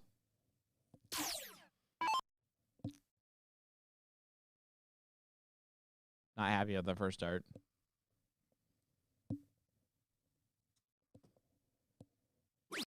Yeah, don't like that at all. She's up in points, but you've got the bigger number. Why not take advantage? Try to push it out.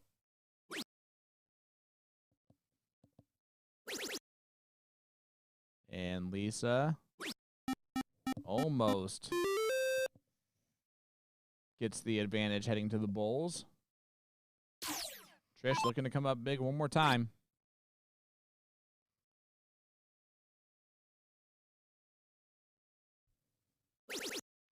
Does find a big triple. What a last again. Gutsy performance here down the stretch for Trisha. It's really hard to pull yourself out of that hole when you fall into it.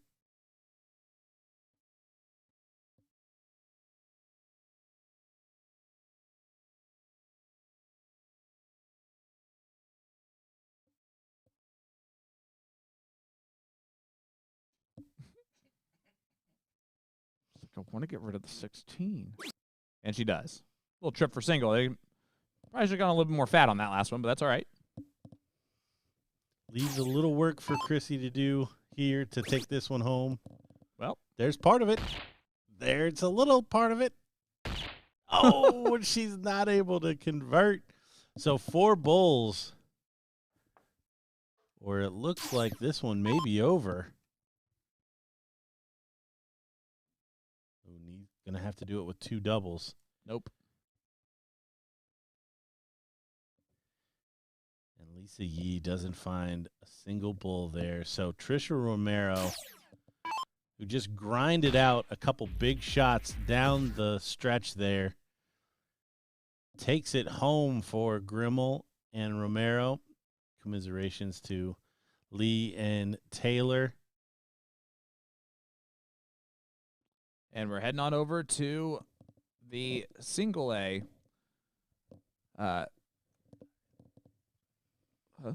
Suzanne Young and Melissa Dalmire taking on Jen and Heather. Oh, open. Excuse me. The open. Here is Melissa Dalmire.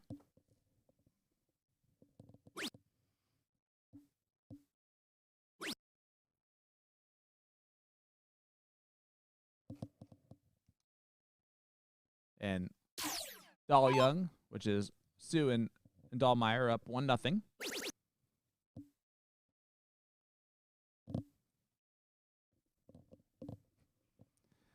As Heather gets a big trip 16 and then a little drop out on dart 2.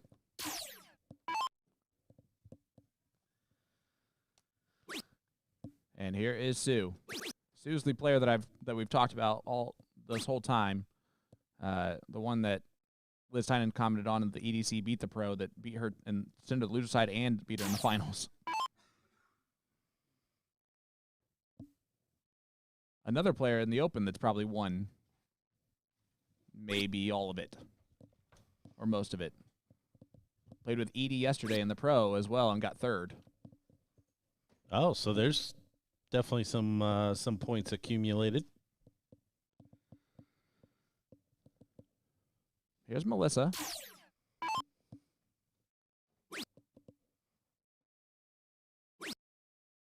I like the throw. I really like the strategy, too. Gets it closed and gets another 18. You can see the score line there. One's not like the others.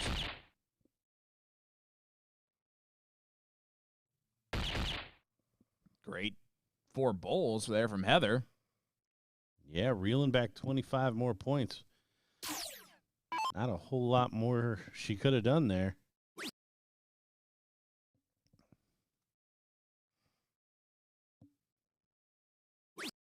So do you know the Young story on how they got into darts?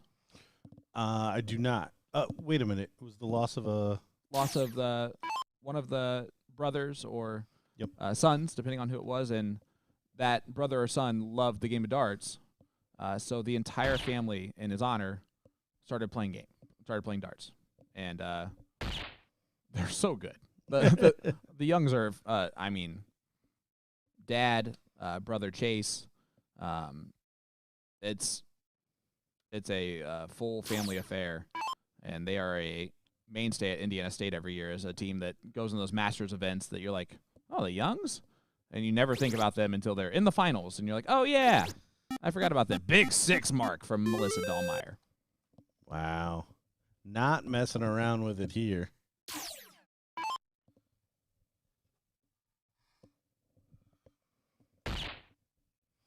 Continuing to put the pressure on hitting those bulls, but I tell you what, Heather's stepping up.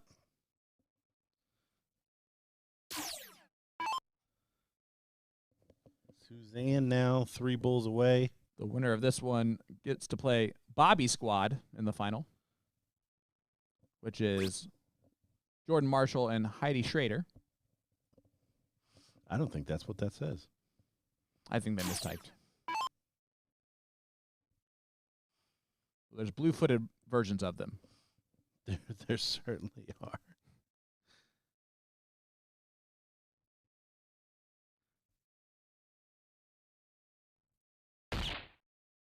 Jen trying to get that point lead back. Not going to do so. So here is Melissa. She 6-marked the 18s last time up. See if she goes straight at it. She certainly does. A little happy little accident on dart 2. She'll take it.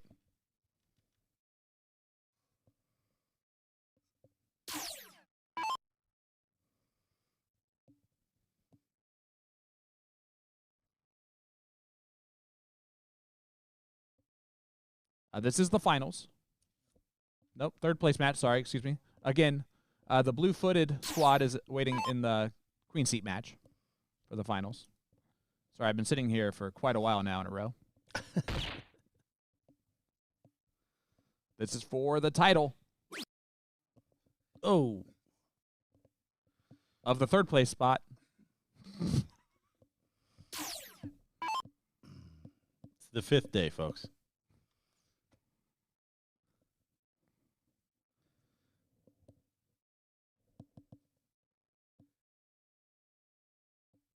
Jen looking to reel back more points on that bullseye.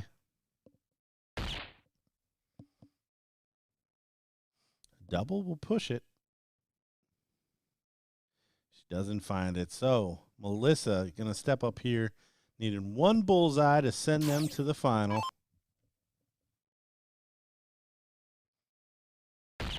There it is. Your winners here, Dal Young. Commiserations to the BJs. I was going to say the beach. As we're going to step aside, the finals of that will be coming up next. So don't go anywhere. Sean Green, Gordon Dixon, back with more action in a minute.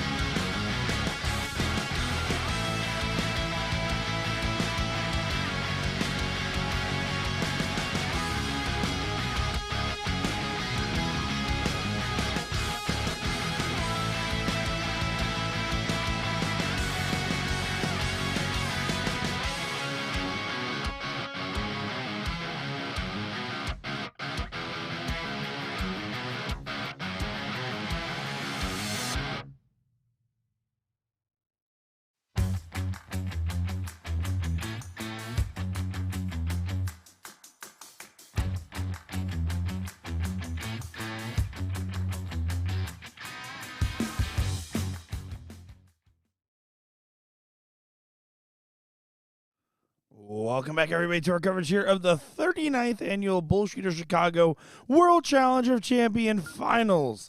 My name is Nick Teixeira, joined by Gordon Dixon and Sean Green, and we have a great final in front of us here. This is going to be the women's open bracket, the last bracket of our morning session getting concluded here. We have Heidi and Jordan taking on Suzanne and Melissa, and let me tell you, this is going to be a good matchup, all things considered. There's a lot to like about a lot of these ladies, and if you're playing in the open at this point, congrats, you are on the pro list. Now taking a look here, Bobby Squad gonna have to go ahead and get some work done if they want to retain their seat. But if there is a team that is gonna give them a little bit of a scare, I mean, Suzanne Young's been phenomenal. Melissa was doing a great job in that supporting role in that third place match, which was really cool to see. So I'm curious to see how that'll continue on, as the only loss that Dali Young has had was to this team in a 2-1 loss in the top 4 of the winner's side of this bracket to get to the seat. Coming up after this, folks, we will be moving on to our AA pro coverage here for cricket, and on the men's side of things, I should say, and our single A coverage as well, towards the tail end of that one. And then we'll try to round out with the open bracket, depending on where it is, just because eventually we do have to start shutting down our own equipment. But look at that. We got a white horse here for Susan Young. Nails that shot and looking very strong for leg number 1, as that is now a 3-number and 19-point lead. Some good stuff there indeed.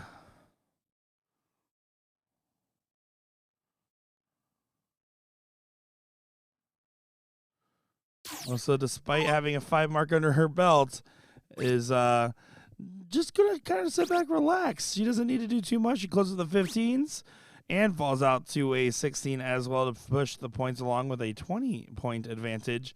And, yeah, looks like leg number 1 going Dali Young's direction pretty quick at that.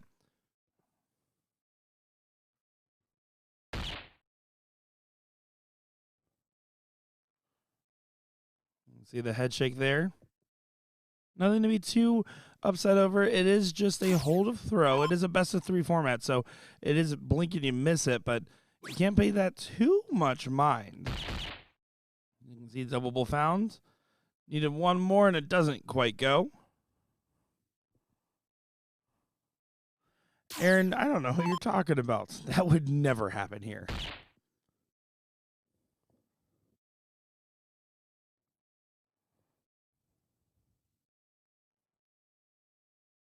Only one bull hit. Only one bull needed, though, for Dali Young to get that 1-0 lead in this matchup. There we go. Hits a double for the fans. And halfway to getting that first dip in their direction, the seat holder is going to have to hold their throw here to send to a last leg decider if they don't want to go the distance.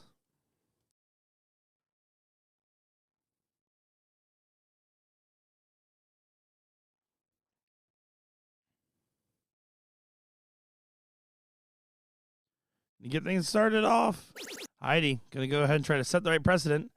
It's a good trip 20 to get things going. Gets to close, but doesn't get any points on the board. Suzanne has been the hot hand on the dartboard.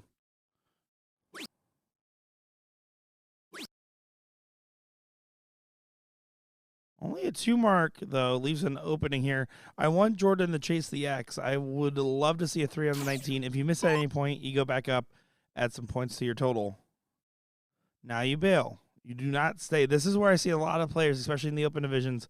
They'll stay, try to force it. She wisely switches back up and only collects 120, but it was a good shot selection nonetheless. Here's the thing. If you can neutralize the X and you're able to go ahead and grab some extra points on the board, that is a phenomenal feeling. But at the same time, you have to not overcommit to that part of the plot. That is something we've seen legs won and lost on time and time again.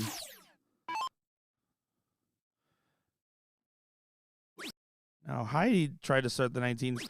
It's different when it's an X versus a closed number and that close of a difference. I'm very much in the school of Gordon Dixon, in the mindset of you should probably stay up and defend your 20 because it's the best number on the board. It's everyone's favorite number, and if it's not, it should be. Suzanne gets the point lead back and is able to take the swing at the 20. and then goes back down, up and down the board. Normally not a fan of those switches, but if you know you got some 19s in your back pocket, you're going to be feeling just fine.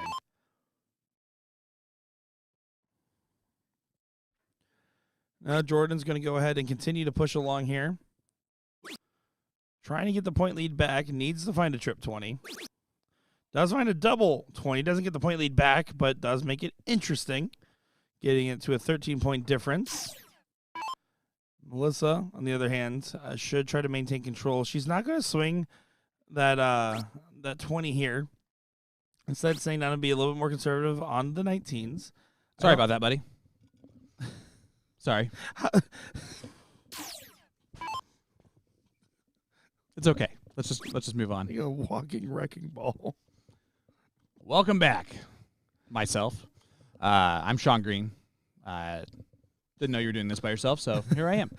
You're okay. I just love. I was doing it by myself, and I was like, "Oh, cool, Sean's back." I get some friends. As Gordon had to go take a quick break over there, and then you somehow still managed to cut off my sentence. As soon as you joined. Yes. Sorry. You're okay. Welcome back, Sean Green.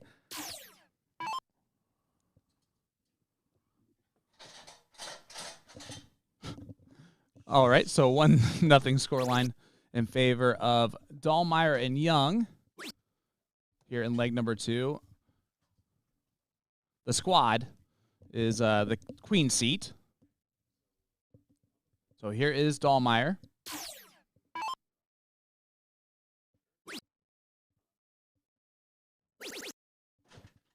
There's the point lead. Single 20 on the last. I like the shot there on the 20s. Get rid of that higher ground if you can. And here is Heidi Schrader. I'm actually going to say this. I think the advantage a little bit is with Sue and Dalmire. This is only their first. This is only Heidi and her partner's first match in the bullpen, whereas this is Sue and Dalmire's second. There's going to be a little bit more of a comfortability there. Potentially.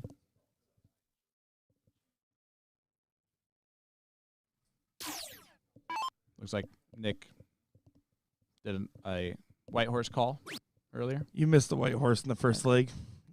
I gave it my all. I got it. Yep. You got the gist now. Yep. I can see it in there. We were having fun with it. It was a very good horse noise. One of my better ones. Minnie in the chat. Hey, congratulations on third place, dear. In the AA.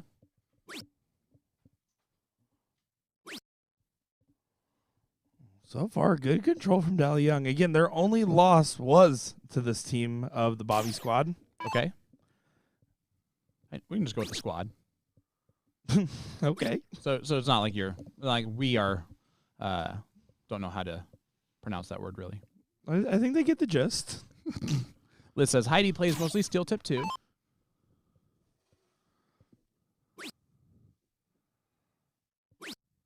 One more 18 to get the close.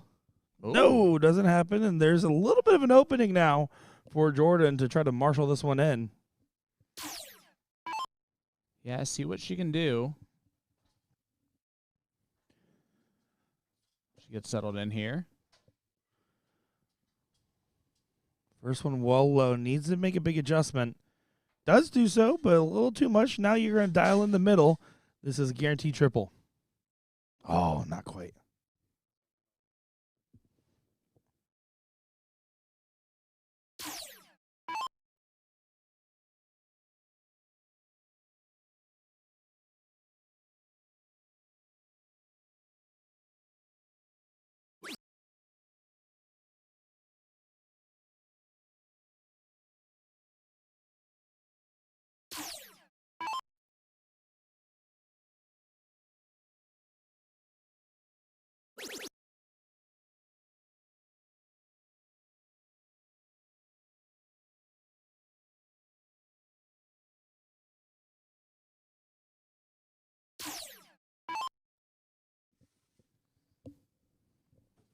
All right. Well, we had a little bit of a moving situation going on behind us, so we wanted to make sure that wasn't in your guys' ears for that second.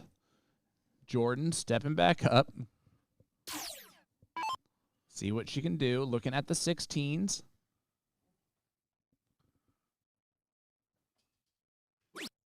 And again, Sue is going to be that constant, right? 3-5 here is actually a bit of a lower leg for Sue.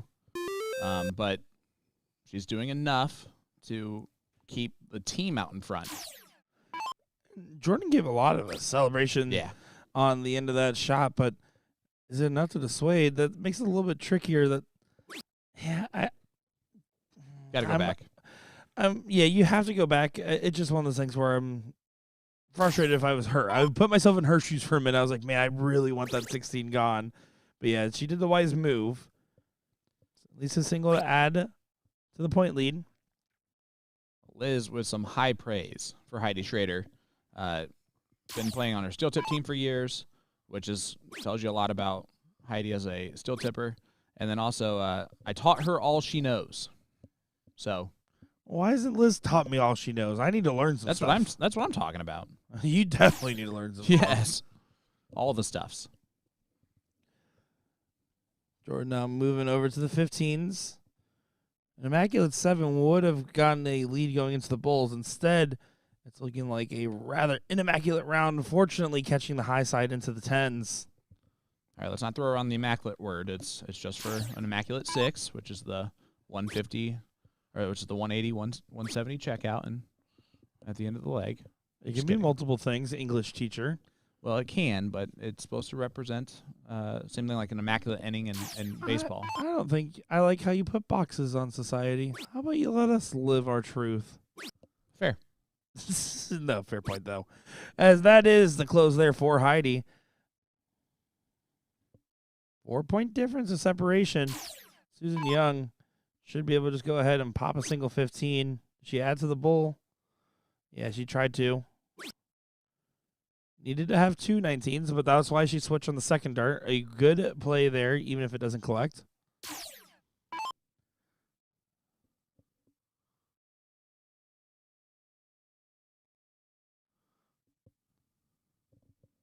Bit of a flyer on that first one. Trying to settle in there. Yeah, just a little bit. Jordan's struggling just a little bit, and you can tell that this is not what she's been doing all day long. There's no way this can be what she's doing all day long to be in this position in the final. And Melissa just going to add 90 or make it a 99-point lead. Just adding some safety so Sue can step up and hit 3 bowls and we can move on. Yeah, certainly right. And the hardest matches of the day are the first round and the last round, right? Yep. Your very first one and the very final match.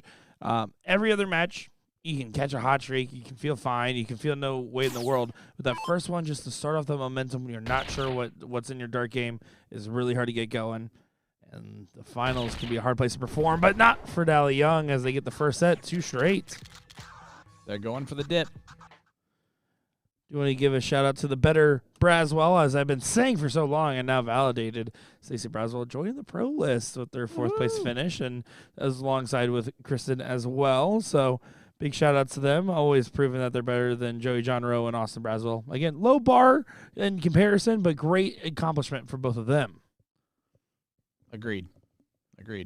Looks like we might be taking a quick intermission here, so we'll be back in just a moment's time once they get ready for the second set. Don't go far, folks. Nick Shara, Sean Green. We'll be right back as soon as they get going.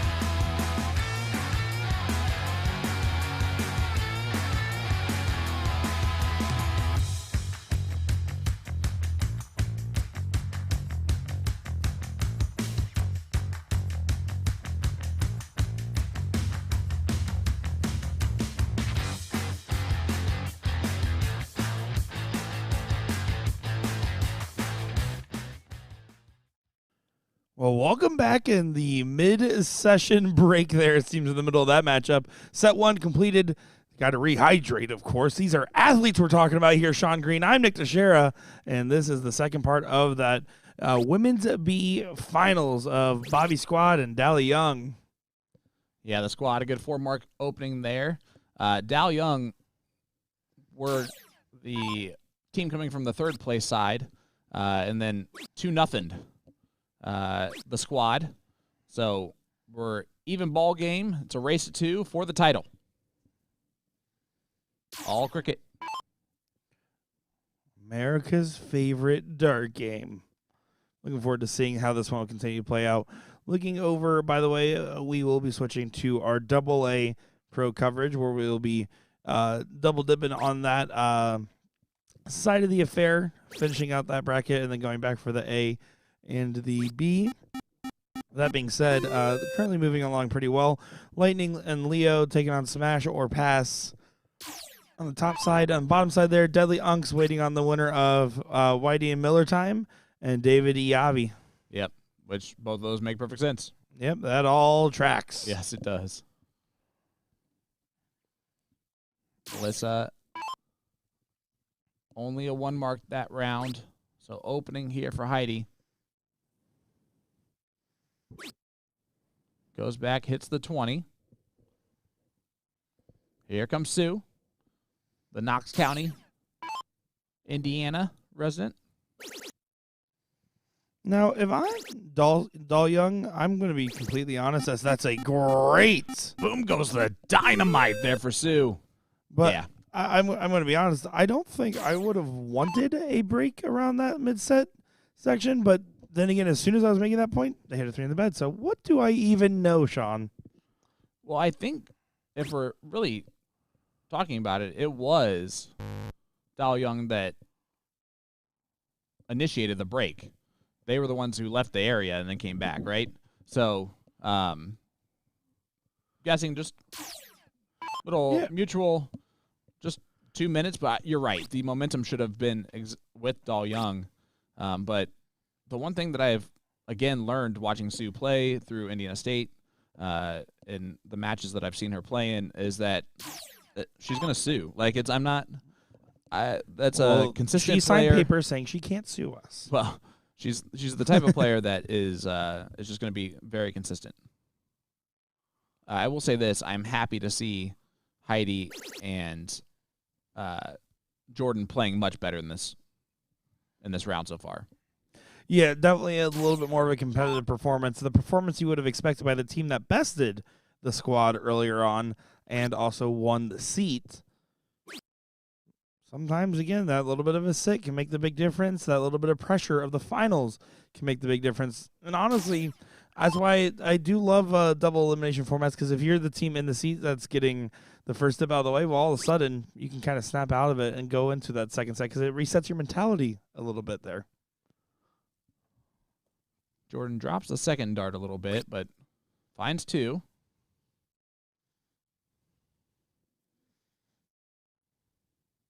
And here is Melissa. Kind of shakes off the arm. Did not like how that first dart felt at all. Staying down in the wrong neighborhood.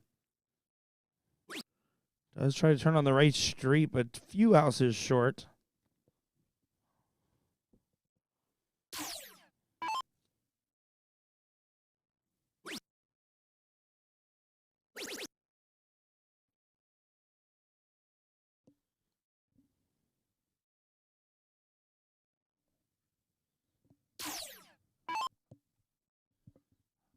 All right, let's see what Sue can do here. That first one was high into the 1 and starting to have a little issues as Jordan's doing the voodoo behind her. I don't hate it.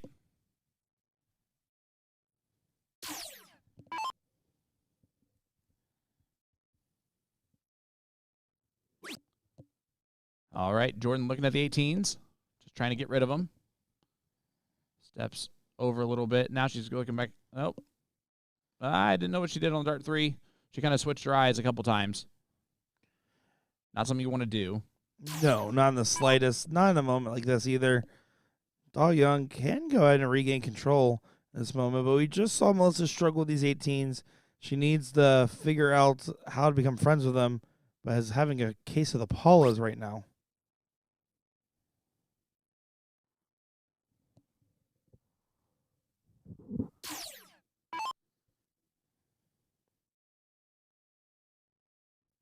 Heidi stepping up. And huge 5 mark from Heidi. And again, the fact that they're battling it in this, I think, is what they're mostly excited about, because they were not throwing their darts in the first set here.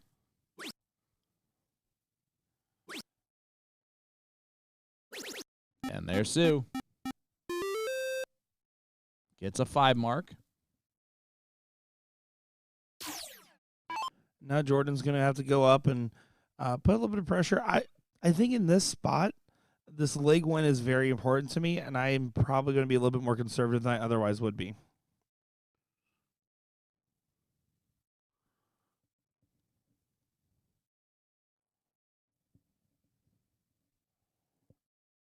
Instead, played aggressive, didn't find the 17s, and didn't hit the switch back. You're not giving Melissa a chance, which, yes, she is struggling at a 1.25, but yes, she can also snap out of it at any moment.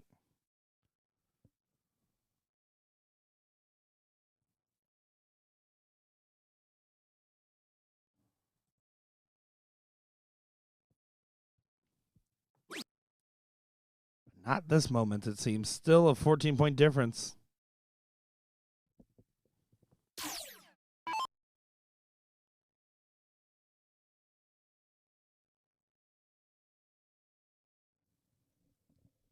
All right, Heidi. Went at the 17 on the first 2 darts. I like it on the first dart, but when you miss it, you got to go back to the pointing number real quick, especially with Sue coming up.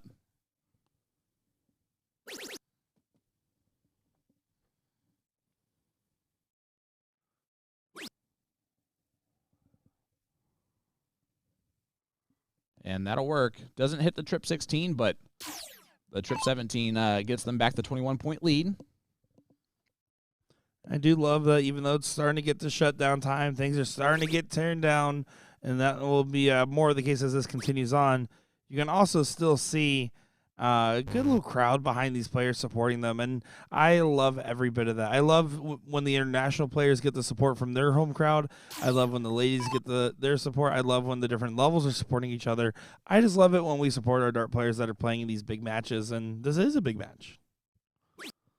It really is.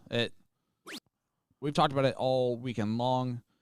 Open division, A division, AA division. There are players that belong in each one of the divisions and each one of those divisions, right? Like, if you're playing in the open division, you're still going up against people that are going to be making the pro list, right? In order for that to happen, they got to be pretty darn good too.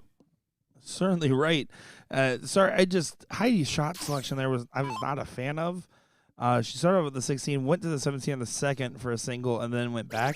I don't like going back and forth typically, but then I especially don't like going back and forth in that moment like that, where really I wouldn't even want to shoot the 17 unless I hit a trip on the 6. Well, and what it's doing, right, is it's getting Sue closer and closer to Sue being able to kind of snag and get out of it. And Melissa, we've seen her shoot well. Mel has hit a lot of triples. She's hit a lot of 6 marks. If she gets hot for one round here, this thing turns on its head immediately before Sue gets to shoot. Now you expect the 16s to go, especially now. Single 16 does get dropped. You can see the eye roll. She was a little too excited by that trip. I think I would have wanted to see a little bit more reservation here. We're taking that swing.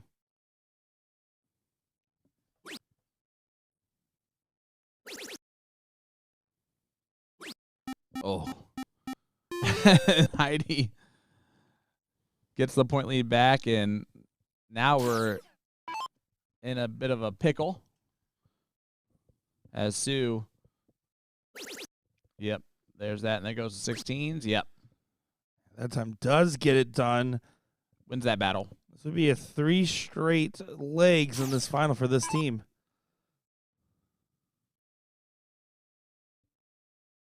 Chad Scott saying, Nick, I hope I draw you at your going away blind draw so that I can put all the pressure on you to carry us. I promise you there will be enough liquid encouragement that no pressure would be felt. I can't guarantee you the darts will be good, though. Jordan gets a big last dart there. As Melissa, another opportunity here to put some support. Yeah, I was never going to move, especially with the X on them. And honestly, with Heidi stepping up, it was also thrown very well. Yeah, this is the second set.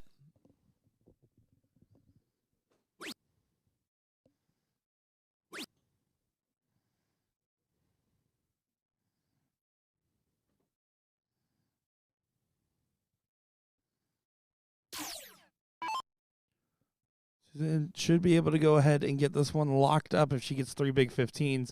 Averaging a 4 on the board, leading the pack. There's the 15s. And goes back to the 17s. Love the shot selection. Love the execution as well. Puts an 8-3 on the Bulls. For those following along at home, that's a lot of Bulls. Yeah, driver's seat definitely for Dahl Young.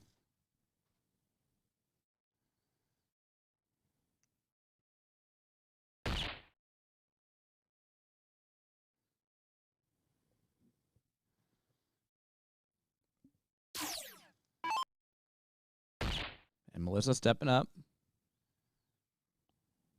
Would like to finish this off here, but that's okay. Got Sue stepping up here in just a second to do that. No winning darts for Heidi. the score is about to be 1-0 Sue and Melissa. Yeah, I need at least one more bowl in that last start after the favorable fallout to potentially leave an outside opportunity.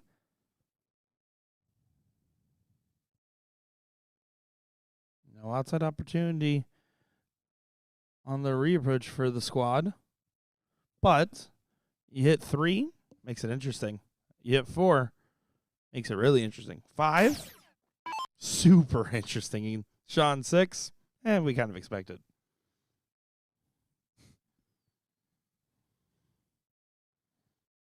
Not going to happen with the 6 or the 5. Need to find at least one. Does do so. Putting pressure on the potential 6. Yeah, Melissa needs 2 bowls. There they are. Leg number 1 goes to Doll Young. As we head to leg number 2. I gotta say, because there's a couple different like winning noises, but that one in particular gives me like the Galaxy pinball from like Windows XP like vibe completely. Yeah, absolutely. I mean that in a good way, for the record. What is a Galaxy G3 dartboard? Yeah, I don't think it's more coincidental. Or Space Cadet, sorry, it's called Space Cadet Pinball. Oh, yeah, I remember that. Yeah. The one that came with every computer and was like really good and included a game for no reason. It was one of the best, for sure. You can still, like, someone recreated it on like a website that you can just play for free. Sometimes I do that when I'm telling people I'm working at TouchTunes. Don't quote me, guys. I would hope that it'd be for free because it was always for free. That's fair. You're right. Jordan.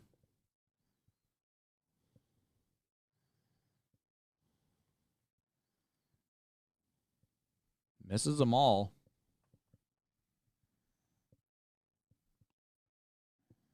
So here comes Melissa. First one slips out of the hand and drops real low. Good correction on the second. 38 points, so separates it by 22. Heidi should be able to start these 19s. I would bail now. And finds a single 20.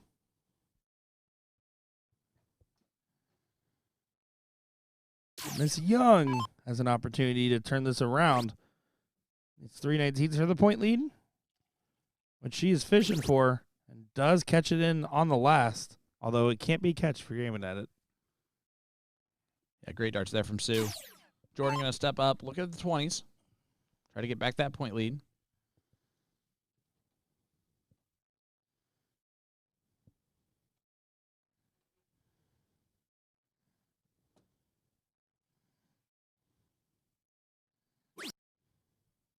Fall out into the 18 only for Jordan. We'll see if Melissa can capitalize on this and maybe get rid of the high ground. Does do that. 18s. Going back down the 19s. Does that.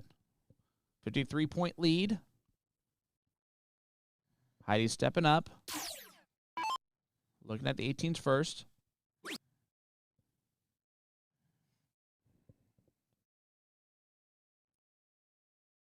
Only a 2 mark on those.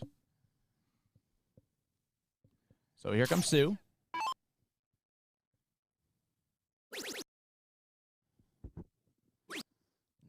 Continuing to stay dominant on the dartboard. All Young looking real likely right now for a 4 straight win in this final. And honestly, not on my bingo card because I always just assume it's a last league decider in the double dip every time. Yep, I've been there for all of them. It's been a lot of them the past couple few days.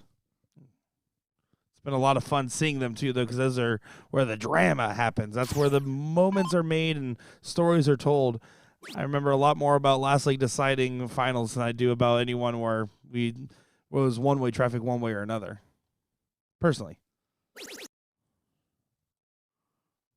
Gets 4 17s there.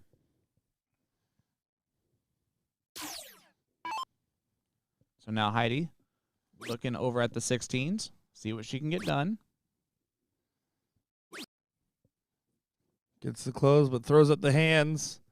Partner saying, it's all right. We'll take a close any day. Except for days you're playing Suzanne Young. Because she's pretty good at just almost doing the same thing. Man, some reprieve now. Jordan, an opportunity to add some points. That's a word I can't spell. Reprieve. Get all lost in the R's and the E's. It looks like reprieve. Like archive, but reprieve? Yep. Okay. I got it now. That's how I know how to spell it. Oh, yeah, that's Think of fair. it that way. It's like it's not Wednesday, it's Wednesday. Yep. It sure Every is. time. It's not father, it's fat her. Okay, that one I never really struggled with as much. I did when I was like small kid learning how to spell it, and I just remembered that from that point forward. Not abundance, it's abundance. It's not analysis, it's It's the horse's name is Friday. A good shot there, finds 6 on the 15s, but it might be too little too late for this match and this final. As it's 1:15 and then on to the Bulls before we go into our double A cricket doubles coverage. Double bull. Double doesn't, but does still get a single. one dart away for Doll Young to be your champions.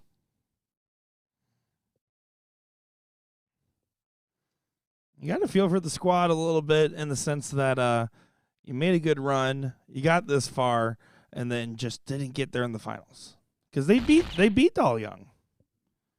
Yeah, that being said, the Doll Young duo has performed extremely well and are done enough to get the job done here in this. But you're right, and hats off to really anyone who makes the finals of any of these events. They've worked extremely hard and gotten a very far along with this. But yeah, it's tough. It always favors it seems to always favor the team coming back from the third place side to have the momentum going into the potential dip or double dip. Oh. But it's not quite over with yet. You still got to hit the last bull. You expect her to hit the last bull, but she also did just enough to make it interesting if she doesn't hit the last bull.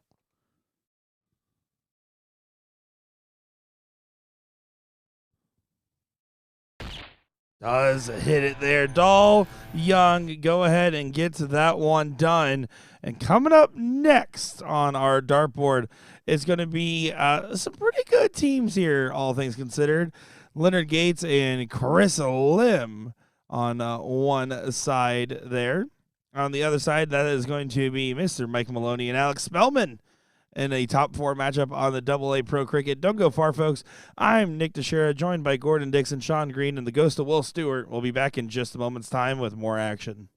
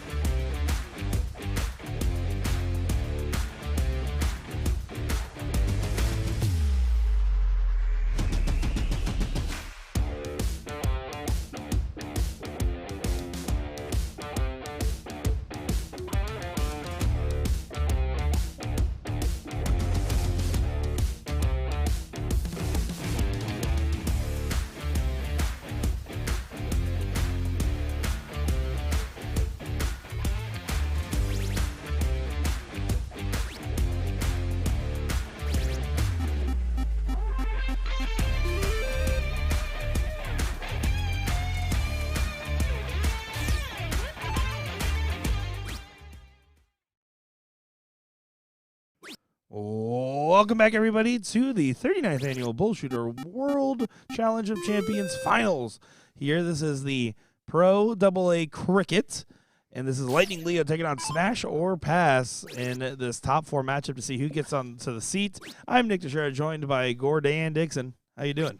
Oh, I am excited to be here watching some top-level cricket between these 4 men. Some surprises, some consistency, some not so consistent out of these 4 guys. Chris Lim, our 13-inch board winner, trouser in $3,000. He's got to be happy about that. Some not as consistent as we thought we were going to get out of Mike Maloney, last year's MVP. So good to see him and Spelman putting it together here. And then, of course, Leonard, a perennial performer at the BullShooter finale. Country of origin on perennial? Yeah. Fair enough. I do actually, I've been waiting for a moment where you and I were on the mic to bring this up. I need to apologize to you. Most likely. Okay, I'm glad we agree already. You remember when we had the stream team flyer from a couple stops back where they all said Gordon instead of Gordon? Oh, yeah. So I looked at my phone contacts the other day, and I realized I've always had your name in my phone as Gordon. And I think that's where that came from. That was like a premonition I did from my terrible spelling abilities earlier on. Like, oh, yeah, I know how to spell this. It's right here. It's in my phone. Yeah, that's funny. So I just thought, now it's permanently, yeah, that's Gordon Dixon. Makes sense. Well, rat-a-tat-tat, and you'll miss it from these guys. Some good scoring here. Look at the averages. Some parity between the top 2 players and the next 2 on each team. But Chris Lim going to do his job, closing around the board with another 60 points. And you already mentioned it. But that 13-inch super shoot with Chris Lim and Ryan Farrell, as someone that was out there in person trying to film the national event, or international challenge finals, and then turning around seeing that going on behind me as well, and then filming some of that, that was an absolutely intense matchup that almost went the full distance in the second set as well, other than a questionable shot selection at the very end.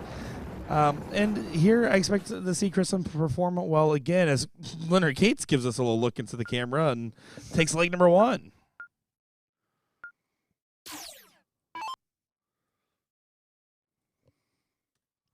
So Alex to get us started. Not a must-win leg, but definitely going to want to make sure that Leonard and Chris know that they are firing on all cylinders today. And one way to do that is to hold your throw. Typically advised, but not always executed. Currently in this bracket, by the way, starting to get to the 5th, 6th on the bottom side. Top side here, closer to about that 7th, 8th range. Currently, Daniels and Watt taking on Whitey and Scotty Miller to go on to play Porterfield of Dreams. I don't like team names. I'm going to back you up on this one. Put it on a shirt. But I do like it on a shirt. I do like it on a shirt. That's, by the way, Mike Porterfield, Benny Dersh, which I think is an interesting pairing, by the way. Oh, okay. Not one I would have put. I was like, they're playing together, but happy to see it. Yeah, you could have gave me a couple guesses at that one, and I wouldn't have got it. It's also strange, like anytime there's like multiple pairings, like across a couple of doubles events over the weekend, where you would just expect, like, if you're playing with so and so in one event, that you'd be playing with them in another as well. There's always some pros and cons, right? If you have different partners at every event, you can potentially have the person with the hot hand a little bit more likely. But if you play with the same person the whole time, you probably have a lot better chemistry going on across the weekend. So I've always been a same partner across most events if possible guy myself. Yeah, I've been a same partner across like decades, guy.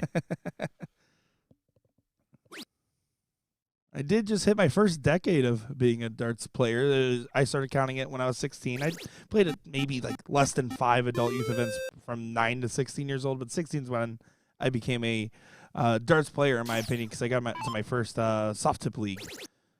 And so I'm hoping to make my decades plural soon enough here. Just like you, Gordon. Set your goals low and exceed. That's right. That's what my dad told me. And that's why I was a C+ student. So lots of work here for Leonard, and he's doing it. He's doing the work. 2 points now. Separates him, but down those 20s and 18s. So should be a pretty easy conversion here for Mike. And Heather's saying, you missed 2 9 marks, now 3 since she commented that. We didn't miss them. It's just the boom guy's not here, so we're fine. Yeah. We expect multiple in this match. You also get a certain sense of like the sensitized feeling, right? When you're on the Monday after starting on Thursday type of scenario. I try not to, but you're right. You're right. It's tough to be excited about every match that's up here. But I tell you what, these players have a good way of creating that excitement as the events go on. Guan. And he's moving around the board to try to make that happen. And just kind of insane because he drops down to a 5.33 there. He has his partner playing at a 6, and they're losing pretty heavily in this leg towards the tail end.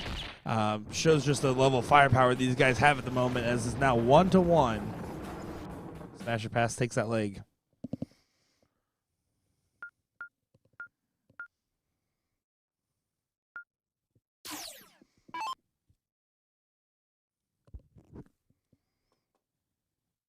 Here we go. Leonard Alini LG Gates. Try to use all the different names, see which one works. You can already tell in the background, boards are starting to get shut down. The room is getting to that point. It's one of the most bittersweet moments, I think, of any dart tournament, is watching it slowly go away in the background there. I can tell you from running an event that it is not bittersweet. It is sweet. Because at that point, you are done with done with the weekend.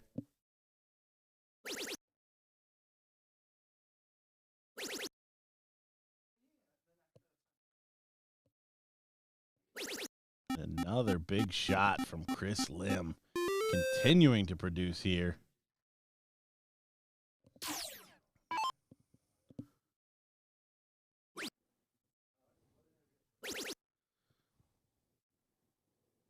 Mike finds 4. Not enough.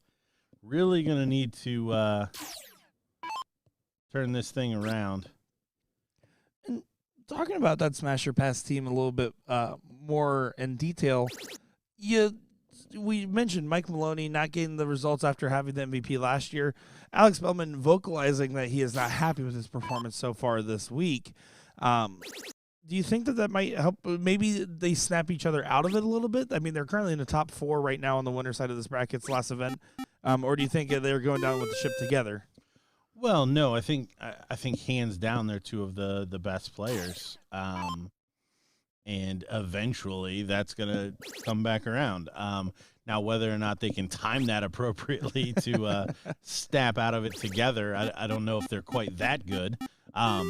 But I think both of them know the more they're at the board, the more they're in a competition, the more likely they are to find that groove and be able to put up some numbers. Of course, Mike Maloney did put up some good numbers if you're one of the USA Darts fans not too long ago on that CSE Challenger Series in the second set of his final. The first set, he did not. Gavvara made that very clear. But the second set, Mike Maloney played very well and ended up getting that win. He has the ability to do that form, but it's just when he's in it, he stays in it for the whole time. But when he's out of it, it's really hard to see him get to that 6+ range that we're kind of almost used to seeing him in now consistently. Well, the the format of that allows them to really get into a groove. And even if the first couple of legs, 5 legs, are a 5-5, 4-5, they're going to pop off and have enough time to really crank up those averages. And another 9 mark from Chris Lightning Lim, really dominating, helping to dominate this third leg.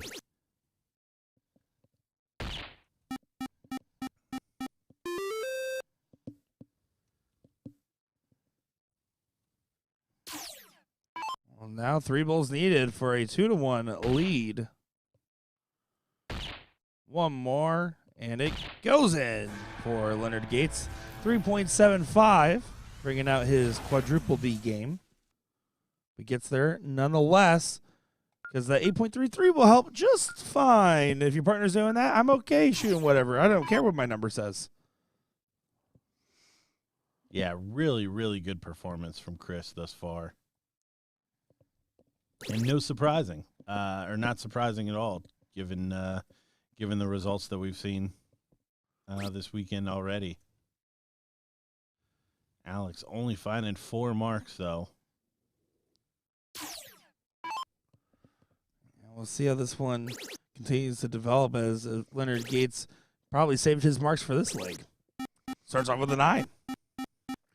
I will always wish as a player that's how it worked, where it's like, oh, I played, not to the standard of which I would expect in the previous leg, and I have all these triples in my pocket, as you would say. If you could bang them and cash them, we'd see some pretty interesting stuff in these matches. Well, and it does really start to feel like that sometimes with some of these players. He's not going to do it again, is he? Oh, my Oh, goodness. he is. Does this guy miss? No, I think he's locked in, dialed in, and ready to go as he tries to give a high five to LG, and LG's just dancing in the background. They are hitting a lot of triples right now. And even really not a bad performance from Smasher Pass by any means. It's just, this is some heavy darts you're going against.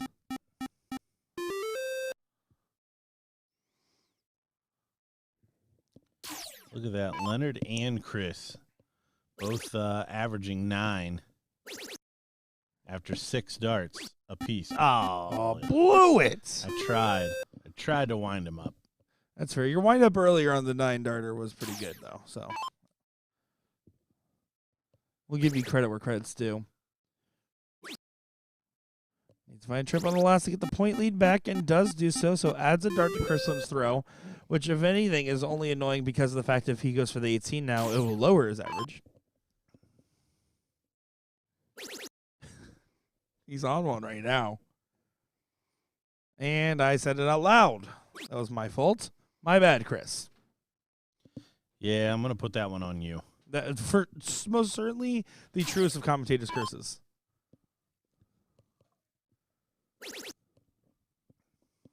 And you know the crazy part? It's so hard to overcome the start in cricket that after all of those murderous turns, Alex and Maloney still have a pretty good claim on this leg. Well, I mean, a 7 and a 6.67 does a lot of heavy lifting. There's an 8 and a 6.5. I mean, this is an incredible team. This is the true definition of a pro matchup, in my opinion.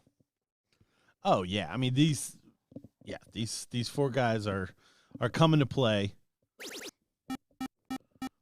He hits another 9. And look right here. There's the 7th, 8th match of Porterfield of a Dream and Daniels and Watt. They're just watching. They stopped warming up for a little bit there because they wanted to see what was going on the other board. Kind of taken aback in that moment.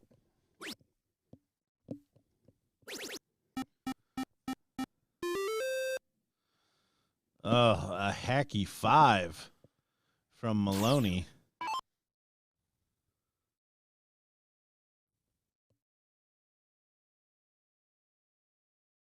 Chris doesn't find a first start trip. He is going up. Yeah, and he needed it to be on the first start. If he could change the order, if he could will it into that way, he could have been able to get the close in the point lead with just a 5. Instead, that 4 mark did him no favors.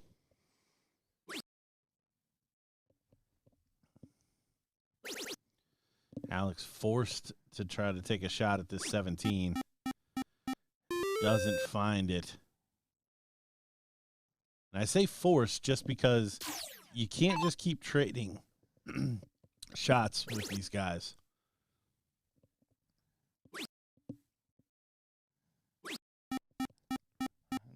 There does go ahead and find the 5 that he was fishing for earlier. Now, Mike Maloney, his shot here should be 4/16s, and he can get a shot at the 7 if he chooses. But now he's going to be forced to stay. Does find 5. You can see by the reaction, he knows that 21-point difference is a brutal one in this given moment.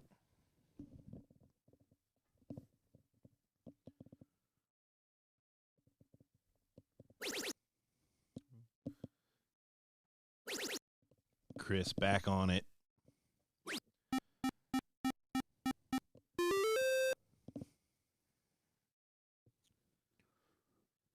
$96 points. So still with the 9 mark to take the lead. Not going to happen. And only 3 from Alex Spelman. And finally, after the barrage of trebles from Leonard and Chris. Oh, he stays there and he takes it. They're able to wrestle it away. So 9 mark now from Maloney will just give them a 6-point lead. And it's not even going to be that good. Yeah, Lightning Limb can go ahead and get this one squared up and away. Effectively and literally. Not just going to be effectively.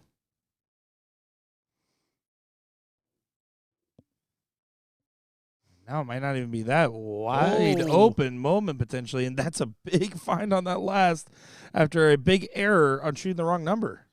Yeah, misread the board. Clearly happens to the best of them. They're having a conversation about it back there. You know, Mike Maloney's got something to say about that moment. They're having a little bit of a laugh. I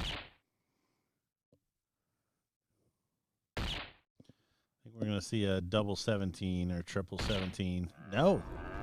Stays on the bull. Yeah, I mean, I feel like in this situation, just knowing that LG's following, knowing that a 7-0 LG is following you at that, the only route of success is a favor plus getting the point lead. All right. He wants to make sure there's no questions about this like it seems, but instead left a game shot. Yeah, he left. I don't like that at all. Well, I don't like it, and, I mean, Leonard's a former, like, bullseye in a row world champion holder. I can't remember what it was, maybe 50-some? I think it was 49. Is that what it was? That's what I was told, but I was just told the record of consecutive bullseyes. I wasn't told who. I think Boris ended up eventually beating him. But anyways, I would have expected to at least start on the bullseyes before he left. And each time they don't get to 75, Mike and Alex are just chipping away at what the winning shot could look like. Still on. Now it's not. I like the stay that looked like a good guide and found the double with it. Yeah, at that point, didn't make sense to waste one to try to close that 17. Some point you got to take the pistol play. Stays down. That does help your cause quite a lot. Yeah, needs 5 to take the point lead again. Don't think they want to mess around and give Chris Lim the shot because I think he's going to take it. Yeah, you got to just approach this head on. Now, if the first one doesn't hit, pull a parachute. Fine. But you got to rip it at some point in time. This is the time where I would rip it. Can stack right on that dart. Yeah, it does so. Beautiful shot there from Lightning Lim and Leo, who go ahead and get that one done. And yeah, I agree with the comment earlier. Lightning Lim was by far the highest speed one in that matchup, but really great standard all around. You'll love to see it. The 5th-6 match is going to get set up here. excuse me, 7th, 8th match is going to get set, but we're going to prioritize that seat match. So we're going to put this one on for just a moment, and then once that seat match is ready, we'll be doing Lightning Leo and David Yavi. I'm Nick Chair, joined by Gordon Dixon. And one last thing, by the way, you reminded me, Gordon, is that you're talking about consecutive bullseyes. Oh, I thought you owed me another apology. No, I mean, probably. But no, June 29th, 180th day of the year. That's National Darts Day, folks. Make sure to tune in. We're going to have a record-setting event where we're going to try to go ahead and continue to establish records in our BullShooter record-keeping catalog. That will include the double distance bullseyes. That will include consecutive bullseyes, speed cricket, and a few other categories, including a charity exhibition. So make sure to tune in and stay on alert. We're going to go ahead and kick this match over for just a moment, and we'll be back in just a moment's time with more coverage here of the 39th Annual BullShooter World Finals.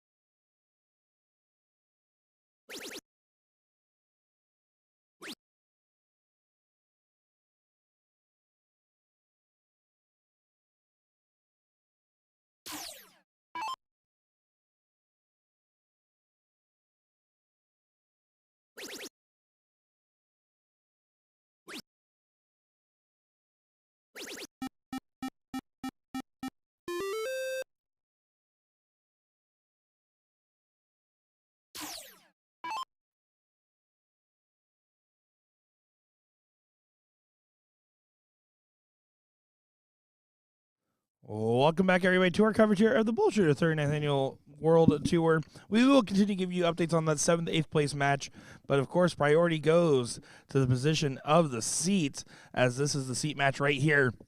Lightning and Leo taking on David and Yavi, and let me tell you, this is going to be a good one. I'm Nick Scher, joined by Gordon Dixon, the ghost of Sean Green, and the ghost of Will Stewart. Gordon, how are you? I'm doing well. Excited to see the Spanish team in here.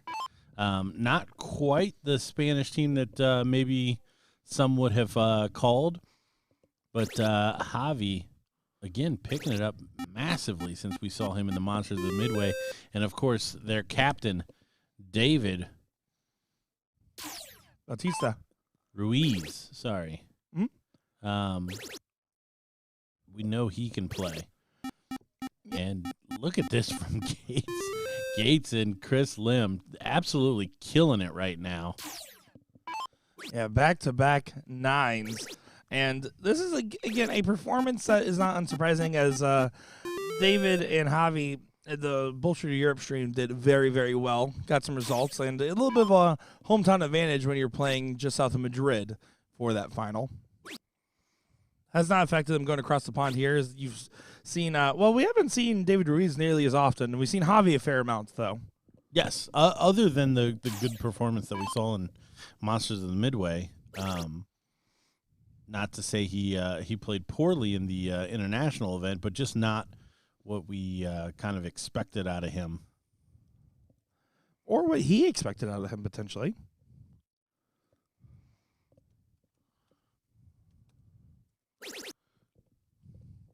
Javi trying to fill it up. You see the wrinkle of the face is he only finds 6. We got Soldier. He's going to take that 15 away. Smash in another 60. Chris is going to hit 3 bulls, and we'll play another leg. Yeah, welcome to darts at the highest level, it seems. 8 out of 9 on the triples so far in this seat match for Leonard Gates. Go ahead and keep track of that in chat for us. Chat, I give you a job. Pay attention. Lightning Lim to strike again. One more bull. A little bit of a congested highway. Still was able to get in there. I thought I was going to kick out for a second. And Porterfield of Dream does go ahead and get that win 2-0, by the way. Just want to give you guys an update there. Excuse me, 2-1. I was just going to say they were at least into the third leg. 2-1. Yeah, that's fair. No, 2-1 in that matchup. So just wrapping up there, as they are now moving on to the 5th, 6th match. After this seat match, we will move on to cover either the end of the 4th or the beginning of the 3rd place match. And then we'll go on to the finals. And then we'll circle back to see how our single A bracket is doing. But right now, we're going to hang out and try to power through our double A side of the bracket here. Especially with these guys continuing to do some stuff. 10 for 12 now on Leonard Gates' triples. That boy good. He's deteriorating.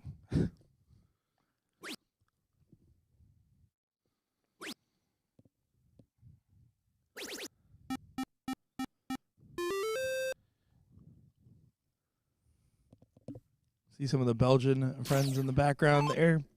A lot of the international players kind of stick together even despite the different countries, because of the fact that a lot of them played against each other at BullShooter Europe before coming over here. Because that first place in the national teams event that they have gets a expenses paid trip, but they all qualify to come over. And so it's really cool to see the camaraderie in that sense. Leonard Gates telling him to go double 13.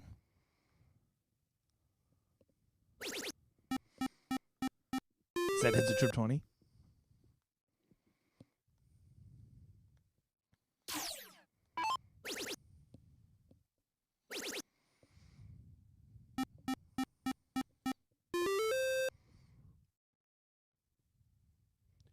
David trying to get that 9 mark. Get a leg on the board here. Oh, this is a heavy onslaught, though. And looking at a tough match award, so 5 and a 5-5 with the throw It's still really close. Advantage starting to slip towards Lightning and Leo, especially if Javi doesn't collect big here. Good first start, though. Leads to a second good dart. Last dart here, I want to see 16. I don't think I would swing the 15 on this moment. Oh, he doesn't. But still sets up a pretty routine shot for these guys at this point. It feels like it. Oh, boy. Because now, I'm surprised he didn't go 2 darts at the 16 to close that, just because regardless, it would have left a big finish for David, and Leonard would have only needed 4 bulls. And I know everything that I just said was crazy, but the way these guys are playing, it could definitely shape up that way. Listen, you might be crazy, but you might have also been onto something, as there's a big swing from David Ruiz. Takes advantage of the 16 to 15 transition, and Javi's like, exactly what I told you.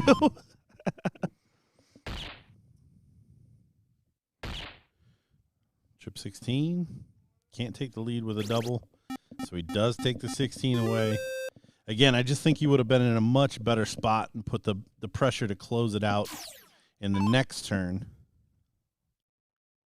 Well, and the math on situations like this at this level is I'm okay with taking a 4-3 on the bull race almost every single time.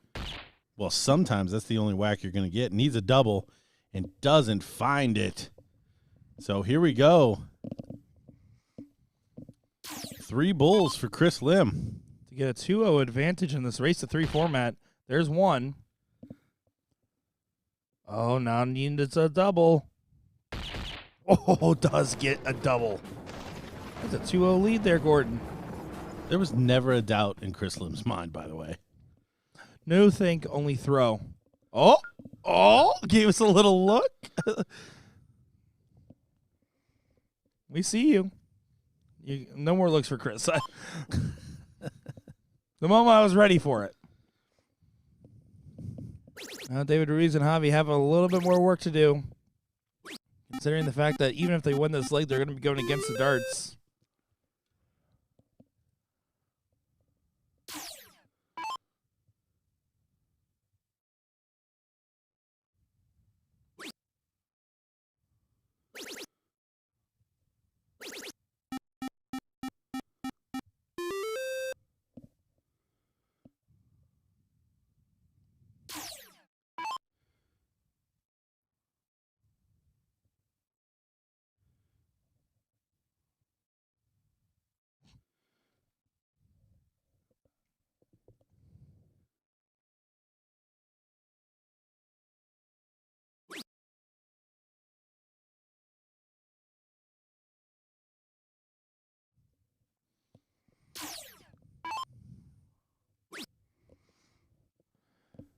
Oh, wants to make sure to get this triple N, get the point lead secured. Another leg where they can go ahead and control from going against the throw. Big last. And already, after the first turn from each player, mostly thanks to the Javi 1 mark,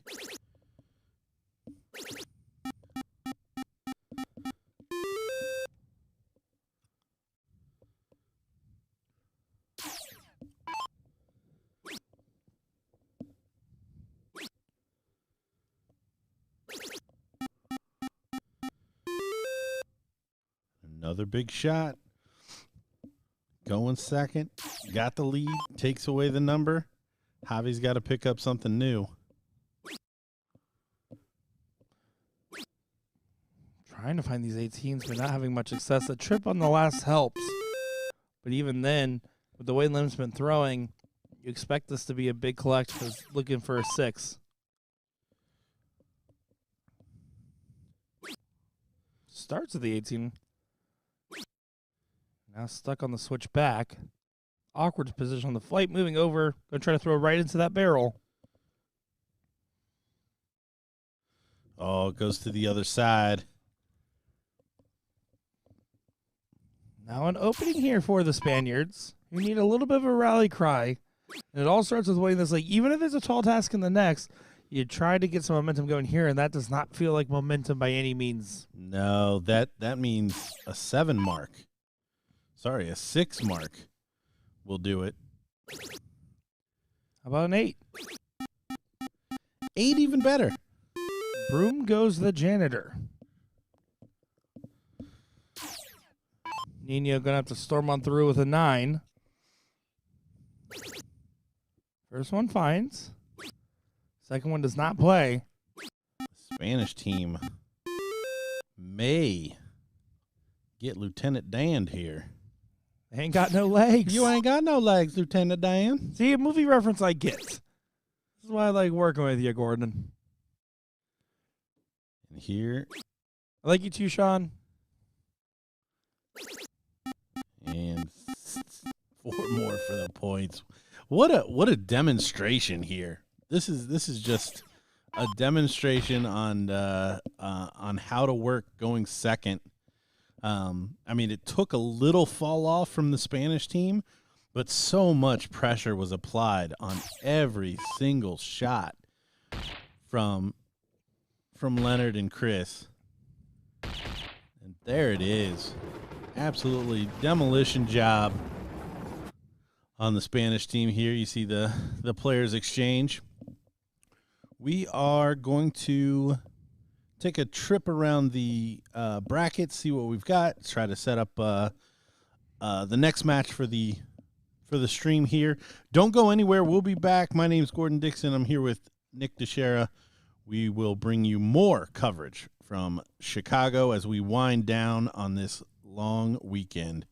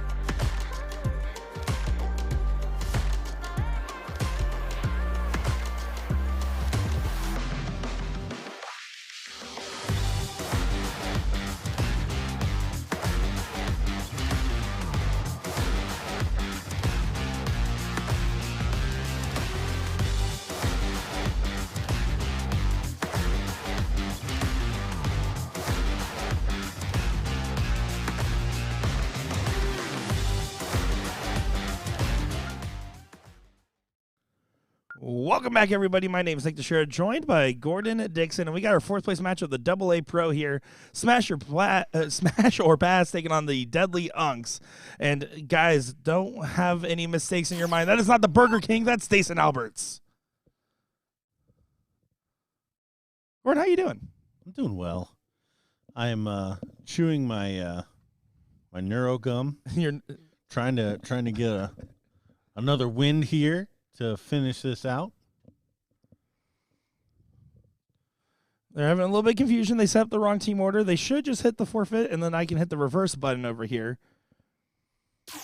Or they're just going to do the classic skip turn plan or the wrong names method. Old tried and true, we call it back home. Ah, poor Alex. Already starting off with a 0. Stacen Alberts will get us started, though. Is this his first appearance on the live stream? No. We've seen Jason a couple of times now. It was probably when Will was on the controls and I was managing the community. Most likely. Most likely. So Mike Maloney gonna get us started for Smash or Pass. Again, by the way, great name. Keep it off my bracket. Put it on a shirt. Mm-hmm. Certainly. I put it on a shirt is now my new favorite. It used to be put on a counter was like the hat trick term that the Lost Boys used to say on their live stream. Well, now I'm thinking, nope, hashtag put it on a shirt. You sold me on it. This is the loser takes 4th. Is that correct? Yes, that is correct. 4th place match. Winner of this match will play our Spaniard friends of David E. Javi. Yeah, who, I mean, are probably still trying to figure out how they didn't win a leg, given the standard that they were playing at. But Chris and Leonard just on another planet for that entire match. Shot selection was on point. Execution was on point. So, going to take a big effort. Oh, that's a big effort right there for Mike Maloney, finding a big 9 on the board and a 66-point lead for the team of Smash or Pass. Let me tell you, my vote is pass. Some might say a Hulk-sized effort. Ooh. To take out. A Hulkulian-sized effort? Is that a stretch? Are we going too far? I don't think it worked. Nicarus went too close to the sun. Thanks. We got there. GR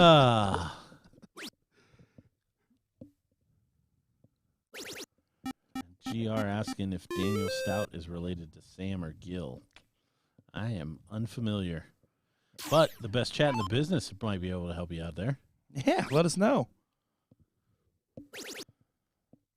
Jason trying to make a stand on the 17s. Some frustration there as he only finds 4, meaning that Mike Maloney Baloney has an opportunity to go ahead and close the bottom of the board.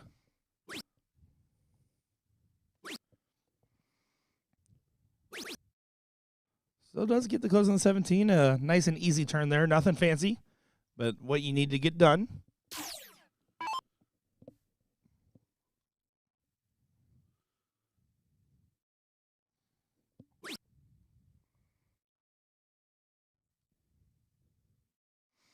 And only a single mark there from Elliot Milk. And that should just about wrap this one up. And it's just a race of 2 in the loser side of the bracket. Important to remind everybody. And look at that. Just as I say it, Alex only able to find 2. So another shot for Dason. Rome wasn't built in a day. Can't get everything done this turn, but you can do a whole lot of progress. A 7 mark helps that campaign with a 36-point difference now between the two.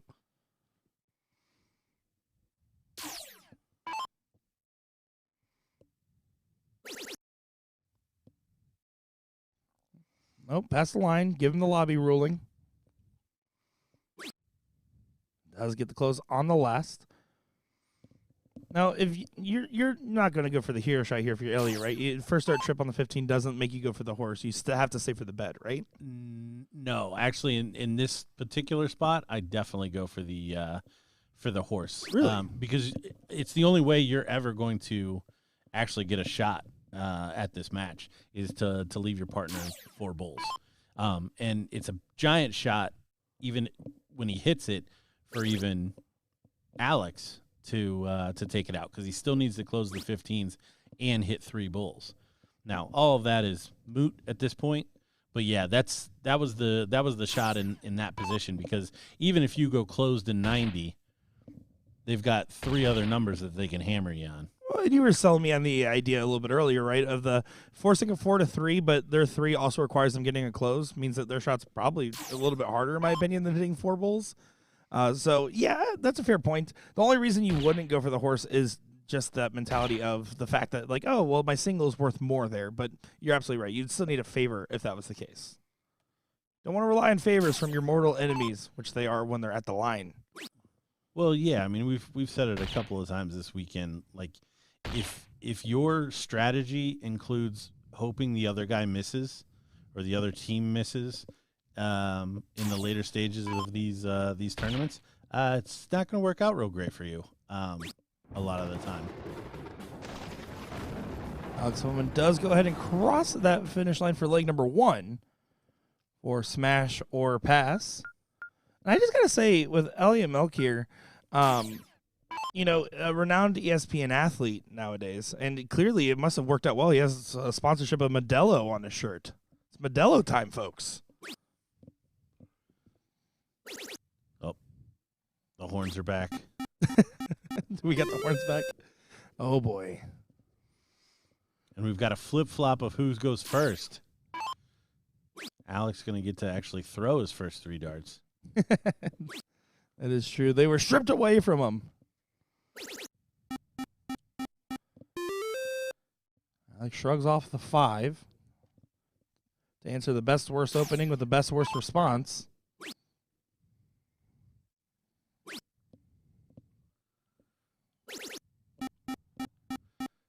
The come on from Elliot. Knows that was a good shot. Not a lot of time here. 2 out of 3. Must-win leg for Elliot and Dayson. Only 2 marks from Mike Maloney.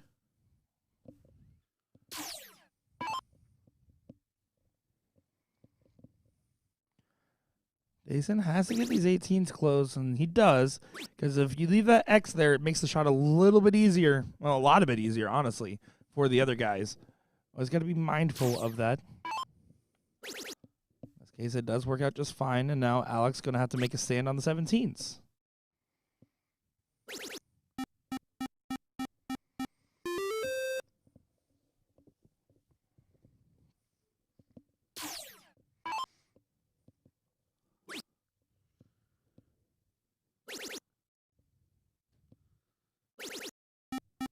Yeah, 140 points there from Elliot.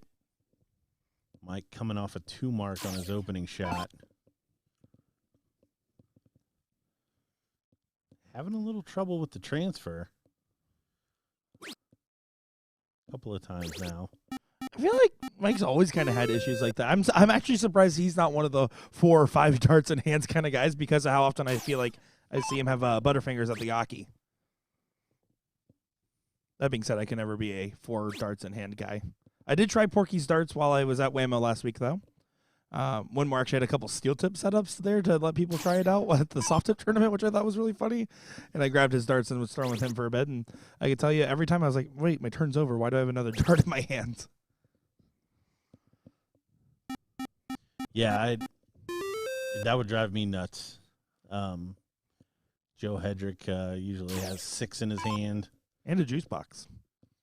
And a juice box.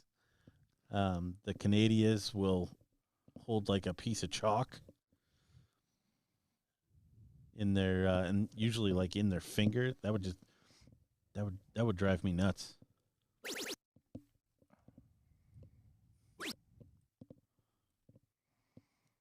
Jason Watt did lose in the 7th, 8th place position here with George Daniels to the Mike Porterfield-led team, who then lost to Smash or Pass in the 5th, 6th.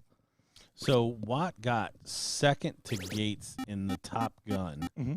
Where did Lim finish in that event? That's a great question. Let me go ahead and analyze the data real quick. Because that may be another indicator, because Lim is going to be in a pretty good position in this event.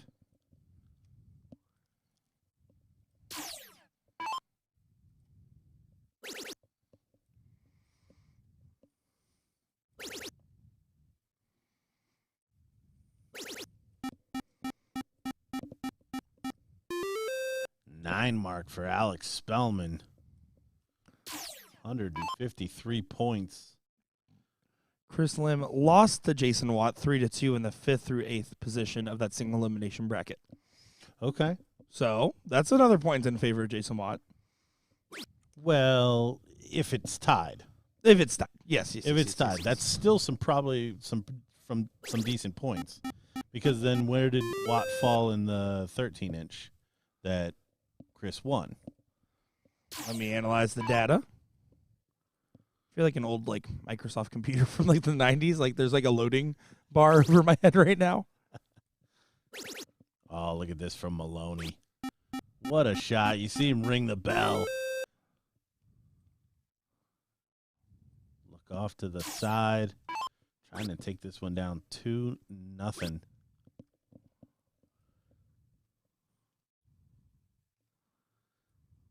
Jason throws his hands up. Frustration. Not able to convert. Only 2 from Alex the last time on the 16s. Not going to happen again.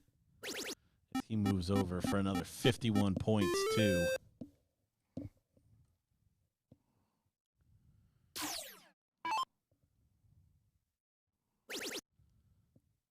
I don't know if Watt played it. Now, I don't think the 13-inch plays a factor, if I'm guessing, because it's technically this year was classified as a side event. But I would imagine I would factor it personally, so I don't know 100%, but I don't even think Jason Watt played this event.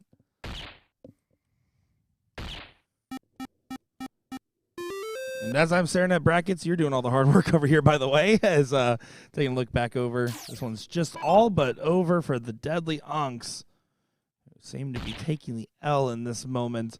And David Yavi will be playing Smash or Pass in that next round, barring one of the most incredible moments we would have ever seen otherwise.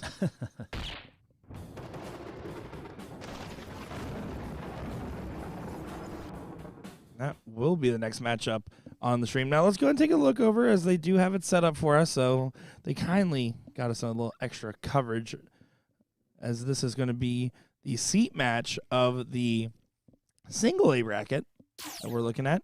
And it's currently 2-0 up for Wizard and Rammer over the Chainsaws. And this is already looking very likely for a 3-0 in the single A bracket.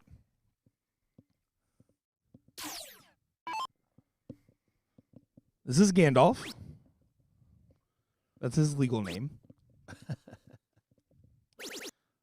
Most people just call him Thomas Bala, though. Yeah, it's odd we haven't seen Thomas at all yet this weekend. Very good dart player. We joked about this last week, but WizKid is about to be 30, so it's about to be just Wizard or Wizman. So you guys set me up with the Wizzy Woo. The Wizzy Woo. Wizzy Woo works. Wasn't a setup. That was a genuine belief.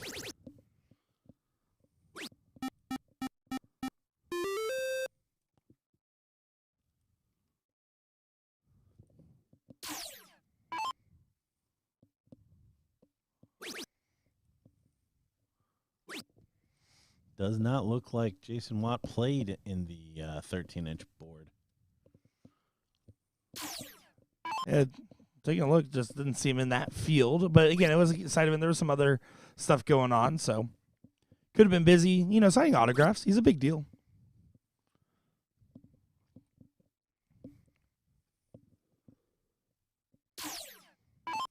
$16, $15 Bulls. There's the 16s. There's the 18s for good measure. There's the 15s. That 9 mark pretty much locks us as a 3-0 win for Wizard and Rammer. Very tough team to be going against here. I mean, not to discredit, the Chainsaw's team is also a very good duo as well. Just clearly looking like some one-way traffic. Another phrase I keep stealing from you. Yeah, so consistent. That's the other thing. These guys are continually wearing down the other team. They think they have to be perfect, and sometimes even when they slip up, you're still walking up to the board like, okay, I still have to sit 7 or 9, and just that added pressure kind of looming can force some errors. One bull needed to lock this one away and to guarantee their spot in this final.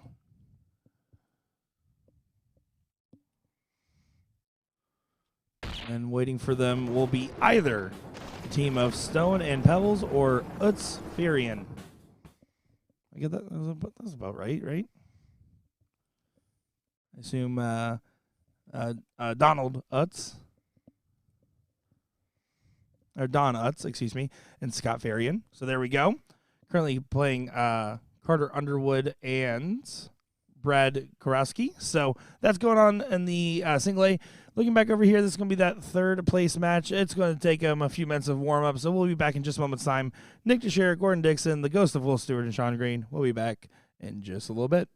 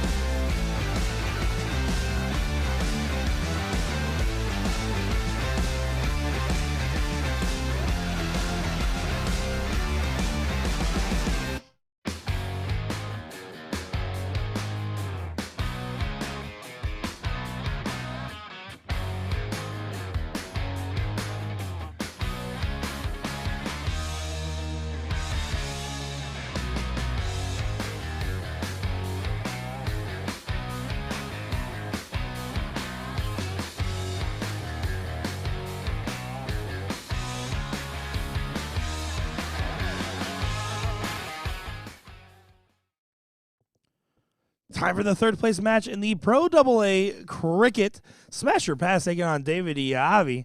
And what should be a fun race to 2 to see who goes to that finals match. I'm Nick Sher, joined by Gordon Dixon on the mic once again. Yeah, we're getting down to the business end of this tournament. Both these teams looking to get a whack at Leonard and Chris in that final, and whoever comes through here is going to have their hands full. The Spanish team has already seen what they can do. We know who took Javi and David out. Who got Smash or Pass? Same team. So they know as well. So literally between the two teams that are in the third place match, they've lost one leg. Yeah. Brutal. Between the two of them. Brutal stuff indeed. If you can get more than one leg off Lightning and Leo, that is going to be your good sign. As Philly main events got one leg off him. J-Rod and Gator got one leg off him, and that's it. And Smasher Pass. So very strong performance from that team. But, of course, right now, it's about these guys that are up at the board. And these Spaniards, let me tell you, when they lost, they were at the board constantly growing after that until they got kicked out for that a seat match. I think they're going to be coming back with a little bit of a vengeance here. And I think, first off, Smasher Pass is going to have to take some of that damage from them. Yeah, well, the good news is they got a whack at going first right off the bat. And, again, there's no real damage in losing going first. So getting to go first in both of the first two legs, if they do end up continuing to lose this one, will hold them in good stead. It will allow Smasher Pass to really get into this match. But that's funny that you noticed that with David and Javi, as they really didn't do a whole lot wrong in that king seat match. But they're not doing a whole lot wrong here. Combined 13 right now. That got lowered by that double bull. Oh, my goodness. That was a heater. That was like a minute and a half leg? Yeah. Said it a lot this weekend. These pro cricket matches can get away from you in an instant. It is incredible. Again, we're getting to the tail end of our time here at the Hyatt Regency in Rosemont, Illinois for the World Challenge of Champions. It's been a good year as any, with a lot of new great improvements, a lot of great familiar faces that do faces alike.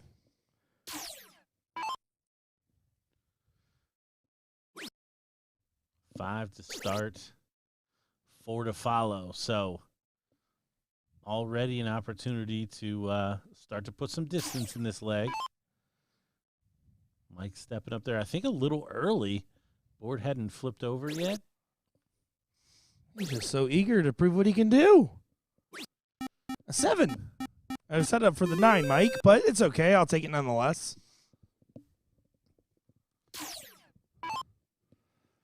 And you're going to have to go ahead and try to get a number going. Seen this a lot from a lot of players moving to that 17 with the 18 as an option. It's trendy. It's ridiculous.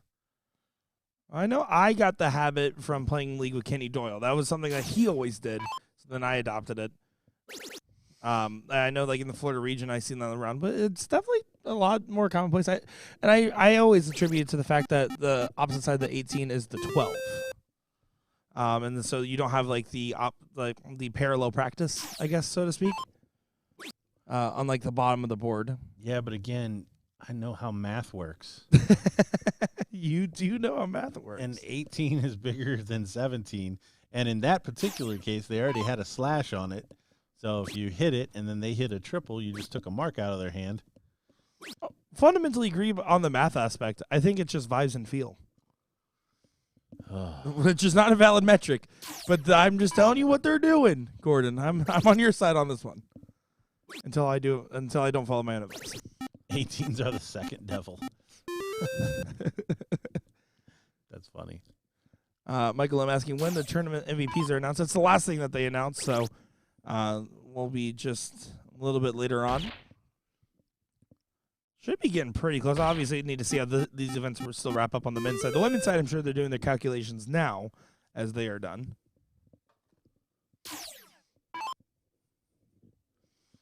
And the Spanish team going to go from almost 13, almost 14 marks per turn combined to a measly 6.75 as really polishes it off there. Well, I mean, and what's insane about that is that one of them averaged that much combined in the previous leg. It's crazy to see how much things can change so quickly. You just got to be ready for anything when you're playing at this level. That's an awkward diddle try to get under.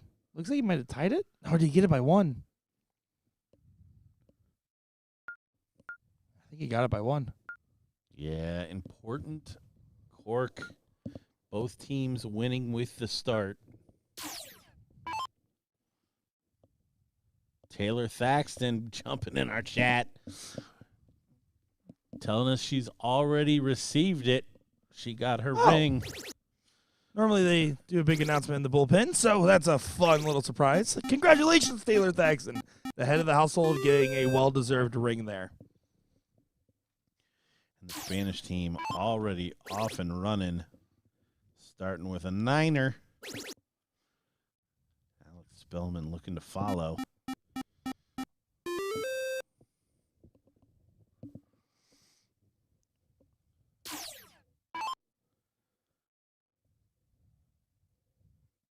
Canadian keep up the hot streak of triples by his partner. No, and he might not be able to close the 19s, and he isn't. A wide open door early in this leg, and I can see Alex Spelman in the background hitting the back of his head a little bit. He is frustrated. Yeah, already an opening. 20s. Yeah, look at that. And you saw what it means to Mike Maloney.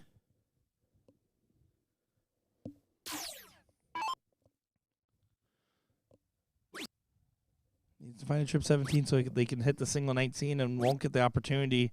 And now, moment here, Alex Spelman should be able to go ahead and pick this up just a little bit.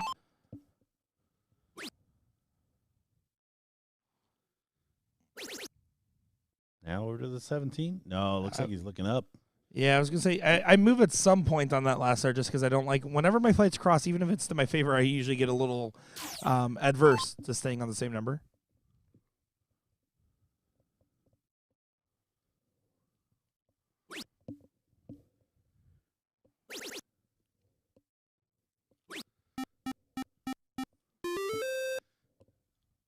I like the play there from Nino. Yeah, probably the spot to do that. Try to stop the bleeding. But again, because they chose the 17, they're going to be up against the bigger number again. Well, it didn't even hurt too bad, though. Yes, they are up against a bigger number, but they needed a 6 for that to hurt. A trip 18, trip 17 makes that feel some pain. Instead, it's not actually the case. It was only a 4 from Mike, giving David an opportunity. Should have one dart with the point lead at 18. Should is the key word. Decides to stay. Again, battling the smaller number against the bigger number. Something high ground. Something high ground. Alex. 3 solid. That's what you tell yourself. Hey, I threw 3 decent darts.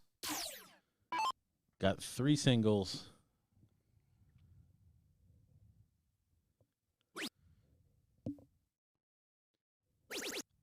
And look at this from Javi. He's going to take advantage. Nice 5 mark. Over his average for the leg. What a time to grind it out. Mike Maloney, that first dart just seems to be getting away from him a little bit here. Doing a good job of recovering, but the damage is already done with the first dart not even getting a single. One big turn is all it's needed, and really right now that can apply to either direction. 16 on the last is a big risk because it doesn't go. Spellman's the man that's been struggling the most, it feels, in the matchup. Well, it hasn't even been that bad. It's just timing of his shots. Maybe he's looking over. He is. He finds it. And again, this is the exact kind of situation where you take it rather than going back to the points, because now for Javi to win, he needs that trip 16 and 3 bulls. You almost, not really guarantee, but you assure a pretty decent amount of the time a shot for your partner, because he even got the close. You're going to get one whack at it. And that's what you're trying to do. Even if it's a 4 bull, even if it's not a free shot by any means, it is still a shot, which is what matters here. And I think Gordon's shooting for Mike to hit this to prove his point right, which he is right in the strategy. There's one. But there's no second to bull.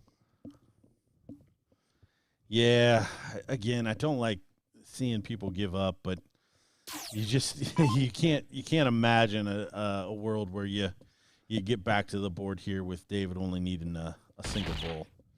He buries it. Saw what it means. Players exchange the niceties. It's the Spanish team coming back against Lightning Leo. Board called up on 91. We're going to step away while the players coagulate in the bullpen and get warmed up. We'll join the action as soon as we're back. Nick Teixeira, Gordon Dixon, the ghost of Will and Sean. We will be right back. Country of origin.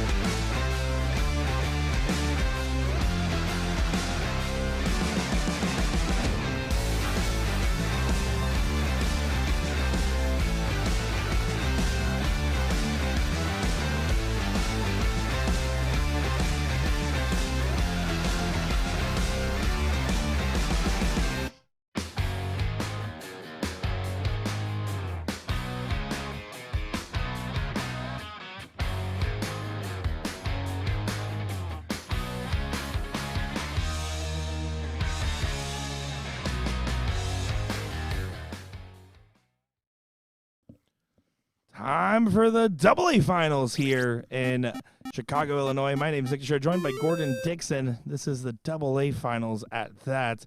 David and Javi taking on Leonard and Chris. This should be a very enticing affair, given even though there's one-way traffic in the seat match, it wasn't really because of David and Javi throwing poorly.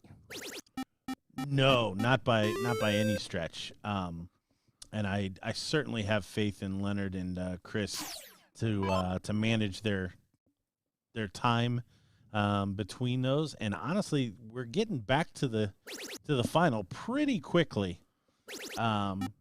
For some of the events that you may run into, where there's hours and hours between that king seat match and the final.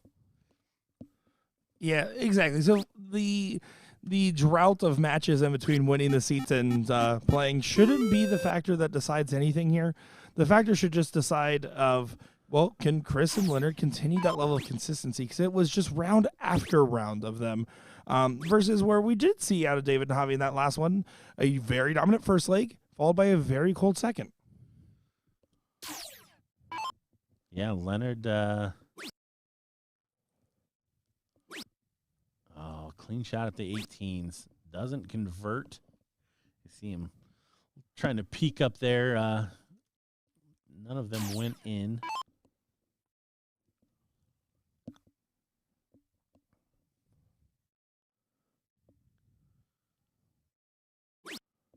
Trying to get the close on those 18s. Doesn't happen. He pulls a parachute, but unfortunately failed to deploy. Yeah, you see, good partner back there. David basically telling him to shake it off. See how deadly Chris Lim is feeling here.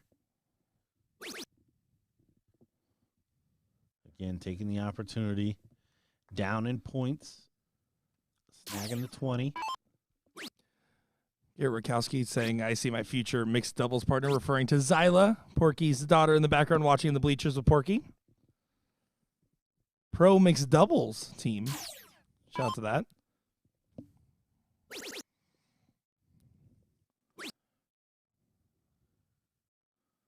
Oh, Leonard really wanted that last one to go in, because if it does go, it makes it a lot more achievable. Now the 6 mark can absolutely be punched. It's really a 5, only 2 15s and then the 16 needed. Yeah, Javi not quite to the heights that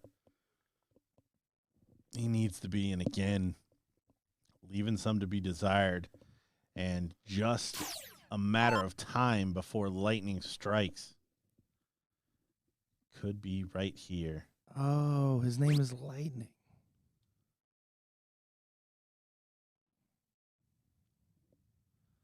Chris going to debate it. Probably got instructed to shoot the 15 for all the same reasons we keep talking about in this position. That's exactly right. So probably David isn't going to be able to finish this, and it has limited to one big shot from Leonard. And this one's a bigger ask at 5 bowls. But a shot nonetheless. You're right. I do agree with you on the selection. And if there's a man that could hit this execution, Leonard's hit 5 bowls in clutch scenarios plenty of times in his career. That's not a bad position. That one is. Yeah, only 2. So 3-2, but most importantly, Javi coming up. Needing 2. Couple of slips, but can't imagine he's going to slip on this one. He does not. Takes leg number 1 and holds their throw. And what is definitely a slowed down pace comparative to what we saw in that seat match against these teams. Yes, it'll be interesting to see if they get into another groove of being able to string those multi-mark shots together. Leonard already trying to get it going. Find the big 9er to start it off. And if you're just joining us, we are watching the Pro AA final. The cricket doubles. Leonard Gates and Chris Lim are the king seat holders. David and Javi are people trying to double dip. Take this one home.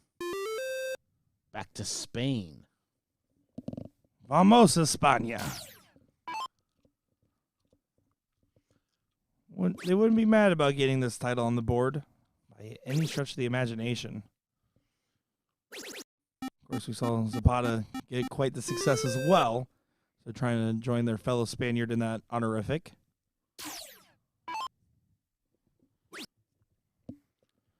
$18 shot. Should be coming on this last. Does go. Big 7 for an 8.0 average, complemented by a 6. A lot more similar to what we expected out of them. Yeah, it didn't take long for Leonard and Chris to start running. 10.5 plays a 14. Good marker. Just kidding. Does go over to the double. Switches to 15, doesn't get the close, but does still have a good pressing advantage.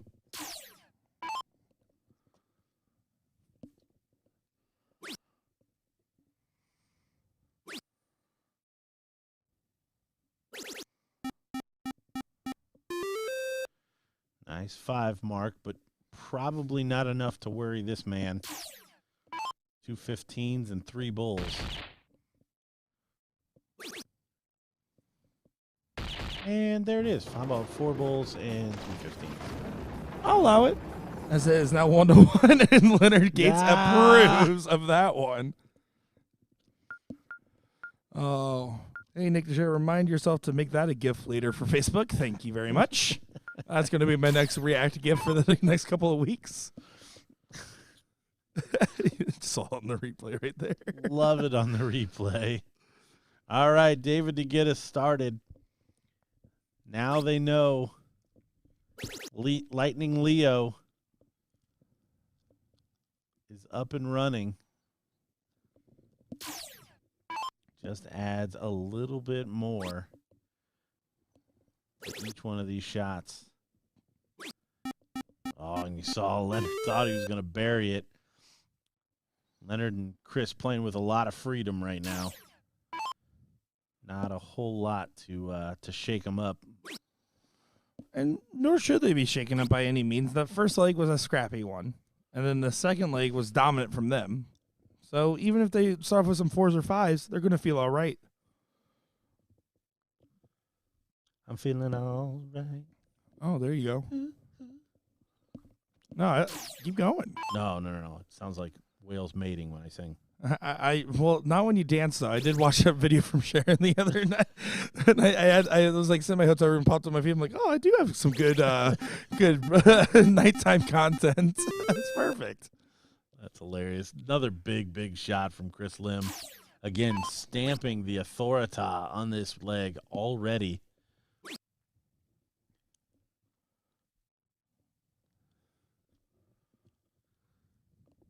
The Spanish are in the chat rooting their boys on.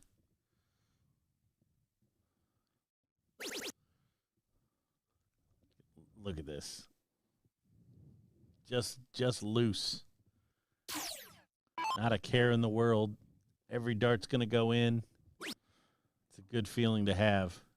It's a feeling that's unrivaled in darts. When you get into one of those zones, I not to say that I've ever been quite to the zones that these guys have been throwing in, but even those moments where you just have that level of confidence in your throw where everything feels free, it is something that is just indescribable, and it's a dragon I often find myself chasing.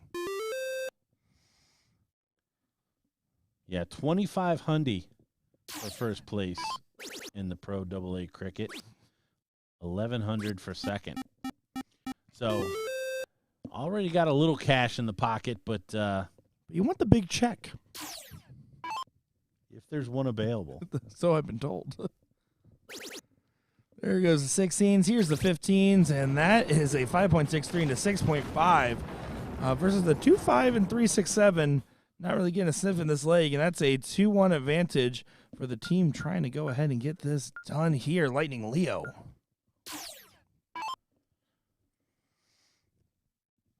Hold your throw. Start off right. Well, he listened. He's like, where were they? I love it. The reaction was early, too. He knew it was going in. Doesn't get returned to sender. Still a good 7. Not a bad attempt at that 20 either. And Gates loves doing that too, where like you'll see him start that 19, go up to pop the 20, then go back. I will always say till the cows come home, I do not like going up and down if I can avoid it, if I know I'm only taking 1 dart anyways. Big shot for Javi as the follow. Crazy part, no matter how well Leonard and Chris have played, a hold of throw here from the Spaniards, and we're going to go to a decider in the first set. Well, and that's why we're actually going to be switching the format next year, so you actually splash every leg to see who goes first. I would like to see alternating starts so that a break of throw is a break of throw. It is something we've actually talked about, and I think I've been arguing. I was like, all right, if you're not sold on the idea, let's experiment with pro singles this tour coming up and see how that works out for us.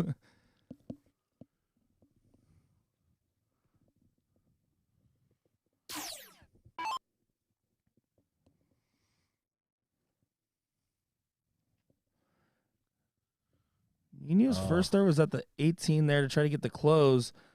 Parachutes early and finds nothing. Yeah, you see the wrinkled face from David.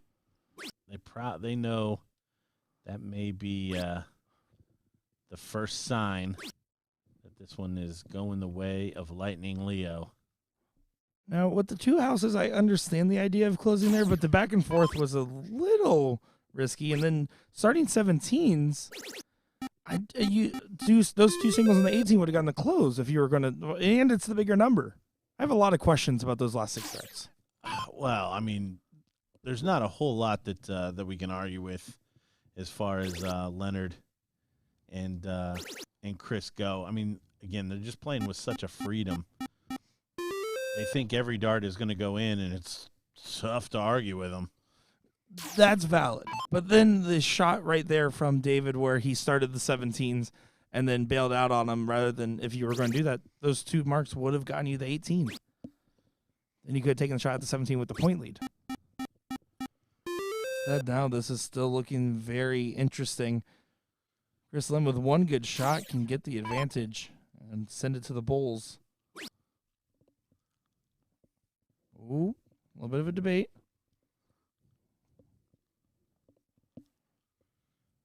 Taking an extra Shoulders, moment here. Soldiers shimmying in the background. Wow. Playing so aggressive. Wow. Should I go back up for more 18s? No, sir. You should just close out the rest of the numbers. It's a level of confidence that is unparalleled. It will be a 4-3 race on the Bulls. I don't mind that shot from Ruiz at all. But this is the opportunity, and it's the easier of the 2 opportunities. Going to Leonard Gates for the match.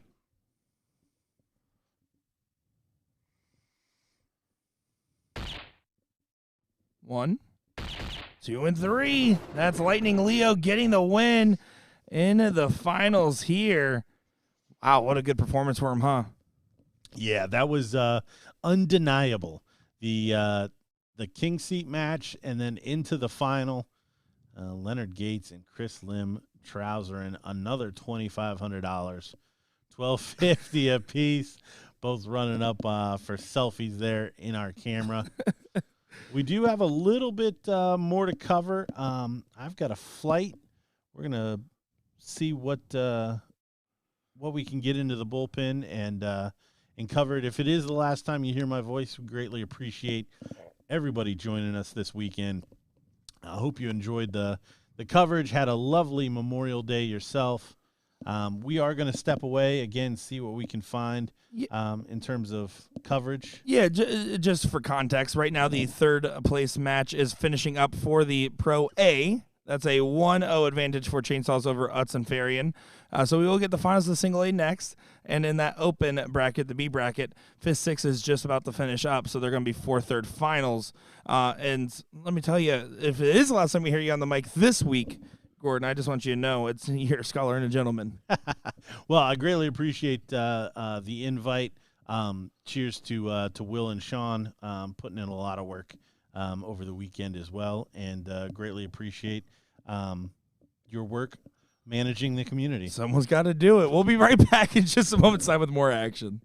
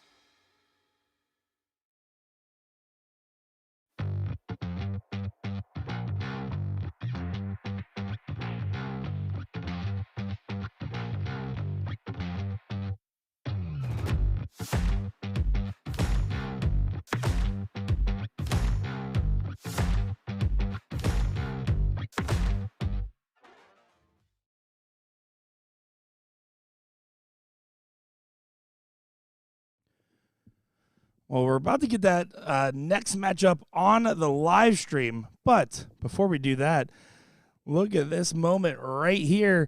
Leonard Gates is actually going to be your male MVP. That win was just enough to lock him in, it seems. You can see the announcement there from our tournament director, LJ, giving him the ring to join Miss Miss Taylor Thaxton. Excuse me so much. I apologize, folks. Taylor Thaxton and Leonard Gates are your MVPs this year, and I love to see it. Congratulations to Leonard Gates between the Top Gun singles run and the doubles win there, and a couple of good performances along the way. It was enough to get the ring, and now we will be moving on to that finals of the single A bracket in just a moment's time.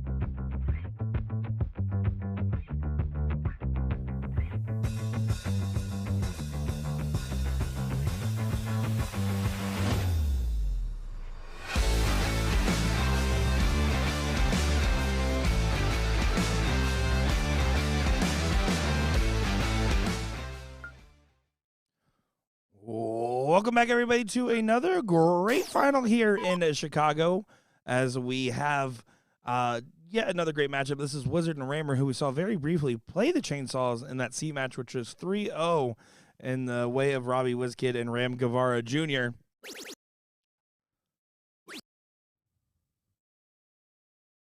Now, this is going to be a fun final to see. We're going to see if the Chainsaws team can go ahead and ramp up the pace here just a little bit, as it was pretty much one-way traffic from the leg we saw. We did not see the first two legs, to be fair, but that last leg we saw was just Ram and Robbie doing Ram and Robbie things.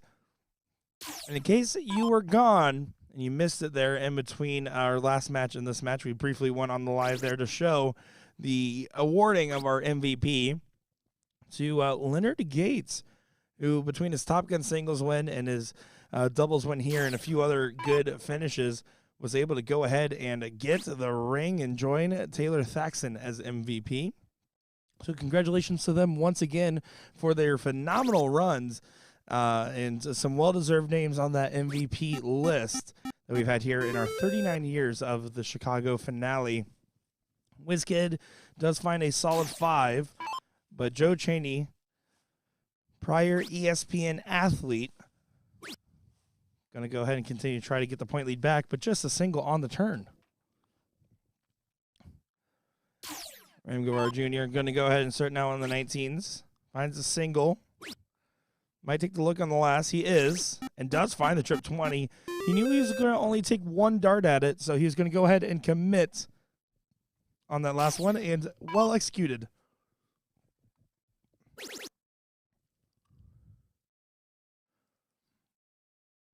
Handoff finds a 6 on the 18s, 22-point lead, so it's a good response. Wizkid going to be relegated to defend the 19s a little bit here. 2 trips gives him a swing, otherwise he'd probably end up staying. He might just stay because he likes those darts. He does, and finds a 3 in the bed for Wizkid, Robert Wismith.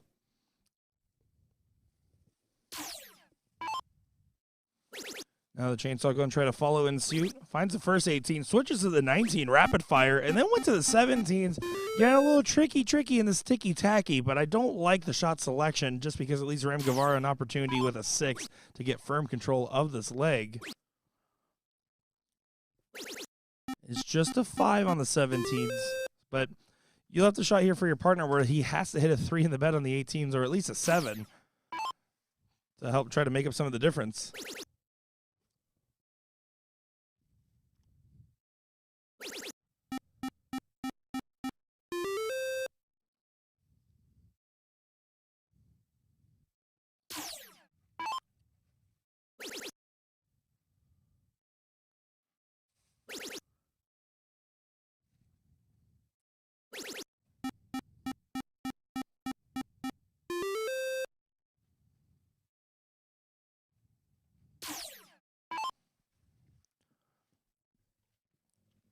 And Ram, you can see between him and Wizkid have done a good job of holding on to a firm lead. A 7.67 for Robbie right now, and a 4.67 from Ram. And yeah, 4.67 is Ram's B game, but it doesn't matter if your partner's throwing an A+++ game.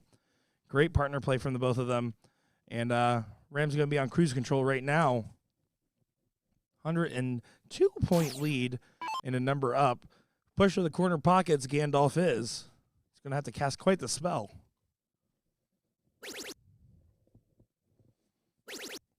Still gets 6, a valiant effort. Valorant's a video game. You can tell this is the end of Monday commentary at its finest. Wizkid's still on a heater, by the way. Double 16? No, he goes for the cover on the 15. A 7.5 average. That'll play.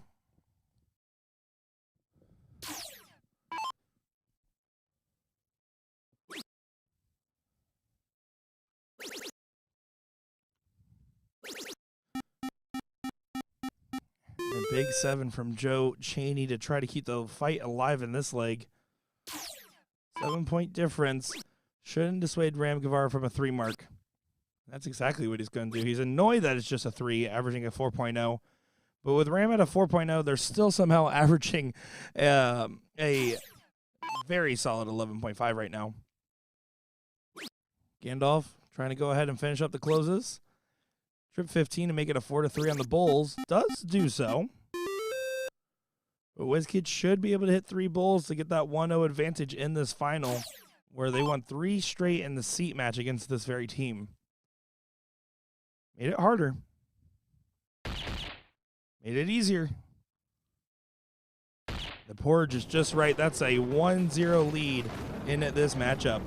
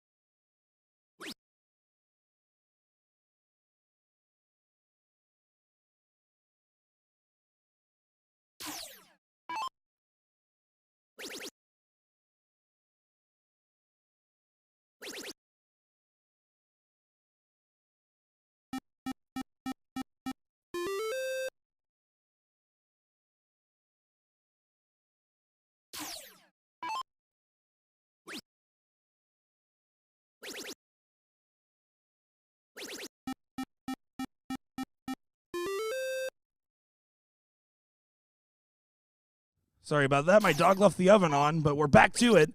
And this has been a quick matchup so far. Ram Gavvara looking for a 9. Hits a 7. Needed that 17 on the last start there. Oh, my goodness.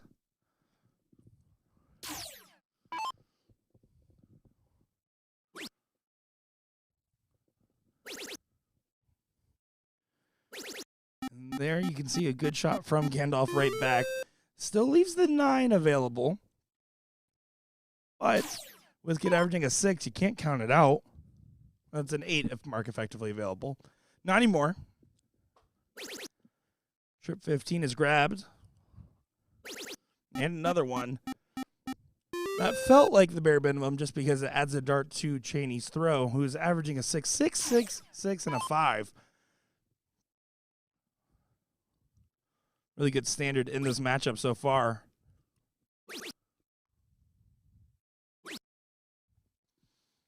But that feels like a gift a little bit. That's because 4 Bulls gets you that shot at the 17.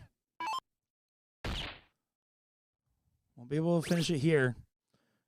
Makes it 3-3. Now 2-3. Can Gandalf go ahead and cast a spell that leads them into a 1-1 scenario?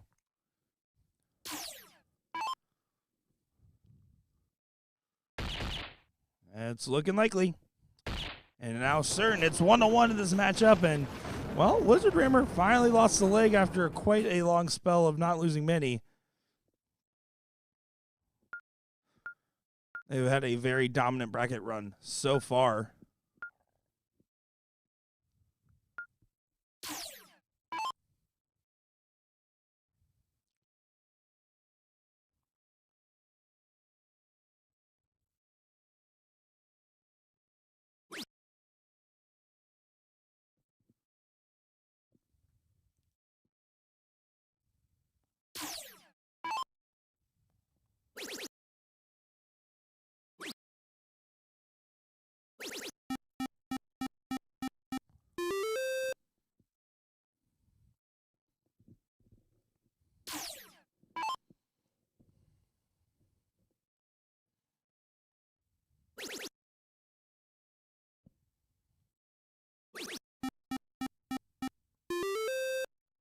Good 5 from Robbie.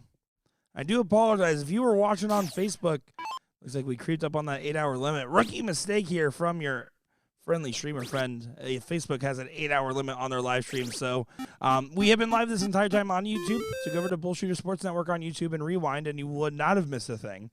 So we must have just lost you guys not too long ago. So sorry about that one, and welcome back.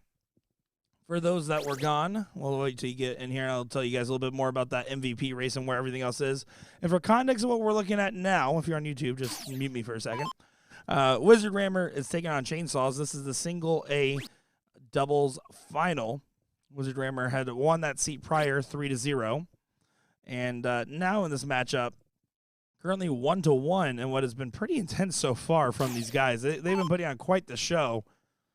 Again, do apologize there about that limit on Facebook kind of sneaking right past us.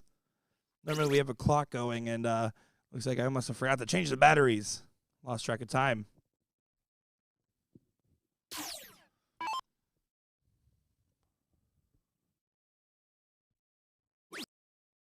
There's a close.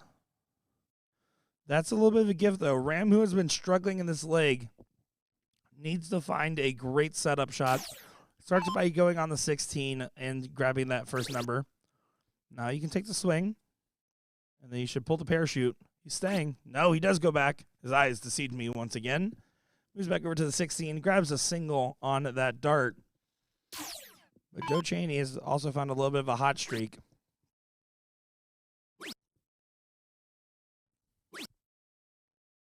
There, cools off because he knows you Facebook viewers are just tuning back in. And they wanted to give you guys a second to catch your breath before watching what has been otherwise a really great final.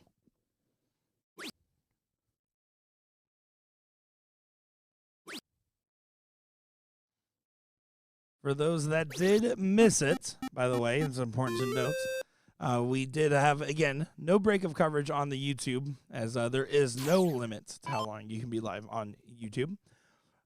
We announced our male MVP for the 39th annual Chicago World Challenge Champions Finals.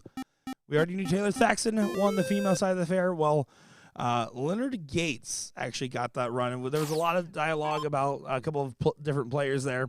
Between the Top Gun singles win and the doubles win that we just got to see, it ended up being quite the convincing resume for himself, and the tournament committee gave him that direction. So Leonard Gates, Taylor Thaxton, your MVPs for the 39th annual BullShooter. This is looking likely to be a break of throw. Ram at a 2.75, completely uncharacteristic of his normal behavior.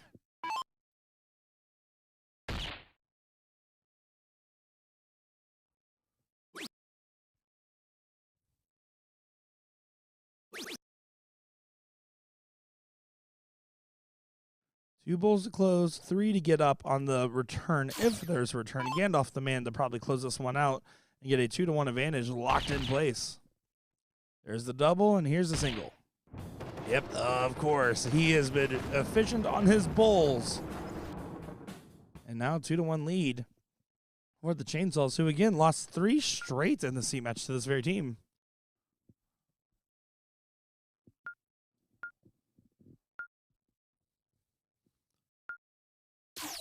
Donna saying looks empty in there now. Yeah, this is a pretty much completely emptied out room. There's just maybe a couple boards left still standing up. 2 of them are in the bullpen. This is one of 2 matches going on in the entire building. The 4th place match is currently going on between Magneto Darts and Bomspinden. That's a very German-sounding name there, but that's going to be Rasmus and Jonas. Currently playing Johnny Lane and Garrett Hollingsworth there. So after this final concludes, we will wrap out with either the 3rd place and final or just the final of the other bracket.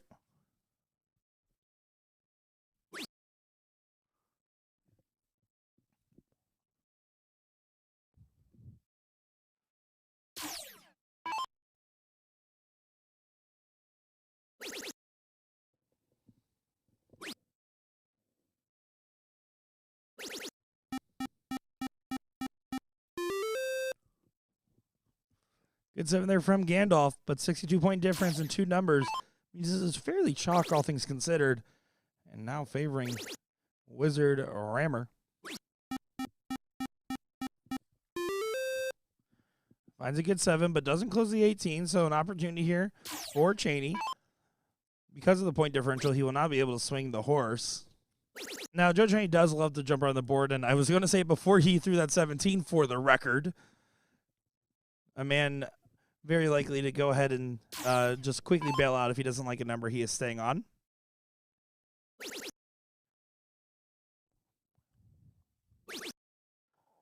WizKid does go ahead and close those 18s. And does get the 17s as well. And WizKid has been playing phenomenal. I mean, don't be wrong, Ram's playing with a 7 as well in this leg. But Wiz was struggling a fair amount at Whammo this last week. So to see him in this form here is really nice to see, just knowing that he's taking advantage of some new, or not newfound form, but refound form. Because it went from some decent results and some sketchy turns to no, he is definitely firing on all cylinders today.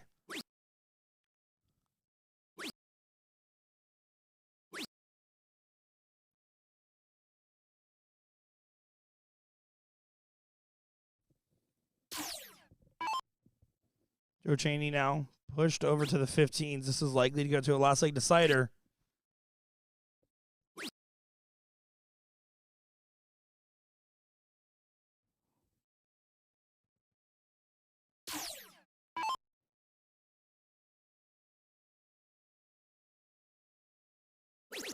Does get on the second dart. And was trying to put no doubts about it by adding some points on the last. Don't mind the play at all.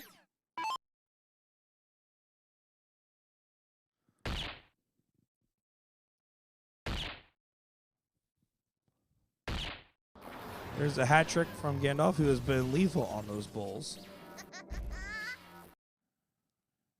Magneto darts and Bomb Spivin are currently 1-1 in their matchup.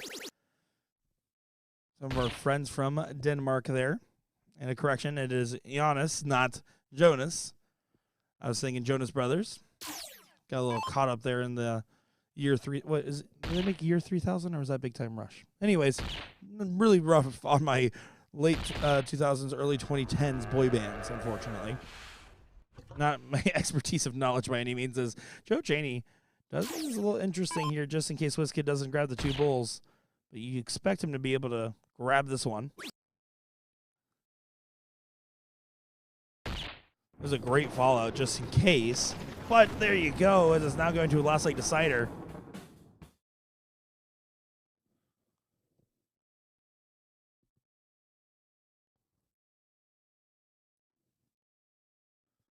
Not a bad diddle.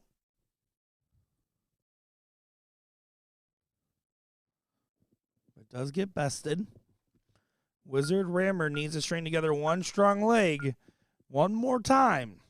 And they will be done with working 9 to 5 here, as Carrie and Trevor would say. Year 3000 is Jonas Brothers. Jason Albert's got my back. I knew I had one song from them off the top of the domes. We live in the year 3000. Anyways, that's all the singing you get out of me. Last start trip from Ram Gavvara. He's opening here for Joe Cheney early.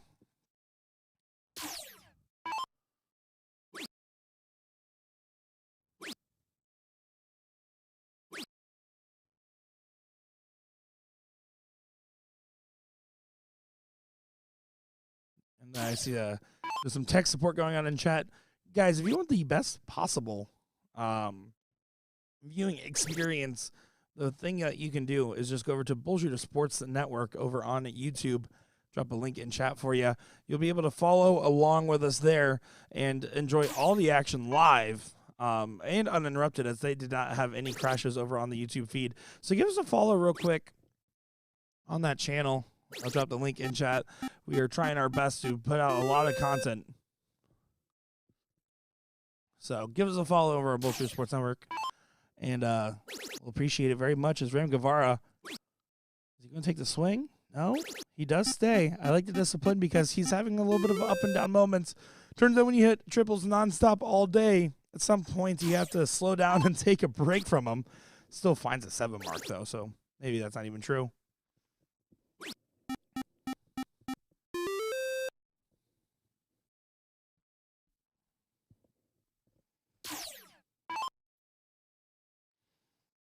WizKid could have 3 clear at the 19 if he wanted. I like that first start at the 20. He's saying for 2. Now he should swing. That's a great 9. He is on fire right now, and so is this gentleman right here. Gandalf has been playing great every single one of these legs. Joe Cheney has been playing great as well, but it's been a little bit more up and down. I will say the overall, though, Gandalf has had the more impressive moments in this particular matchup.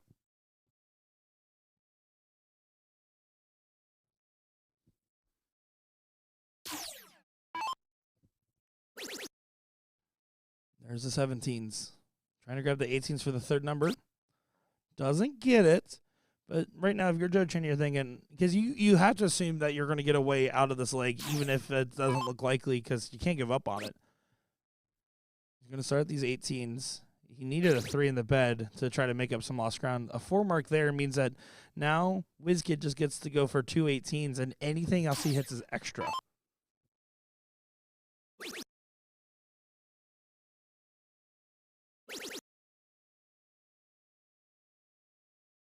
And finds a nice 5. He really wanted that 8, but that 5 mark means 3 numbers and points, and a likely win inbound now for Chainsaws and Wizard Rammer.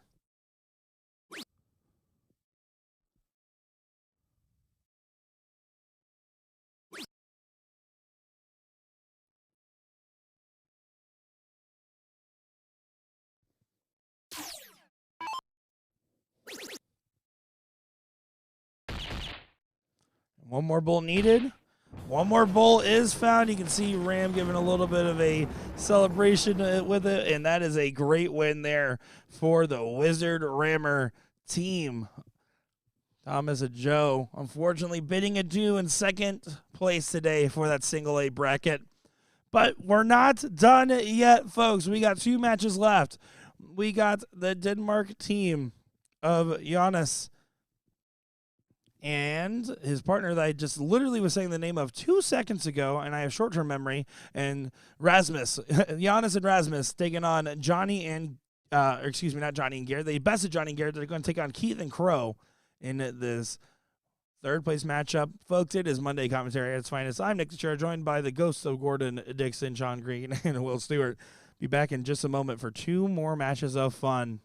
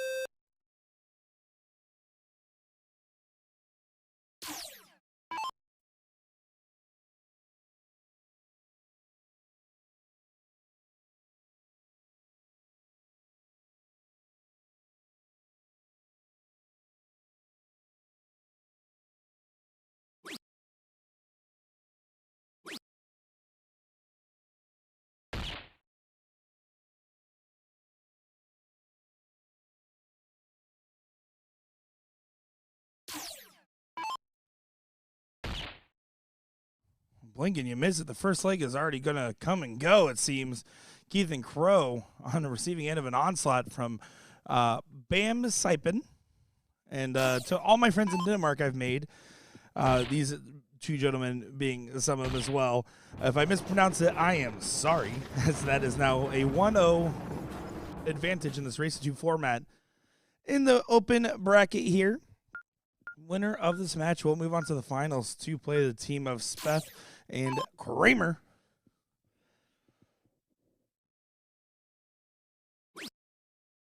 So we'll see how this one continues to transpire. Larry Keith, a gentleman that we have seen on our streams in plenty of times over the last couple of years.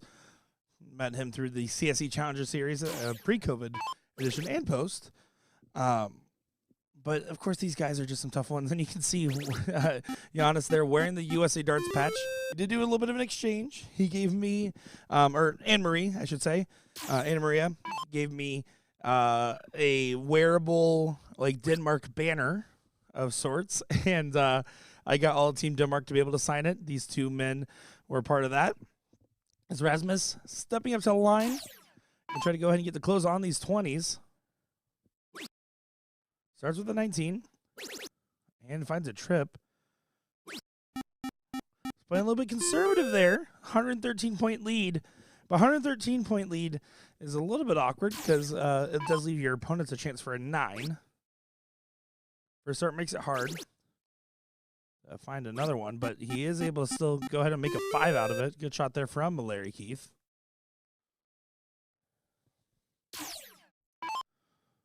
Giannis going to go ahead and should switch up.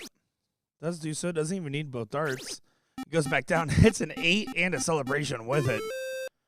This Denmark team looking scary right now. My goodness.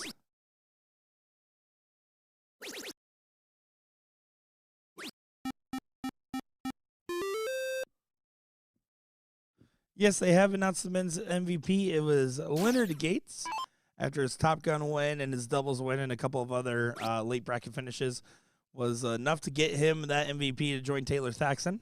So once again, congratulations and shout out to them.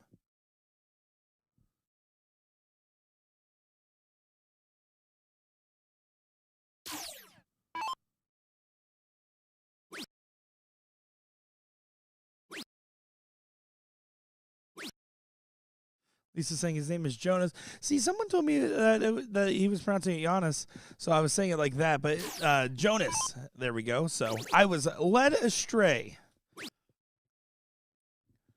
Thank you for the correction there, as he is still on fire, by the way, giving us some celebrations and looks to the left. Again, excited to always see these international players out here at these events. Being able to see the different representation of the countries is one of my favorite parts of what we do over here. Trip 16, trip 15, and then on to the Bulls for a potential 2-0 win to go to the finals here. Out of my own curiosity, I have to figure out who beat this team. They actually did lose to Keith and Crow earlier on, 2-1 in the top 4 of the winners side. Interesting. Very not happy with that. And the 6.67 is a monster average to have. 2 16s and a trip 15.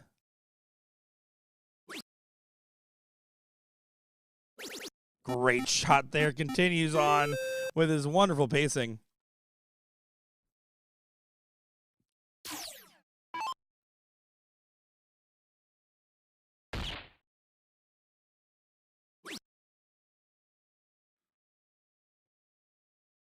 One bull found, and that might be the last starts of their 39th Chicago finals. 3 bulls needed. There's 1. There's 2.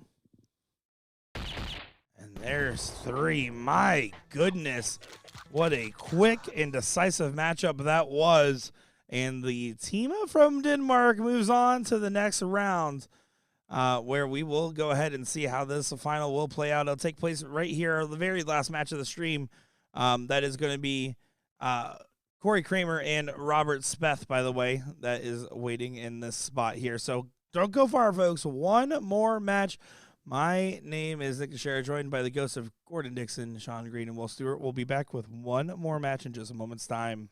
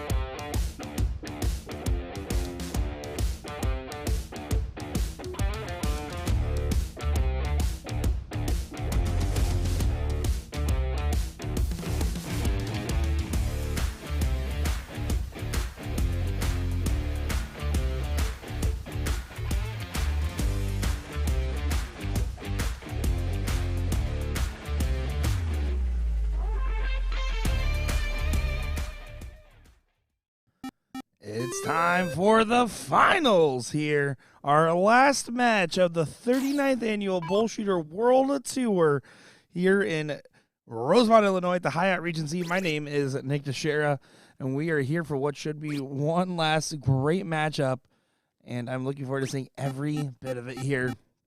Hopefully you guys are as well. Of course, this team from Denmark is proving to be a tough one once again. They were just correcting the score there to the 7 mark it was. Now, of course, I did hang out with the Denmark friends, and they are very kind, and I look forward to seeing them continue to try to perform well. These two teams have not yet met in this particular bracket. As again, the team of Bamspind did get sent to the losers bracket prior to where they would have encountered in the bracket. And Speth and Kramer, it's our first look at them today. I'm looking forward to seeing what version of their game they bring to the dartboard. So strap in, folks. One more time on the one time. Let's have a fun time here. It looks like quite the battle so far, and the team from Denmark continuing to find their earlier success. Once again, it is just a race to 2 format, even in this final here, as this is the open bracket, believe it or not.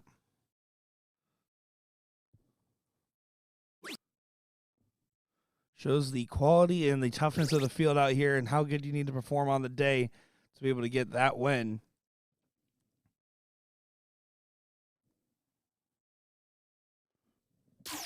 Rasmus here. Going to try to go ahead and close the 18s, you'd imagine. Starts with the 20. Stays there for another. And then grabs the 18. And this is the style that I see a lot from our European friends. It's either so aggressively closing that you can't even breathe, or it's the inverse where you get constant levels of pointing before even considering a look at a close. And this is a great standard, right? I mean, a 5 and a 5-5 play, a 6 and a 6. 6 and a 6 going first, though, is just so tough. 81-point separation. Even further now. Just continuing to run along the bottom of the board. You can even see Rasmus kind of laughing a little bit at Jonas.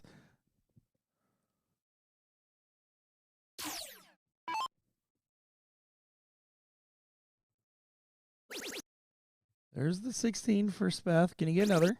He can. Can you go ahead and get another? He cannot, but it's still a good 7. Unfortunately, just facing the wrath and fury of this Denmark team. Appreciate all the kind words in chat. I hope you guys have been enjoying our coverage as we are now at this very last match of it all. It's been a pleasure to have all of you here with us. And man, I am so excited for the 40th tour. We have so many big things planned in front of us here, including National Darts Day coming up on June 29th. Looking forward to that event.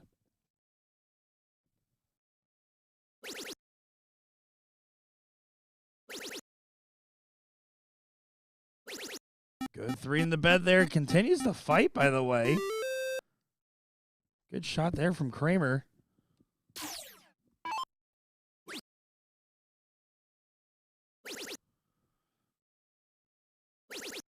But look at the defense of the 20s.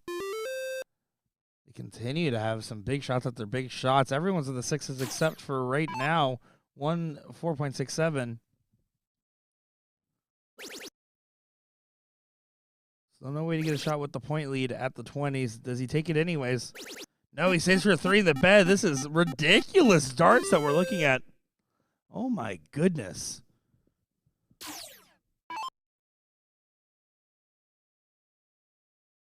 Oh, that might be an opening. Rasmus slowing down.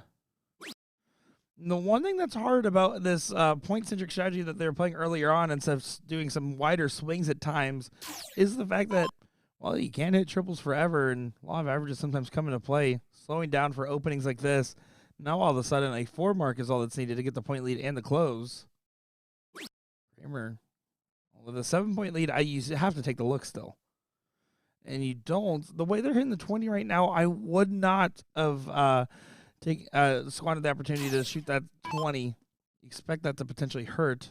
I say potentially. It hasn't happened yet. It's not going to hurt. Oh, my goodness.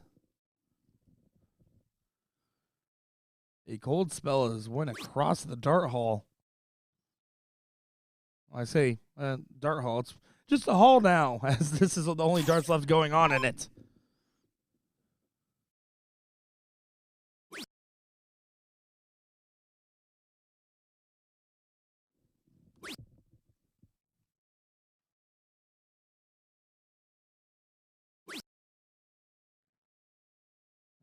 Just a slow moment in this matchup. I say slow. This is the open bracket, and the lowest average is still a 4, and the other 3 are 5 or higher. So take it with a grain of salt when I speak.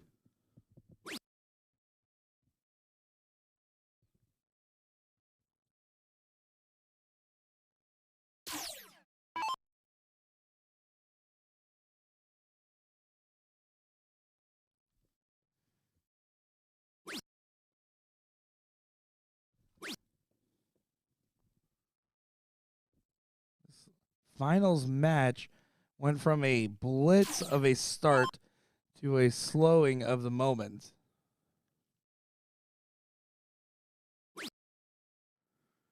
It's the close. It's only a 9-point separation. 4 15s and a shot to 20, and Speth is the guy to hit it, still averaging in the 6s, while everyone else has went from everyone was in the 6s. It is now slowed down. First start's good. Just need to stay true. And so here's your swing at the 20. A big dart incoming for potential 8. Oh, and it doesn't quite happen.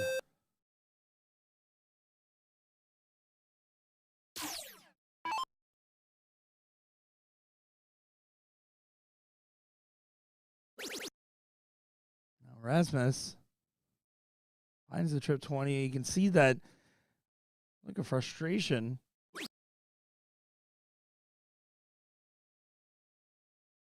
The one thing we're seeing out of this Denmark team is there's not swinging opportunities where you really can, because no matter what, the 20 should go away this turn. I would start single 20 and then go to the 15s personally. 1-point lead. Does get the close. 4 bowls and a trip 15 is now the shot.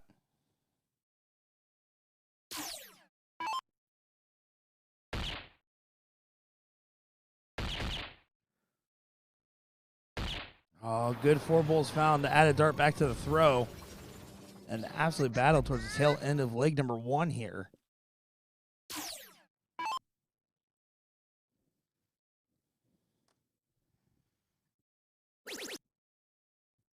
Trip 15 is grabbed. Should stay. I don't like that switch. Does grab 1 bowl. But now you just left them 2 bowls and a trip 15. I don't like that. There's 1 bowl. Needs to find another. Oh, and doesn't get it, so the gamble pays off. Double on the last, though, means you have to start 15 once again. And the reason I say that is if Speth went ahead and stayed after that first trip 15 for more, you could probably be approaching with the point lead right now in this shot and get a clear look at the bowl. Instead, Kramer not even going to look at the bowl.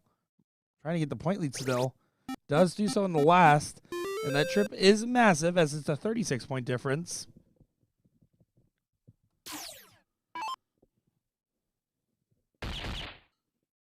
Oh, but double bowl. Single 15. Can he find the trip 15? No, he went to the double. Went inside. Some interesting choices in strategy between these teams. In that moment, it was not about strategy, though. It was about the hit, and he didn't quite get there. It was a good attempt, but Speth, this time choosing to stay on the 15s. And again, he moves the ball in the last set. You can't win with 1 dart in your hand on that shot. Set up your partner. Have faith in Kramer to hit 3 clear bowls. Make it almost impossible. Again, you're going to get away with it. If 3 bowls are hit, it's still a little tricky. Just because of the pressure it adds. 3-3 on the bowl line now. Pressure is on Kramer with the darts, though, to get the first leg on the board. Be halfway to the title.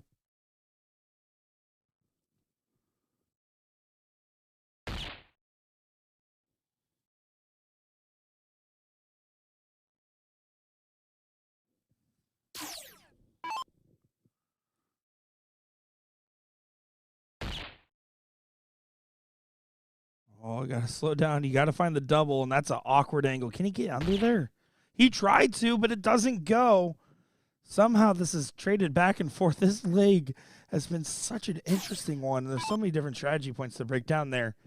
But it doesn't matter in this very moment to Speth. Speth is thinking, 2 bulls, please. I've been averaging almost a 6 this whole time. Drops the first one quite low. One more bull. Does go. Leg number 1 to Speth and Kramer. Halfway to a title. And that was, I mean, the Denmark team had so many moments where you felt like that they were just going to roll through this leg almost uncontested. And then everyone got on fire for a while. And then everyone caught ice cold for a while. It was just so interesting. And the shot selection is what was the biggest deciding factor, I think. I think if either one of those teams changed up a couple of their shots, it would have been over a lot sooner. But that's just a subjective opinion there, with a little bit of objectivity built into it. 5 mark is the best worst open because you can answer with a 9. And it would get your opponents the point lead and the close on your 20s. Instead, just a 2 mark, and now it's wide open. Rasmus cooled off a lot, though, towards the end of that last leg. Let's see if this is a new version of himself back at the triples.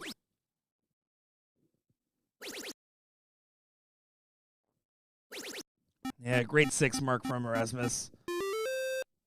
That is a brutally strong start to go against.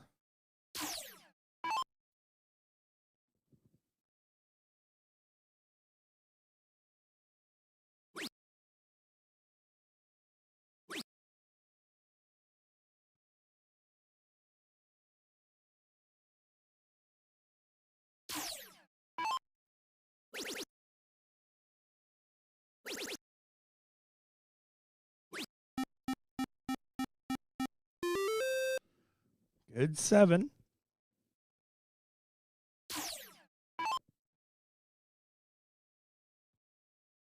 This is one-way traffic. Bam Saipan looking very likely to go ahead and get this leg and send it to a last leg decider for this first set. But I've spoken early before, and I have been wrong before.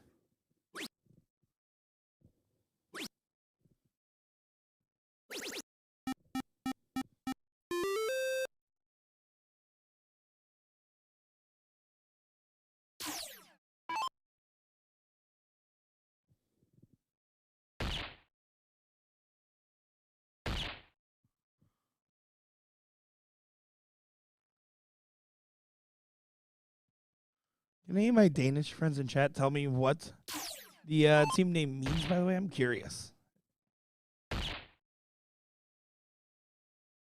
As that wasn't the last bull needed, but you can tell that USA Darts patch is giving Jonas some power in this moment. And if you're thinking that can't be true, well, it is, because I said it, and I have a microphone and you don't. They're having a little bit of a laugh about something, it seems.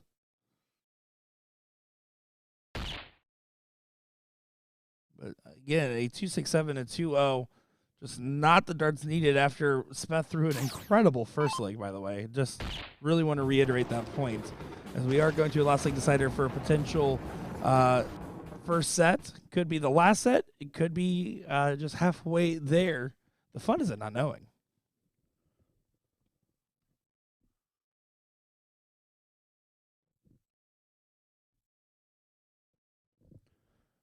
On the diddle, left side of the bull, that could be used by Jonas here. Oh, he tried to use it, but he wasn't happy with that. Kicks out, and they are going against the darts. Speth and Kramer, if they win here, it is all over. The Danish team, on the other hand, if they win this, we'll go to another set.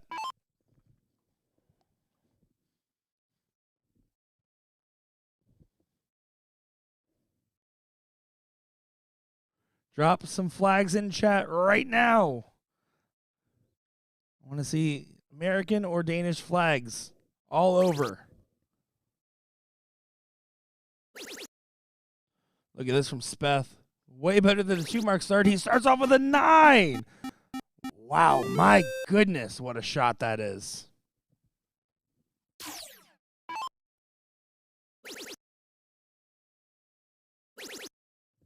And is this going to be answered right back? It is! 9 falls in 9. Back to back. Big moments.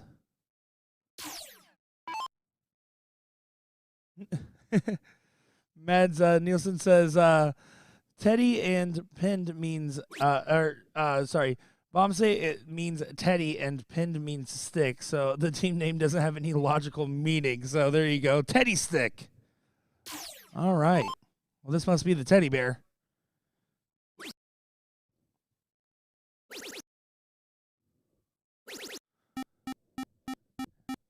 And Teddy does go ahead and find a big 7. Speth started off with a 9.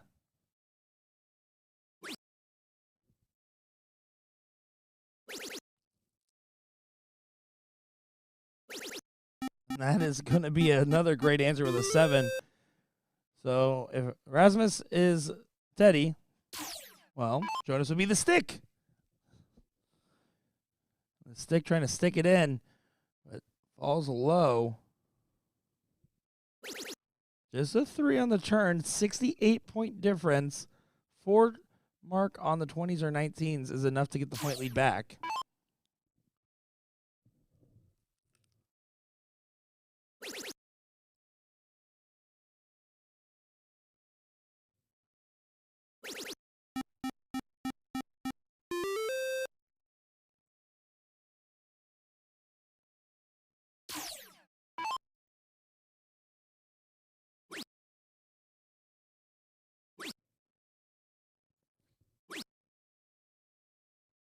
Only 3 mark in response, though.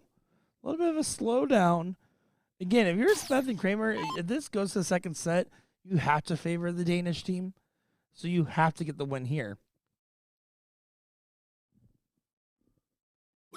Elisa's saying it's a mix of teddy bear and lollipop. There we go.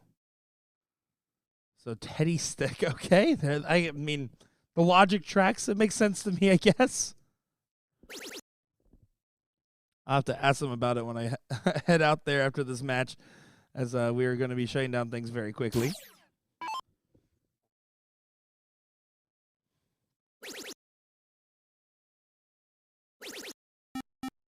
.30 lead, and this is a battle now between the 20s and 19s versus the 18s.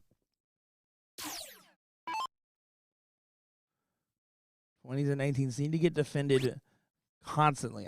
Now, this is a point where I would play hyper-conservative. I'm not taking many darts at the 18. Not going to be happy with that last. My logic right now is don't let me lose my advantage. Don't make me have to shoot against the darts. Don't make me have to feel the pressure. And now it's a 22-point difference. Speth has been the man in the first leg who was just above all else. Second leg seems to be the same as well between him and Jonas.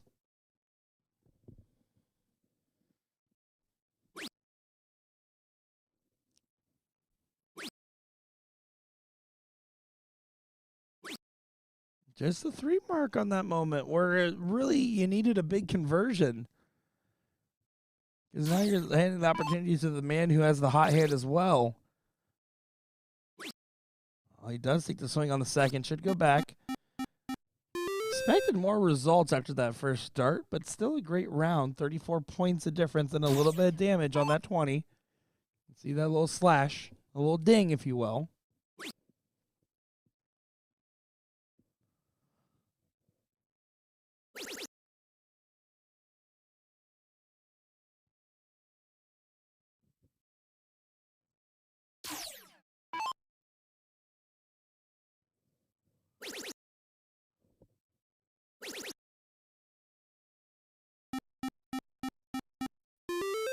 Good 6 mark. The point lead is now furthering for the Danish team.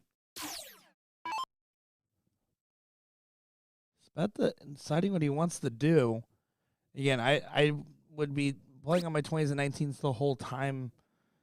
Eventually, you have to take the swing. You have to take the shot.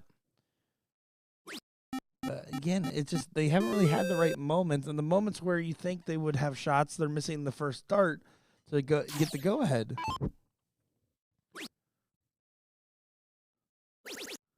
Point lead regained once again. 62 points of difference now, so another 4 marks needed.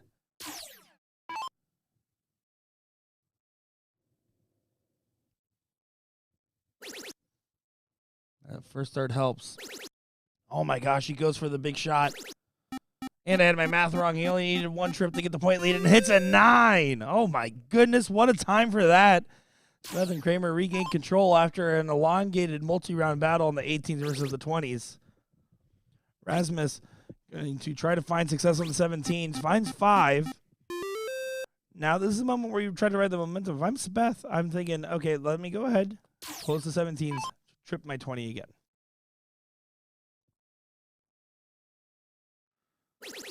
He starts 20. Should move. Finds the 17s. What a time for this. Oh, that last dart would have, in my mind, sealed it, getting that third number online. You got to play near perfect now if you're the Danish team. You might need to move over. Somehow gets that dart in. Converts a 4, but now 2 16s and a trip 15 is the shot.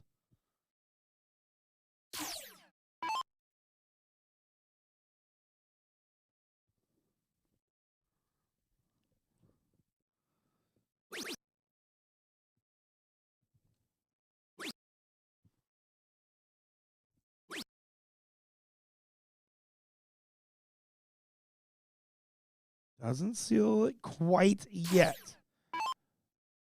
But you're asking for a big favor from your opponents to try to get out of this scenario. And a big favor from yourself trying to regain the point lead on the 15s.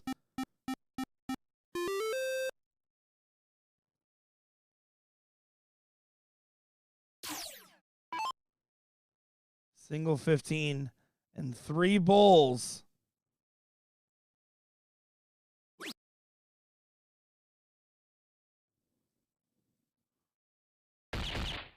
One more bowl needed.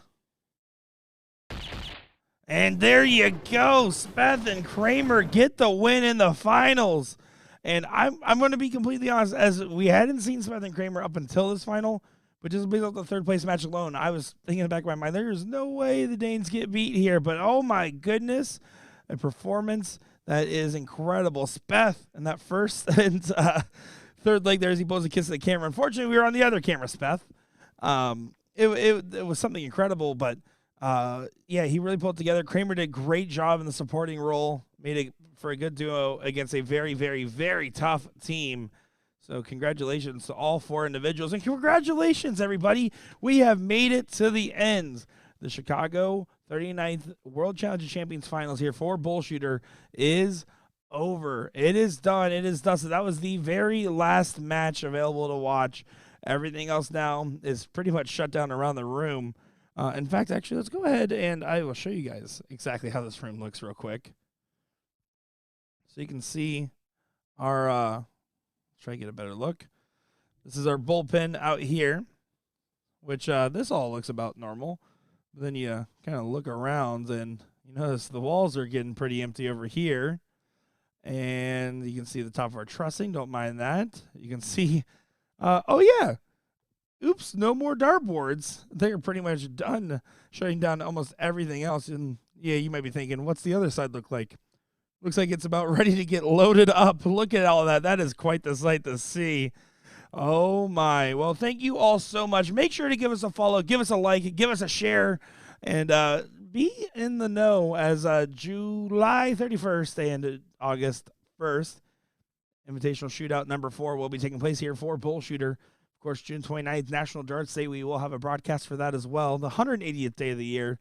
But that will do for me. I am Nick Teixeira, joined by the ghosts of Sean Green, Will Stewart, and Gordon Dixon. Thank you all for supporting us. We love you guys, and we will be seeing you in the future.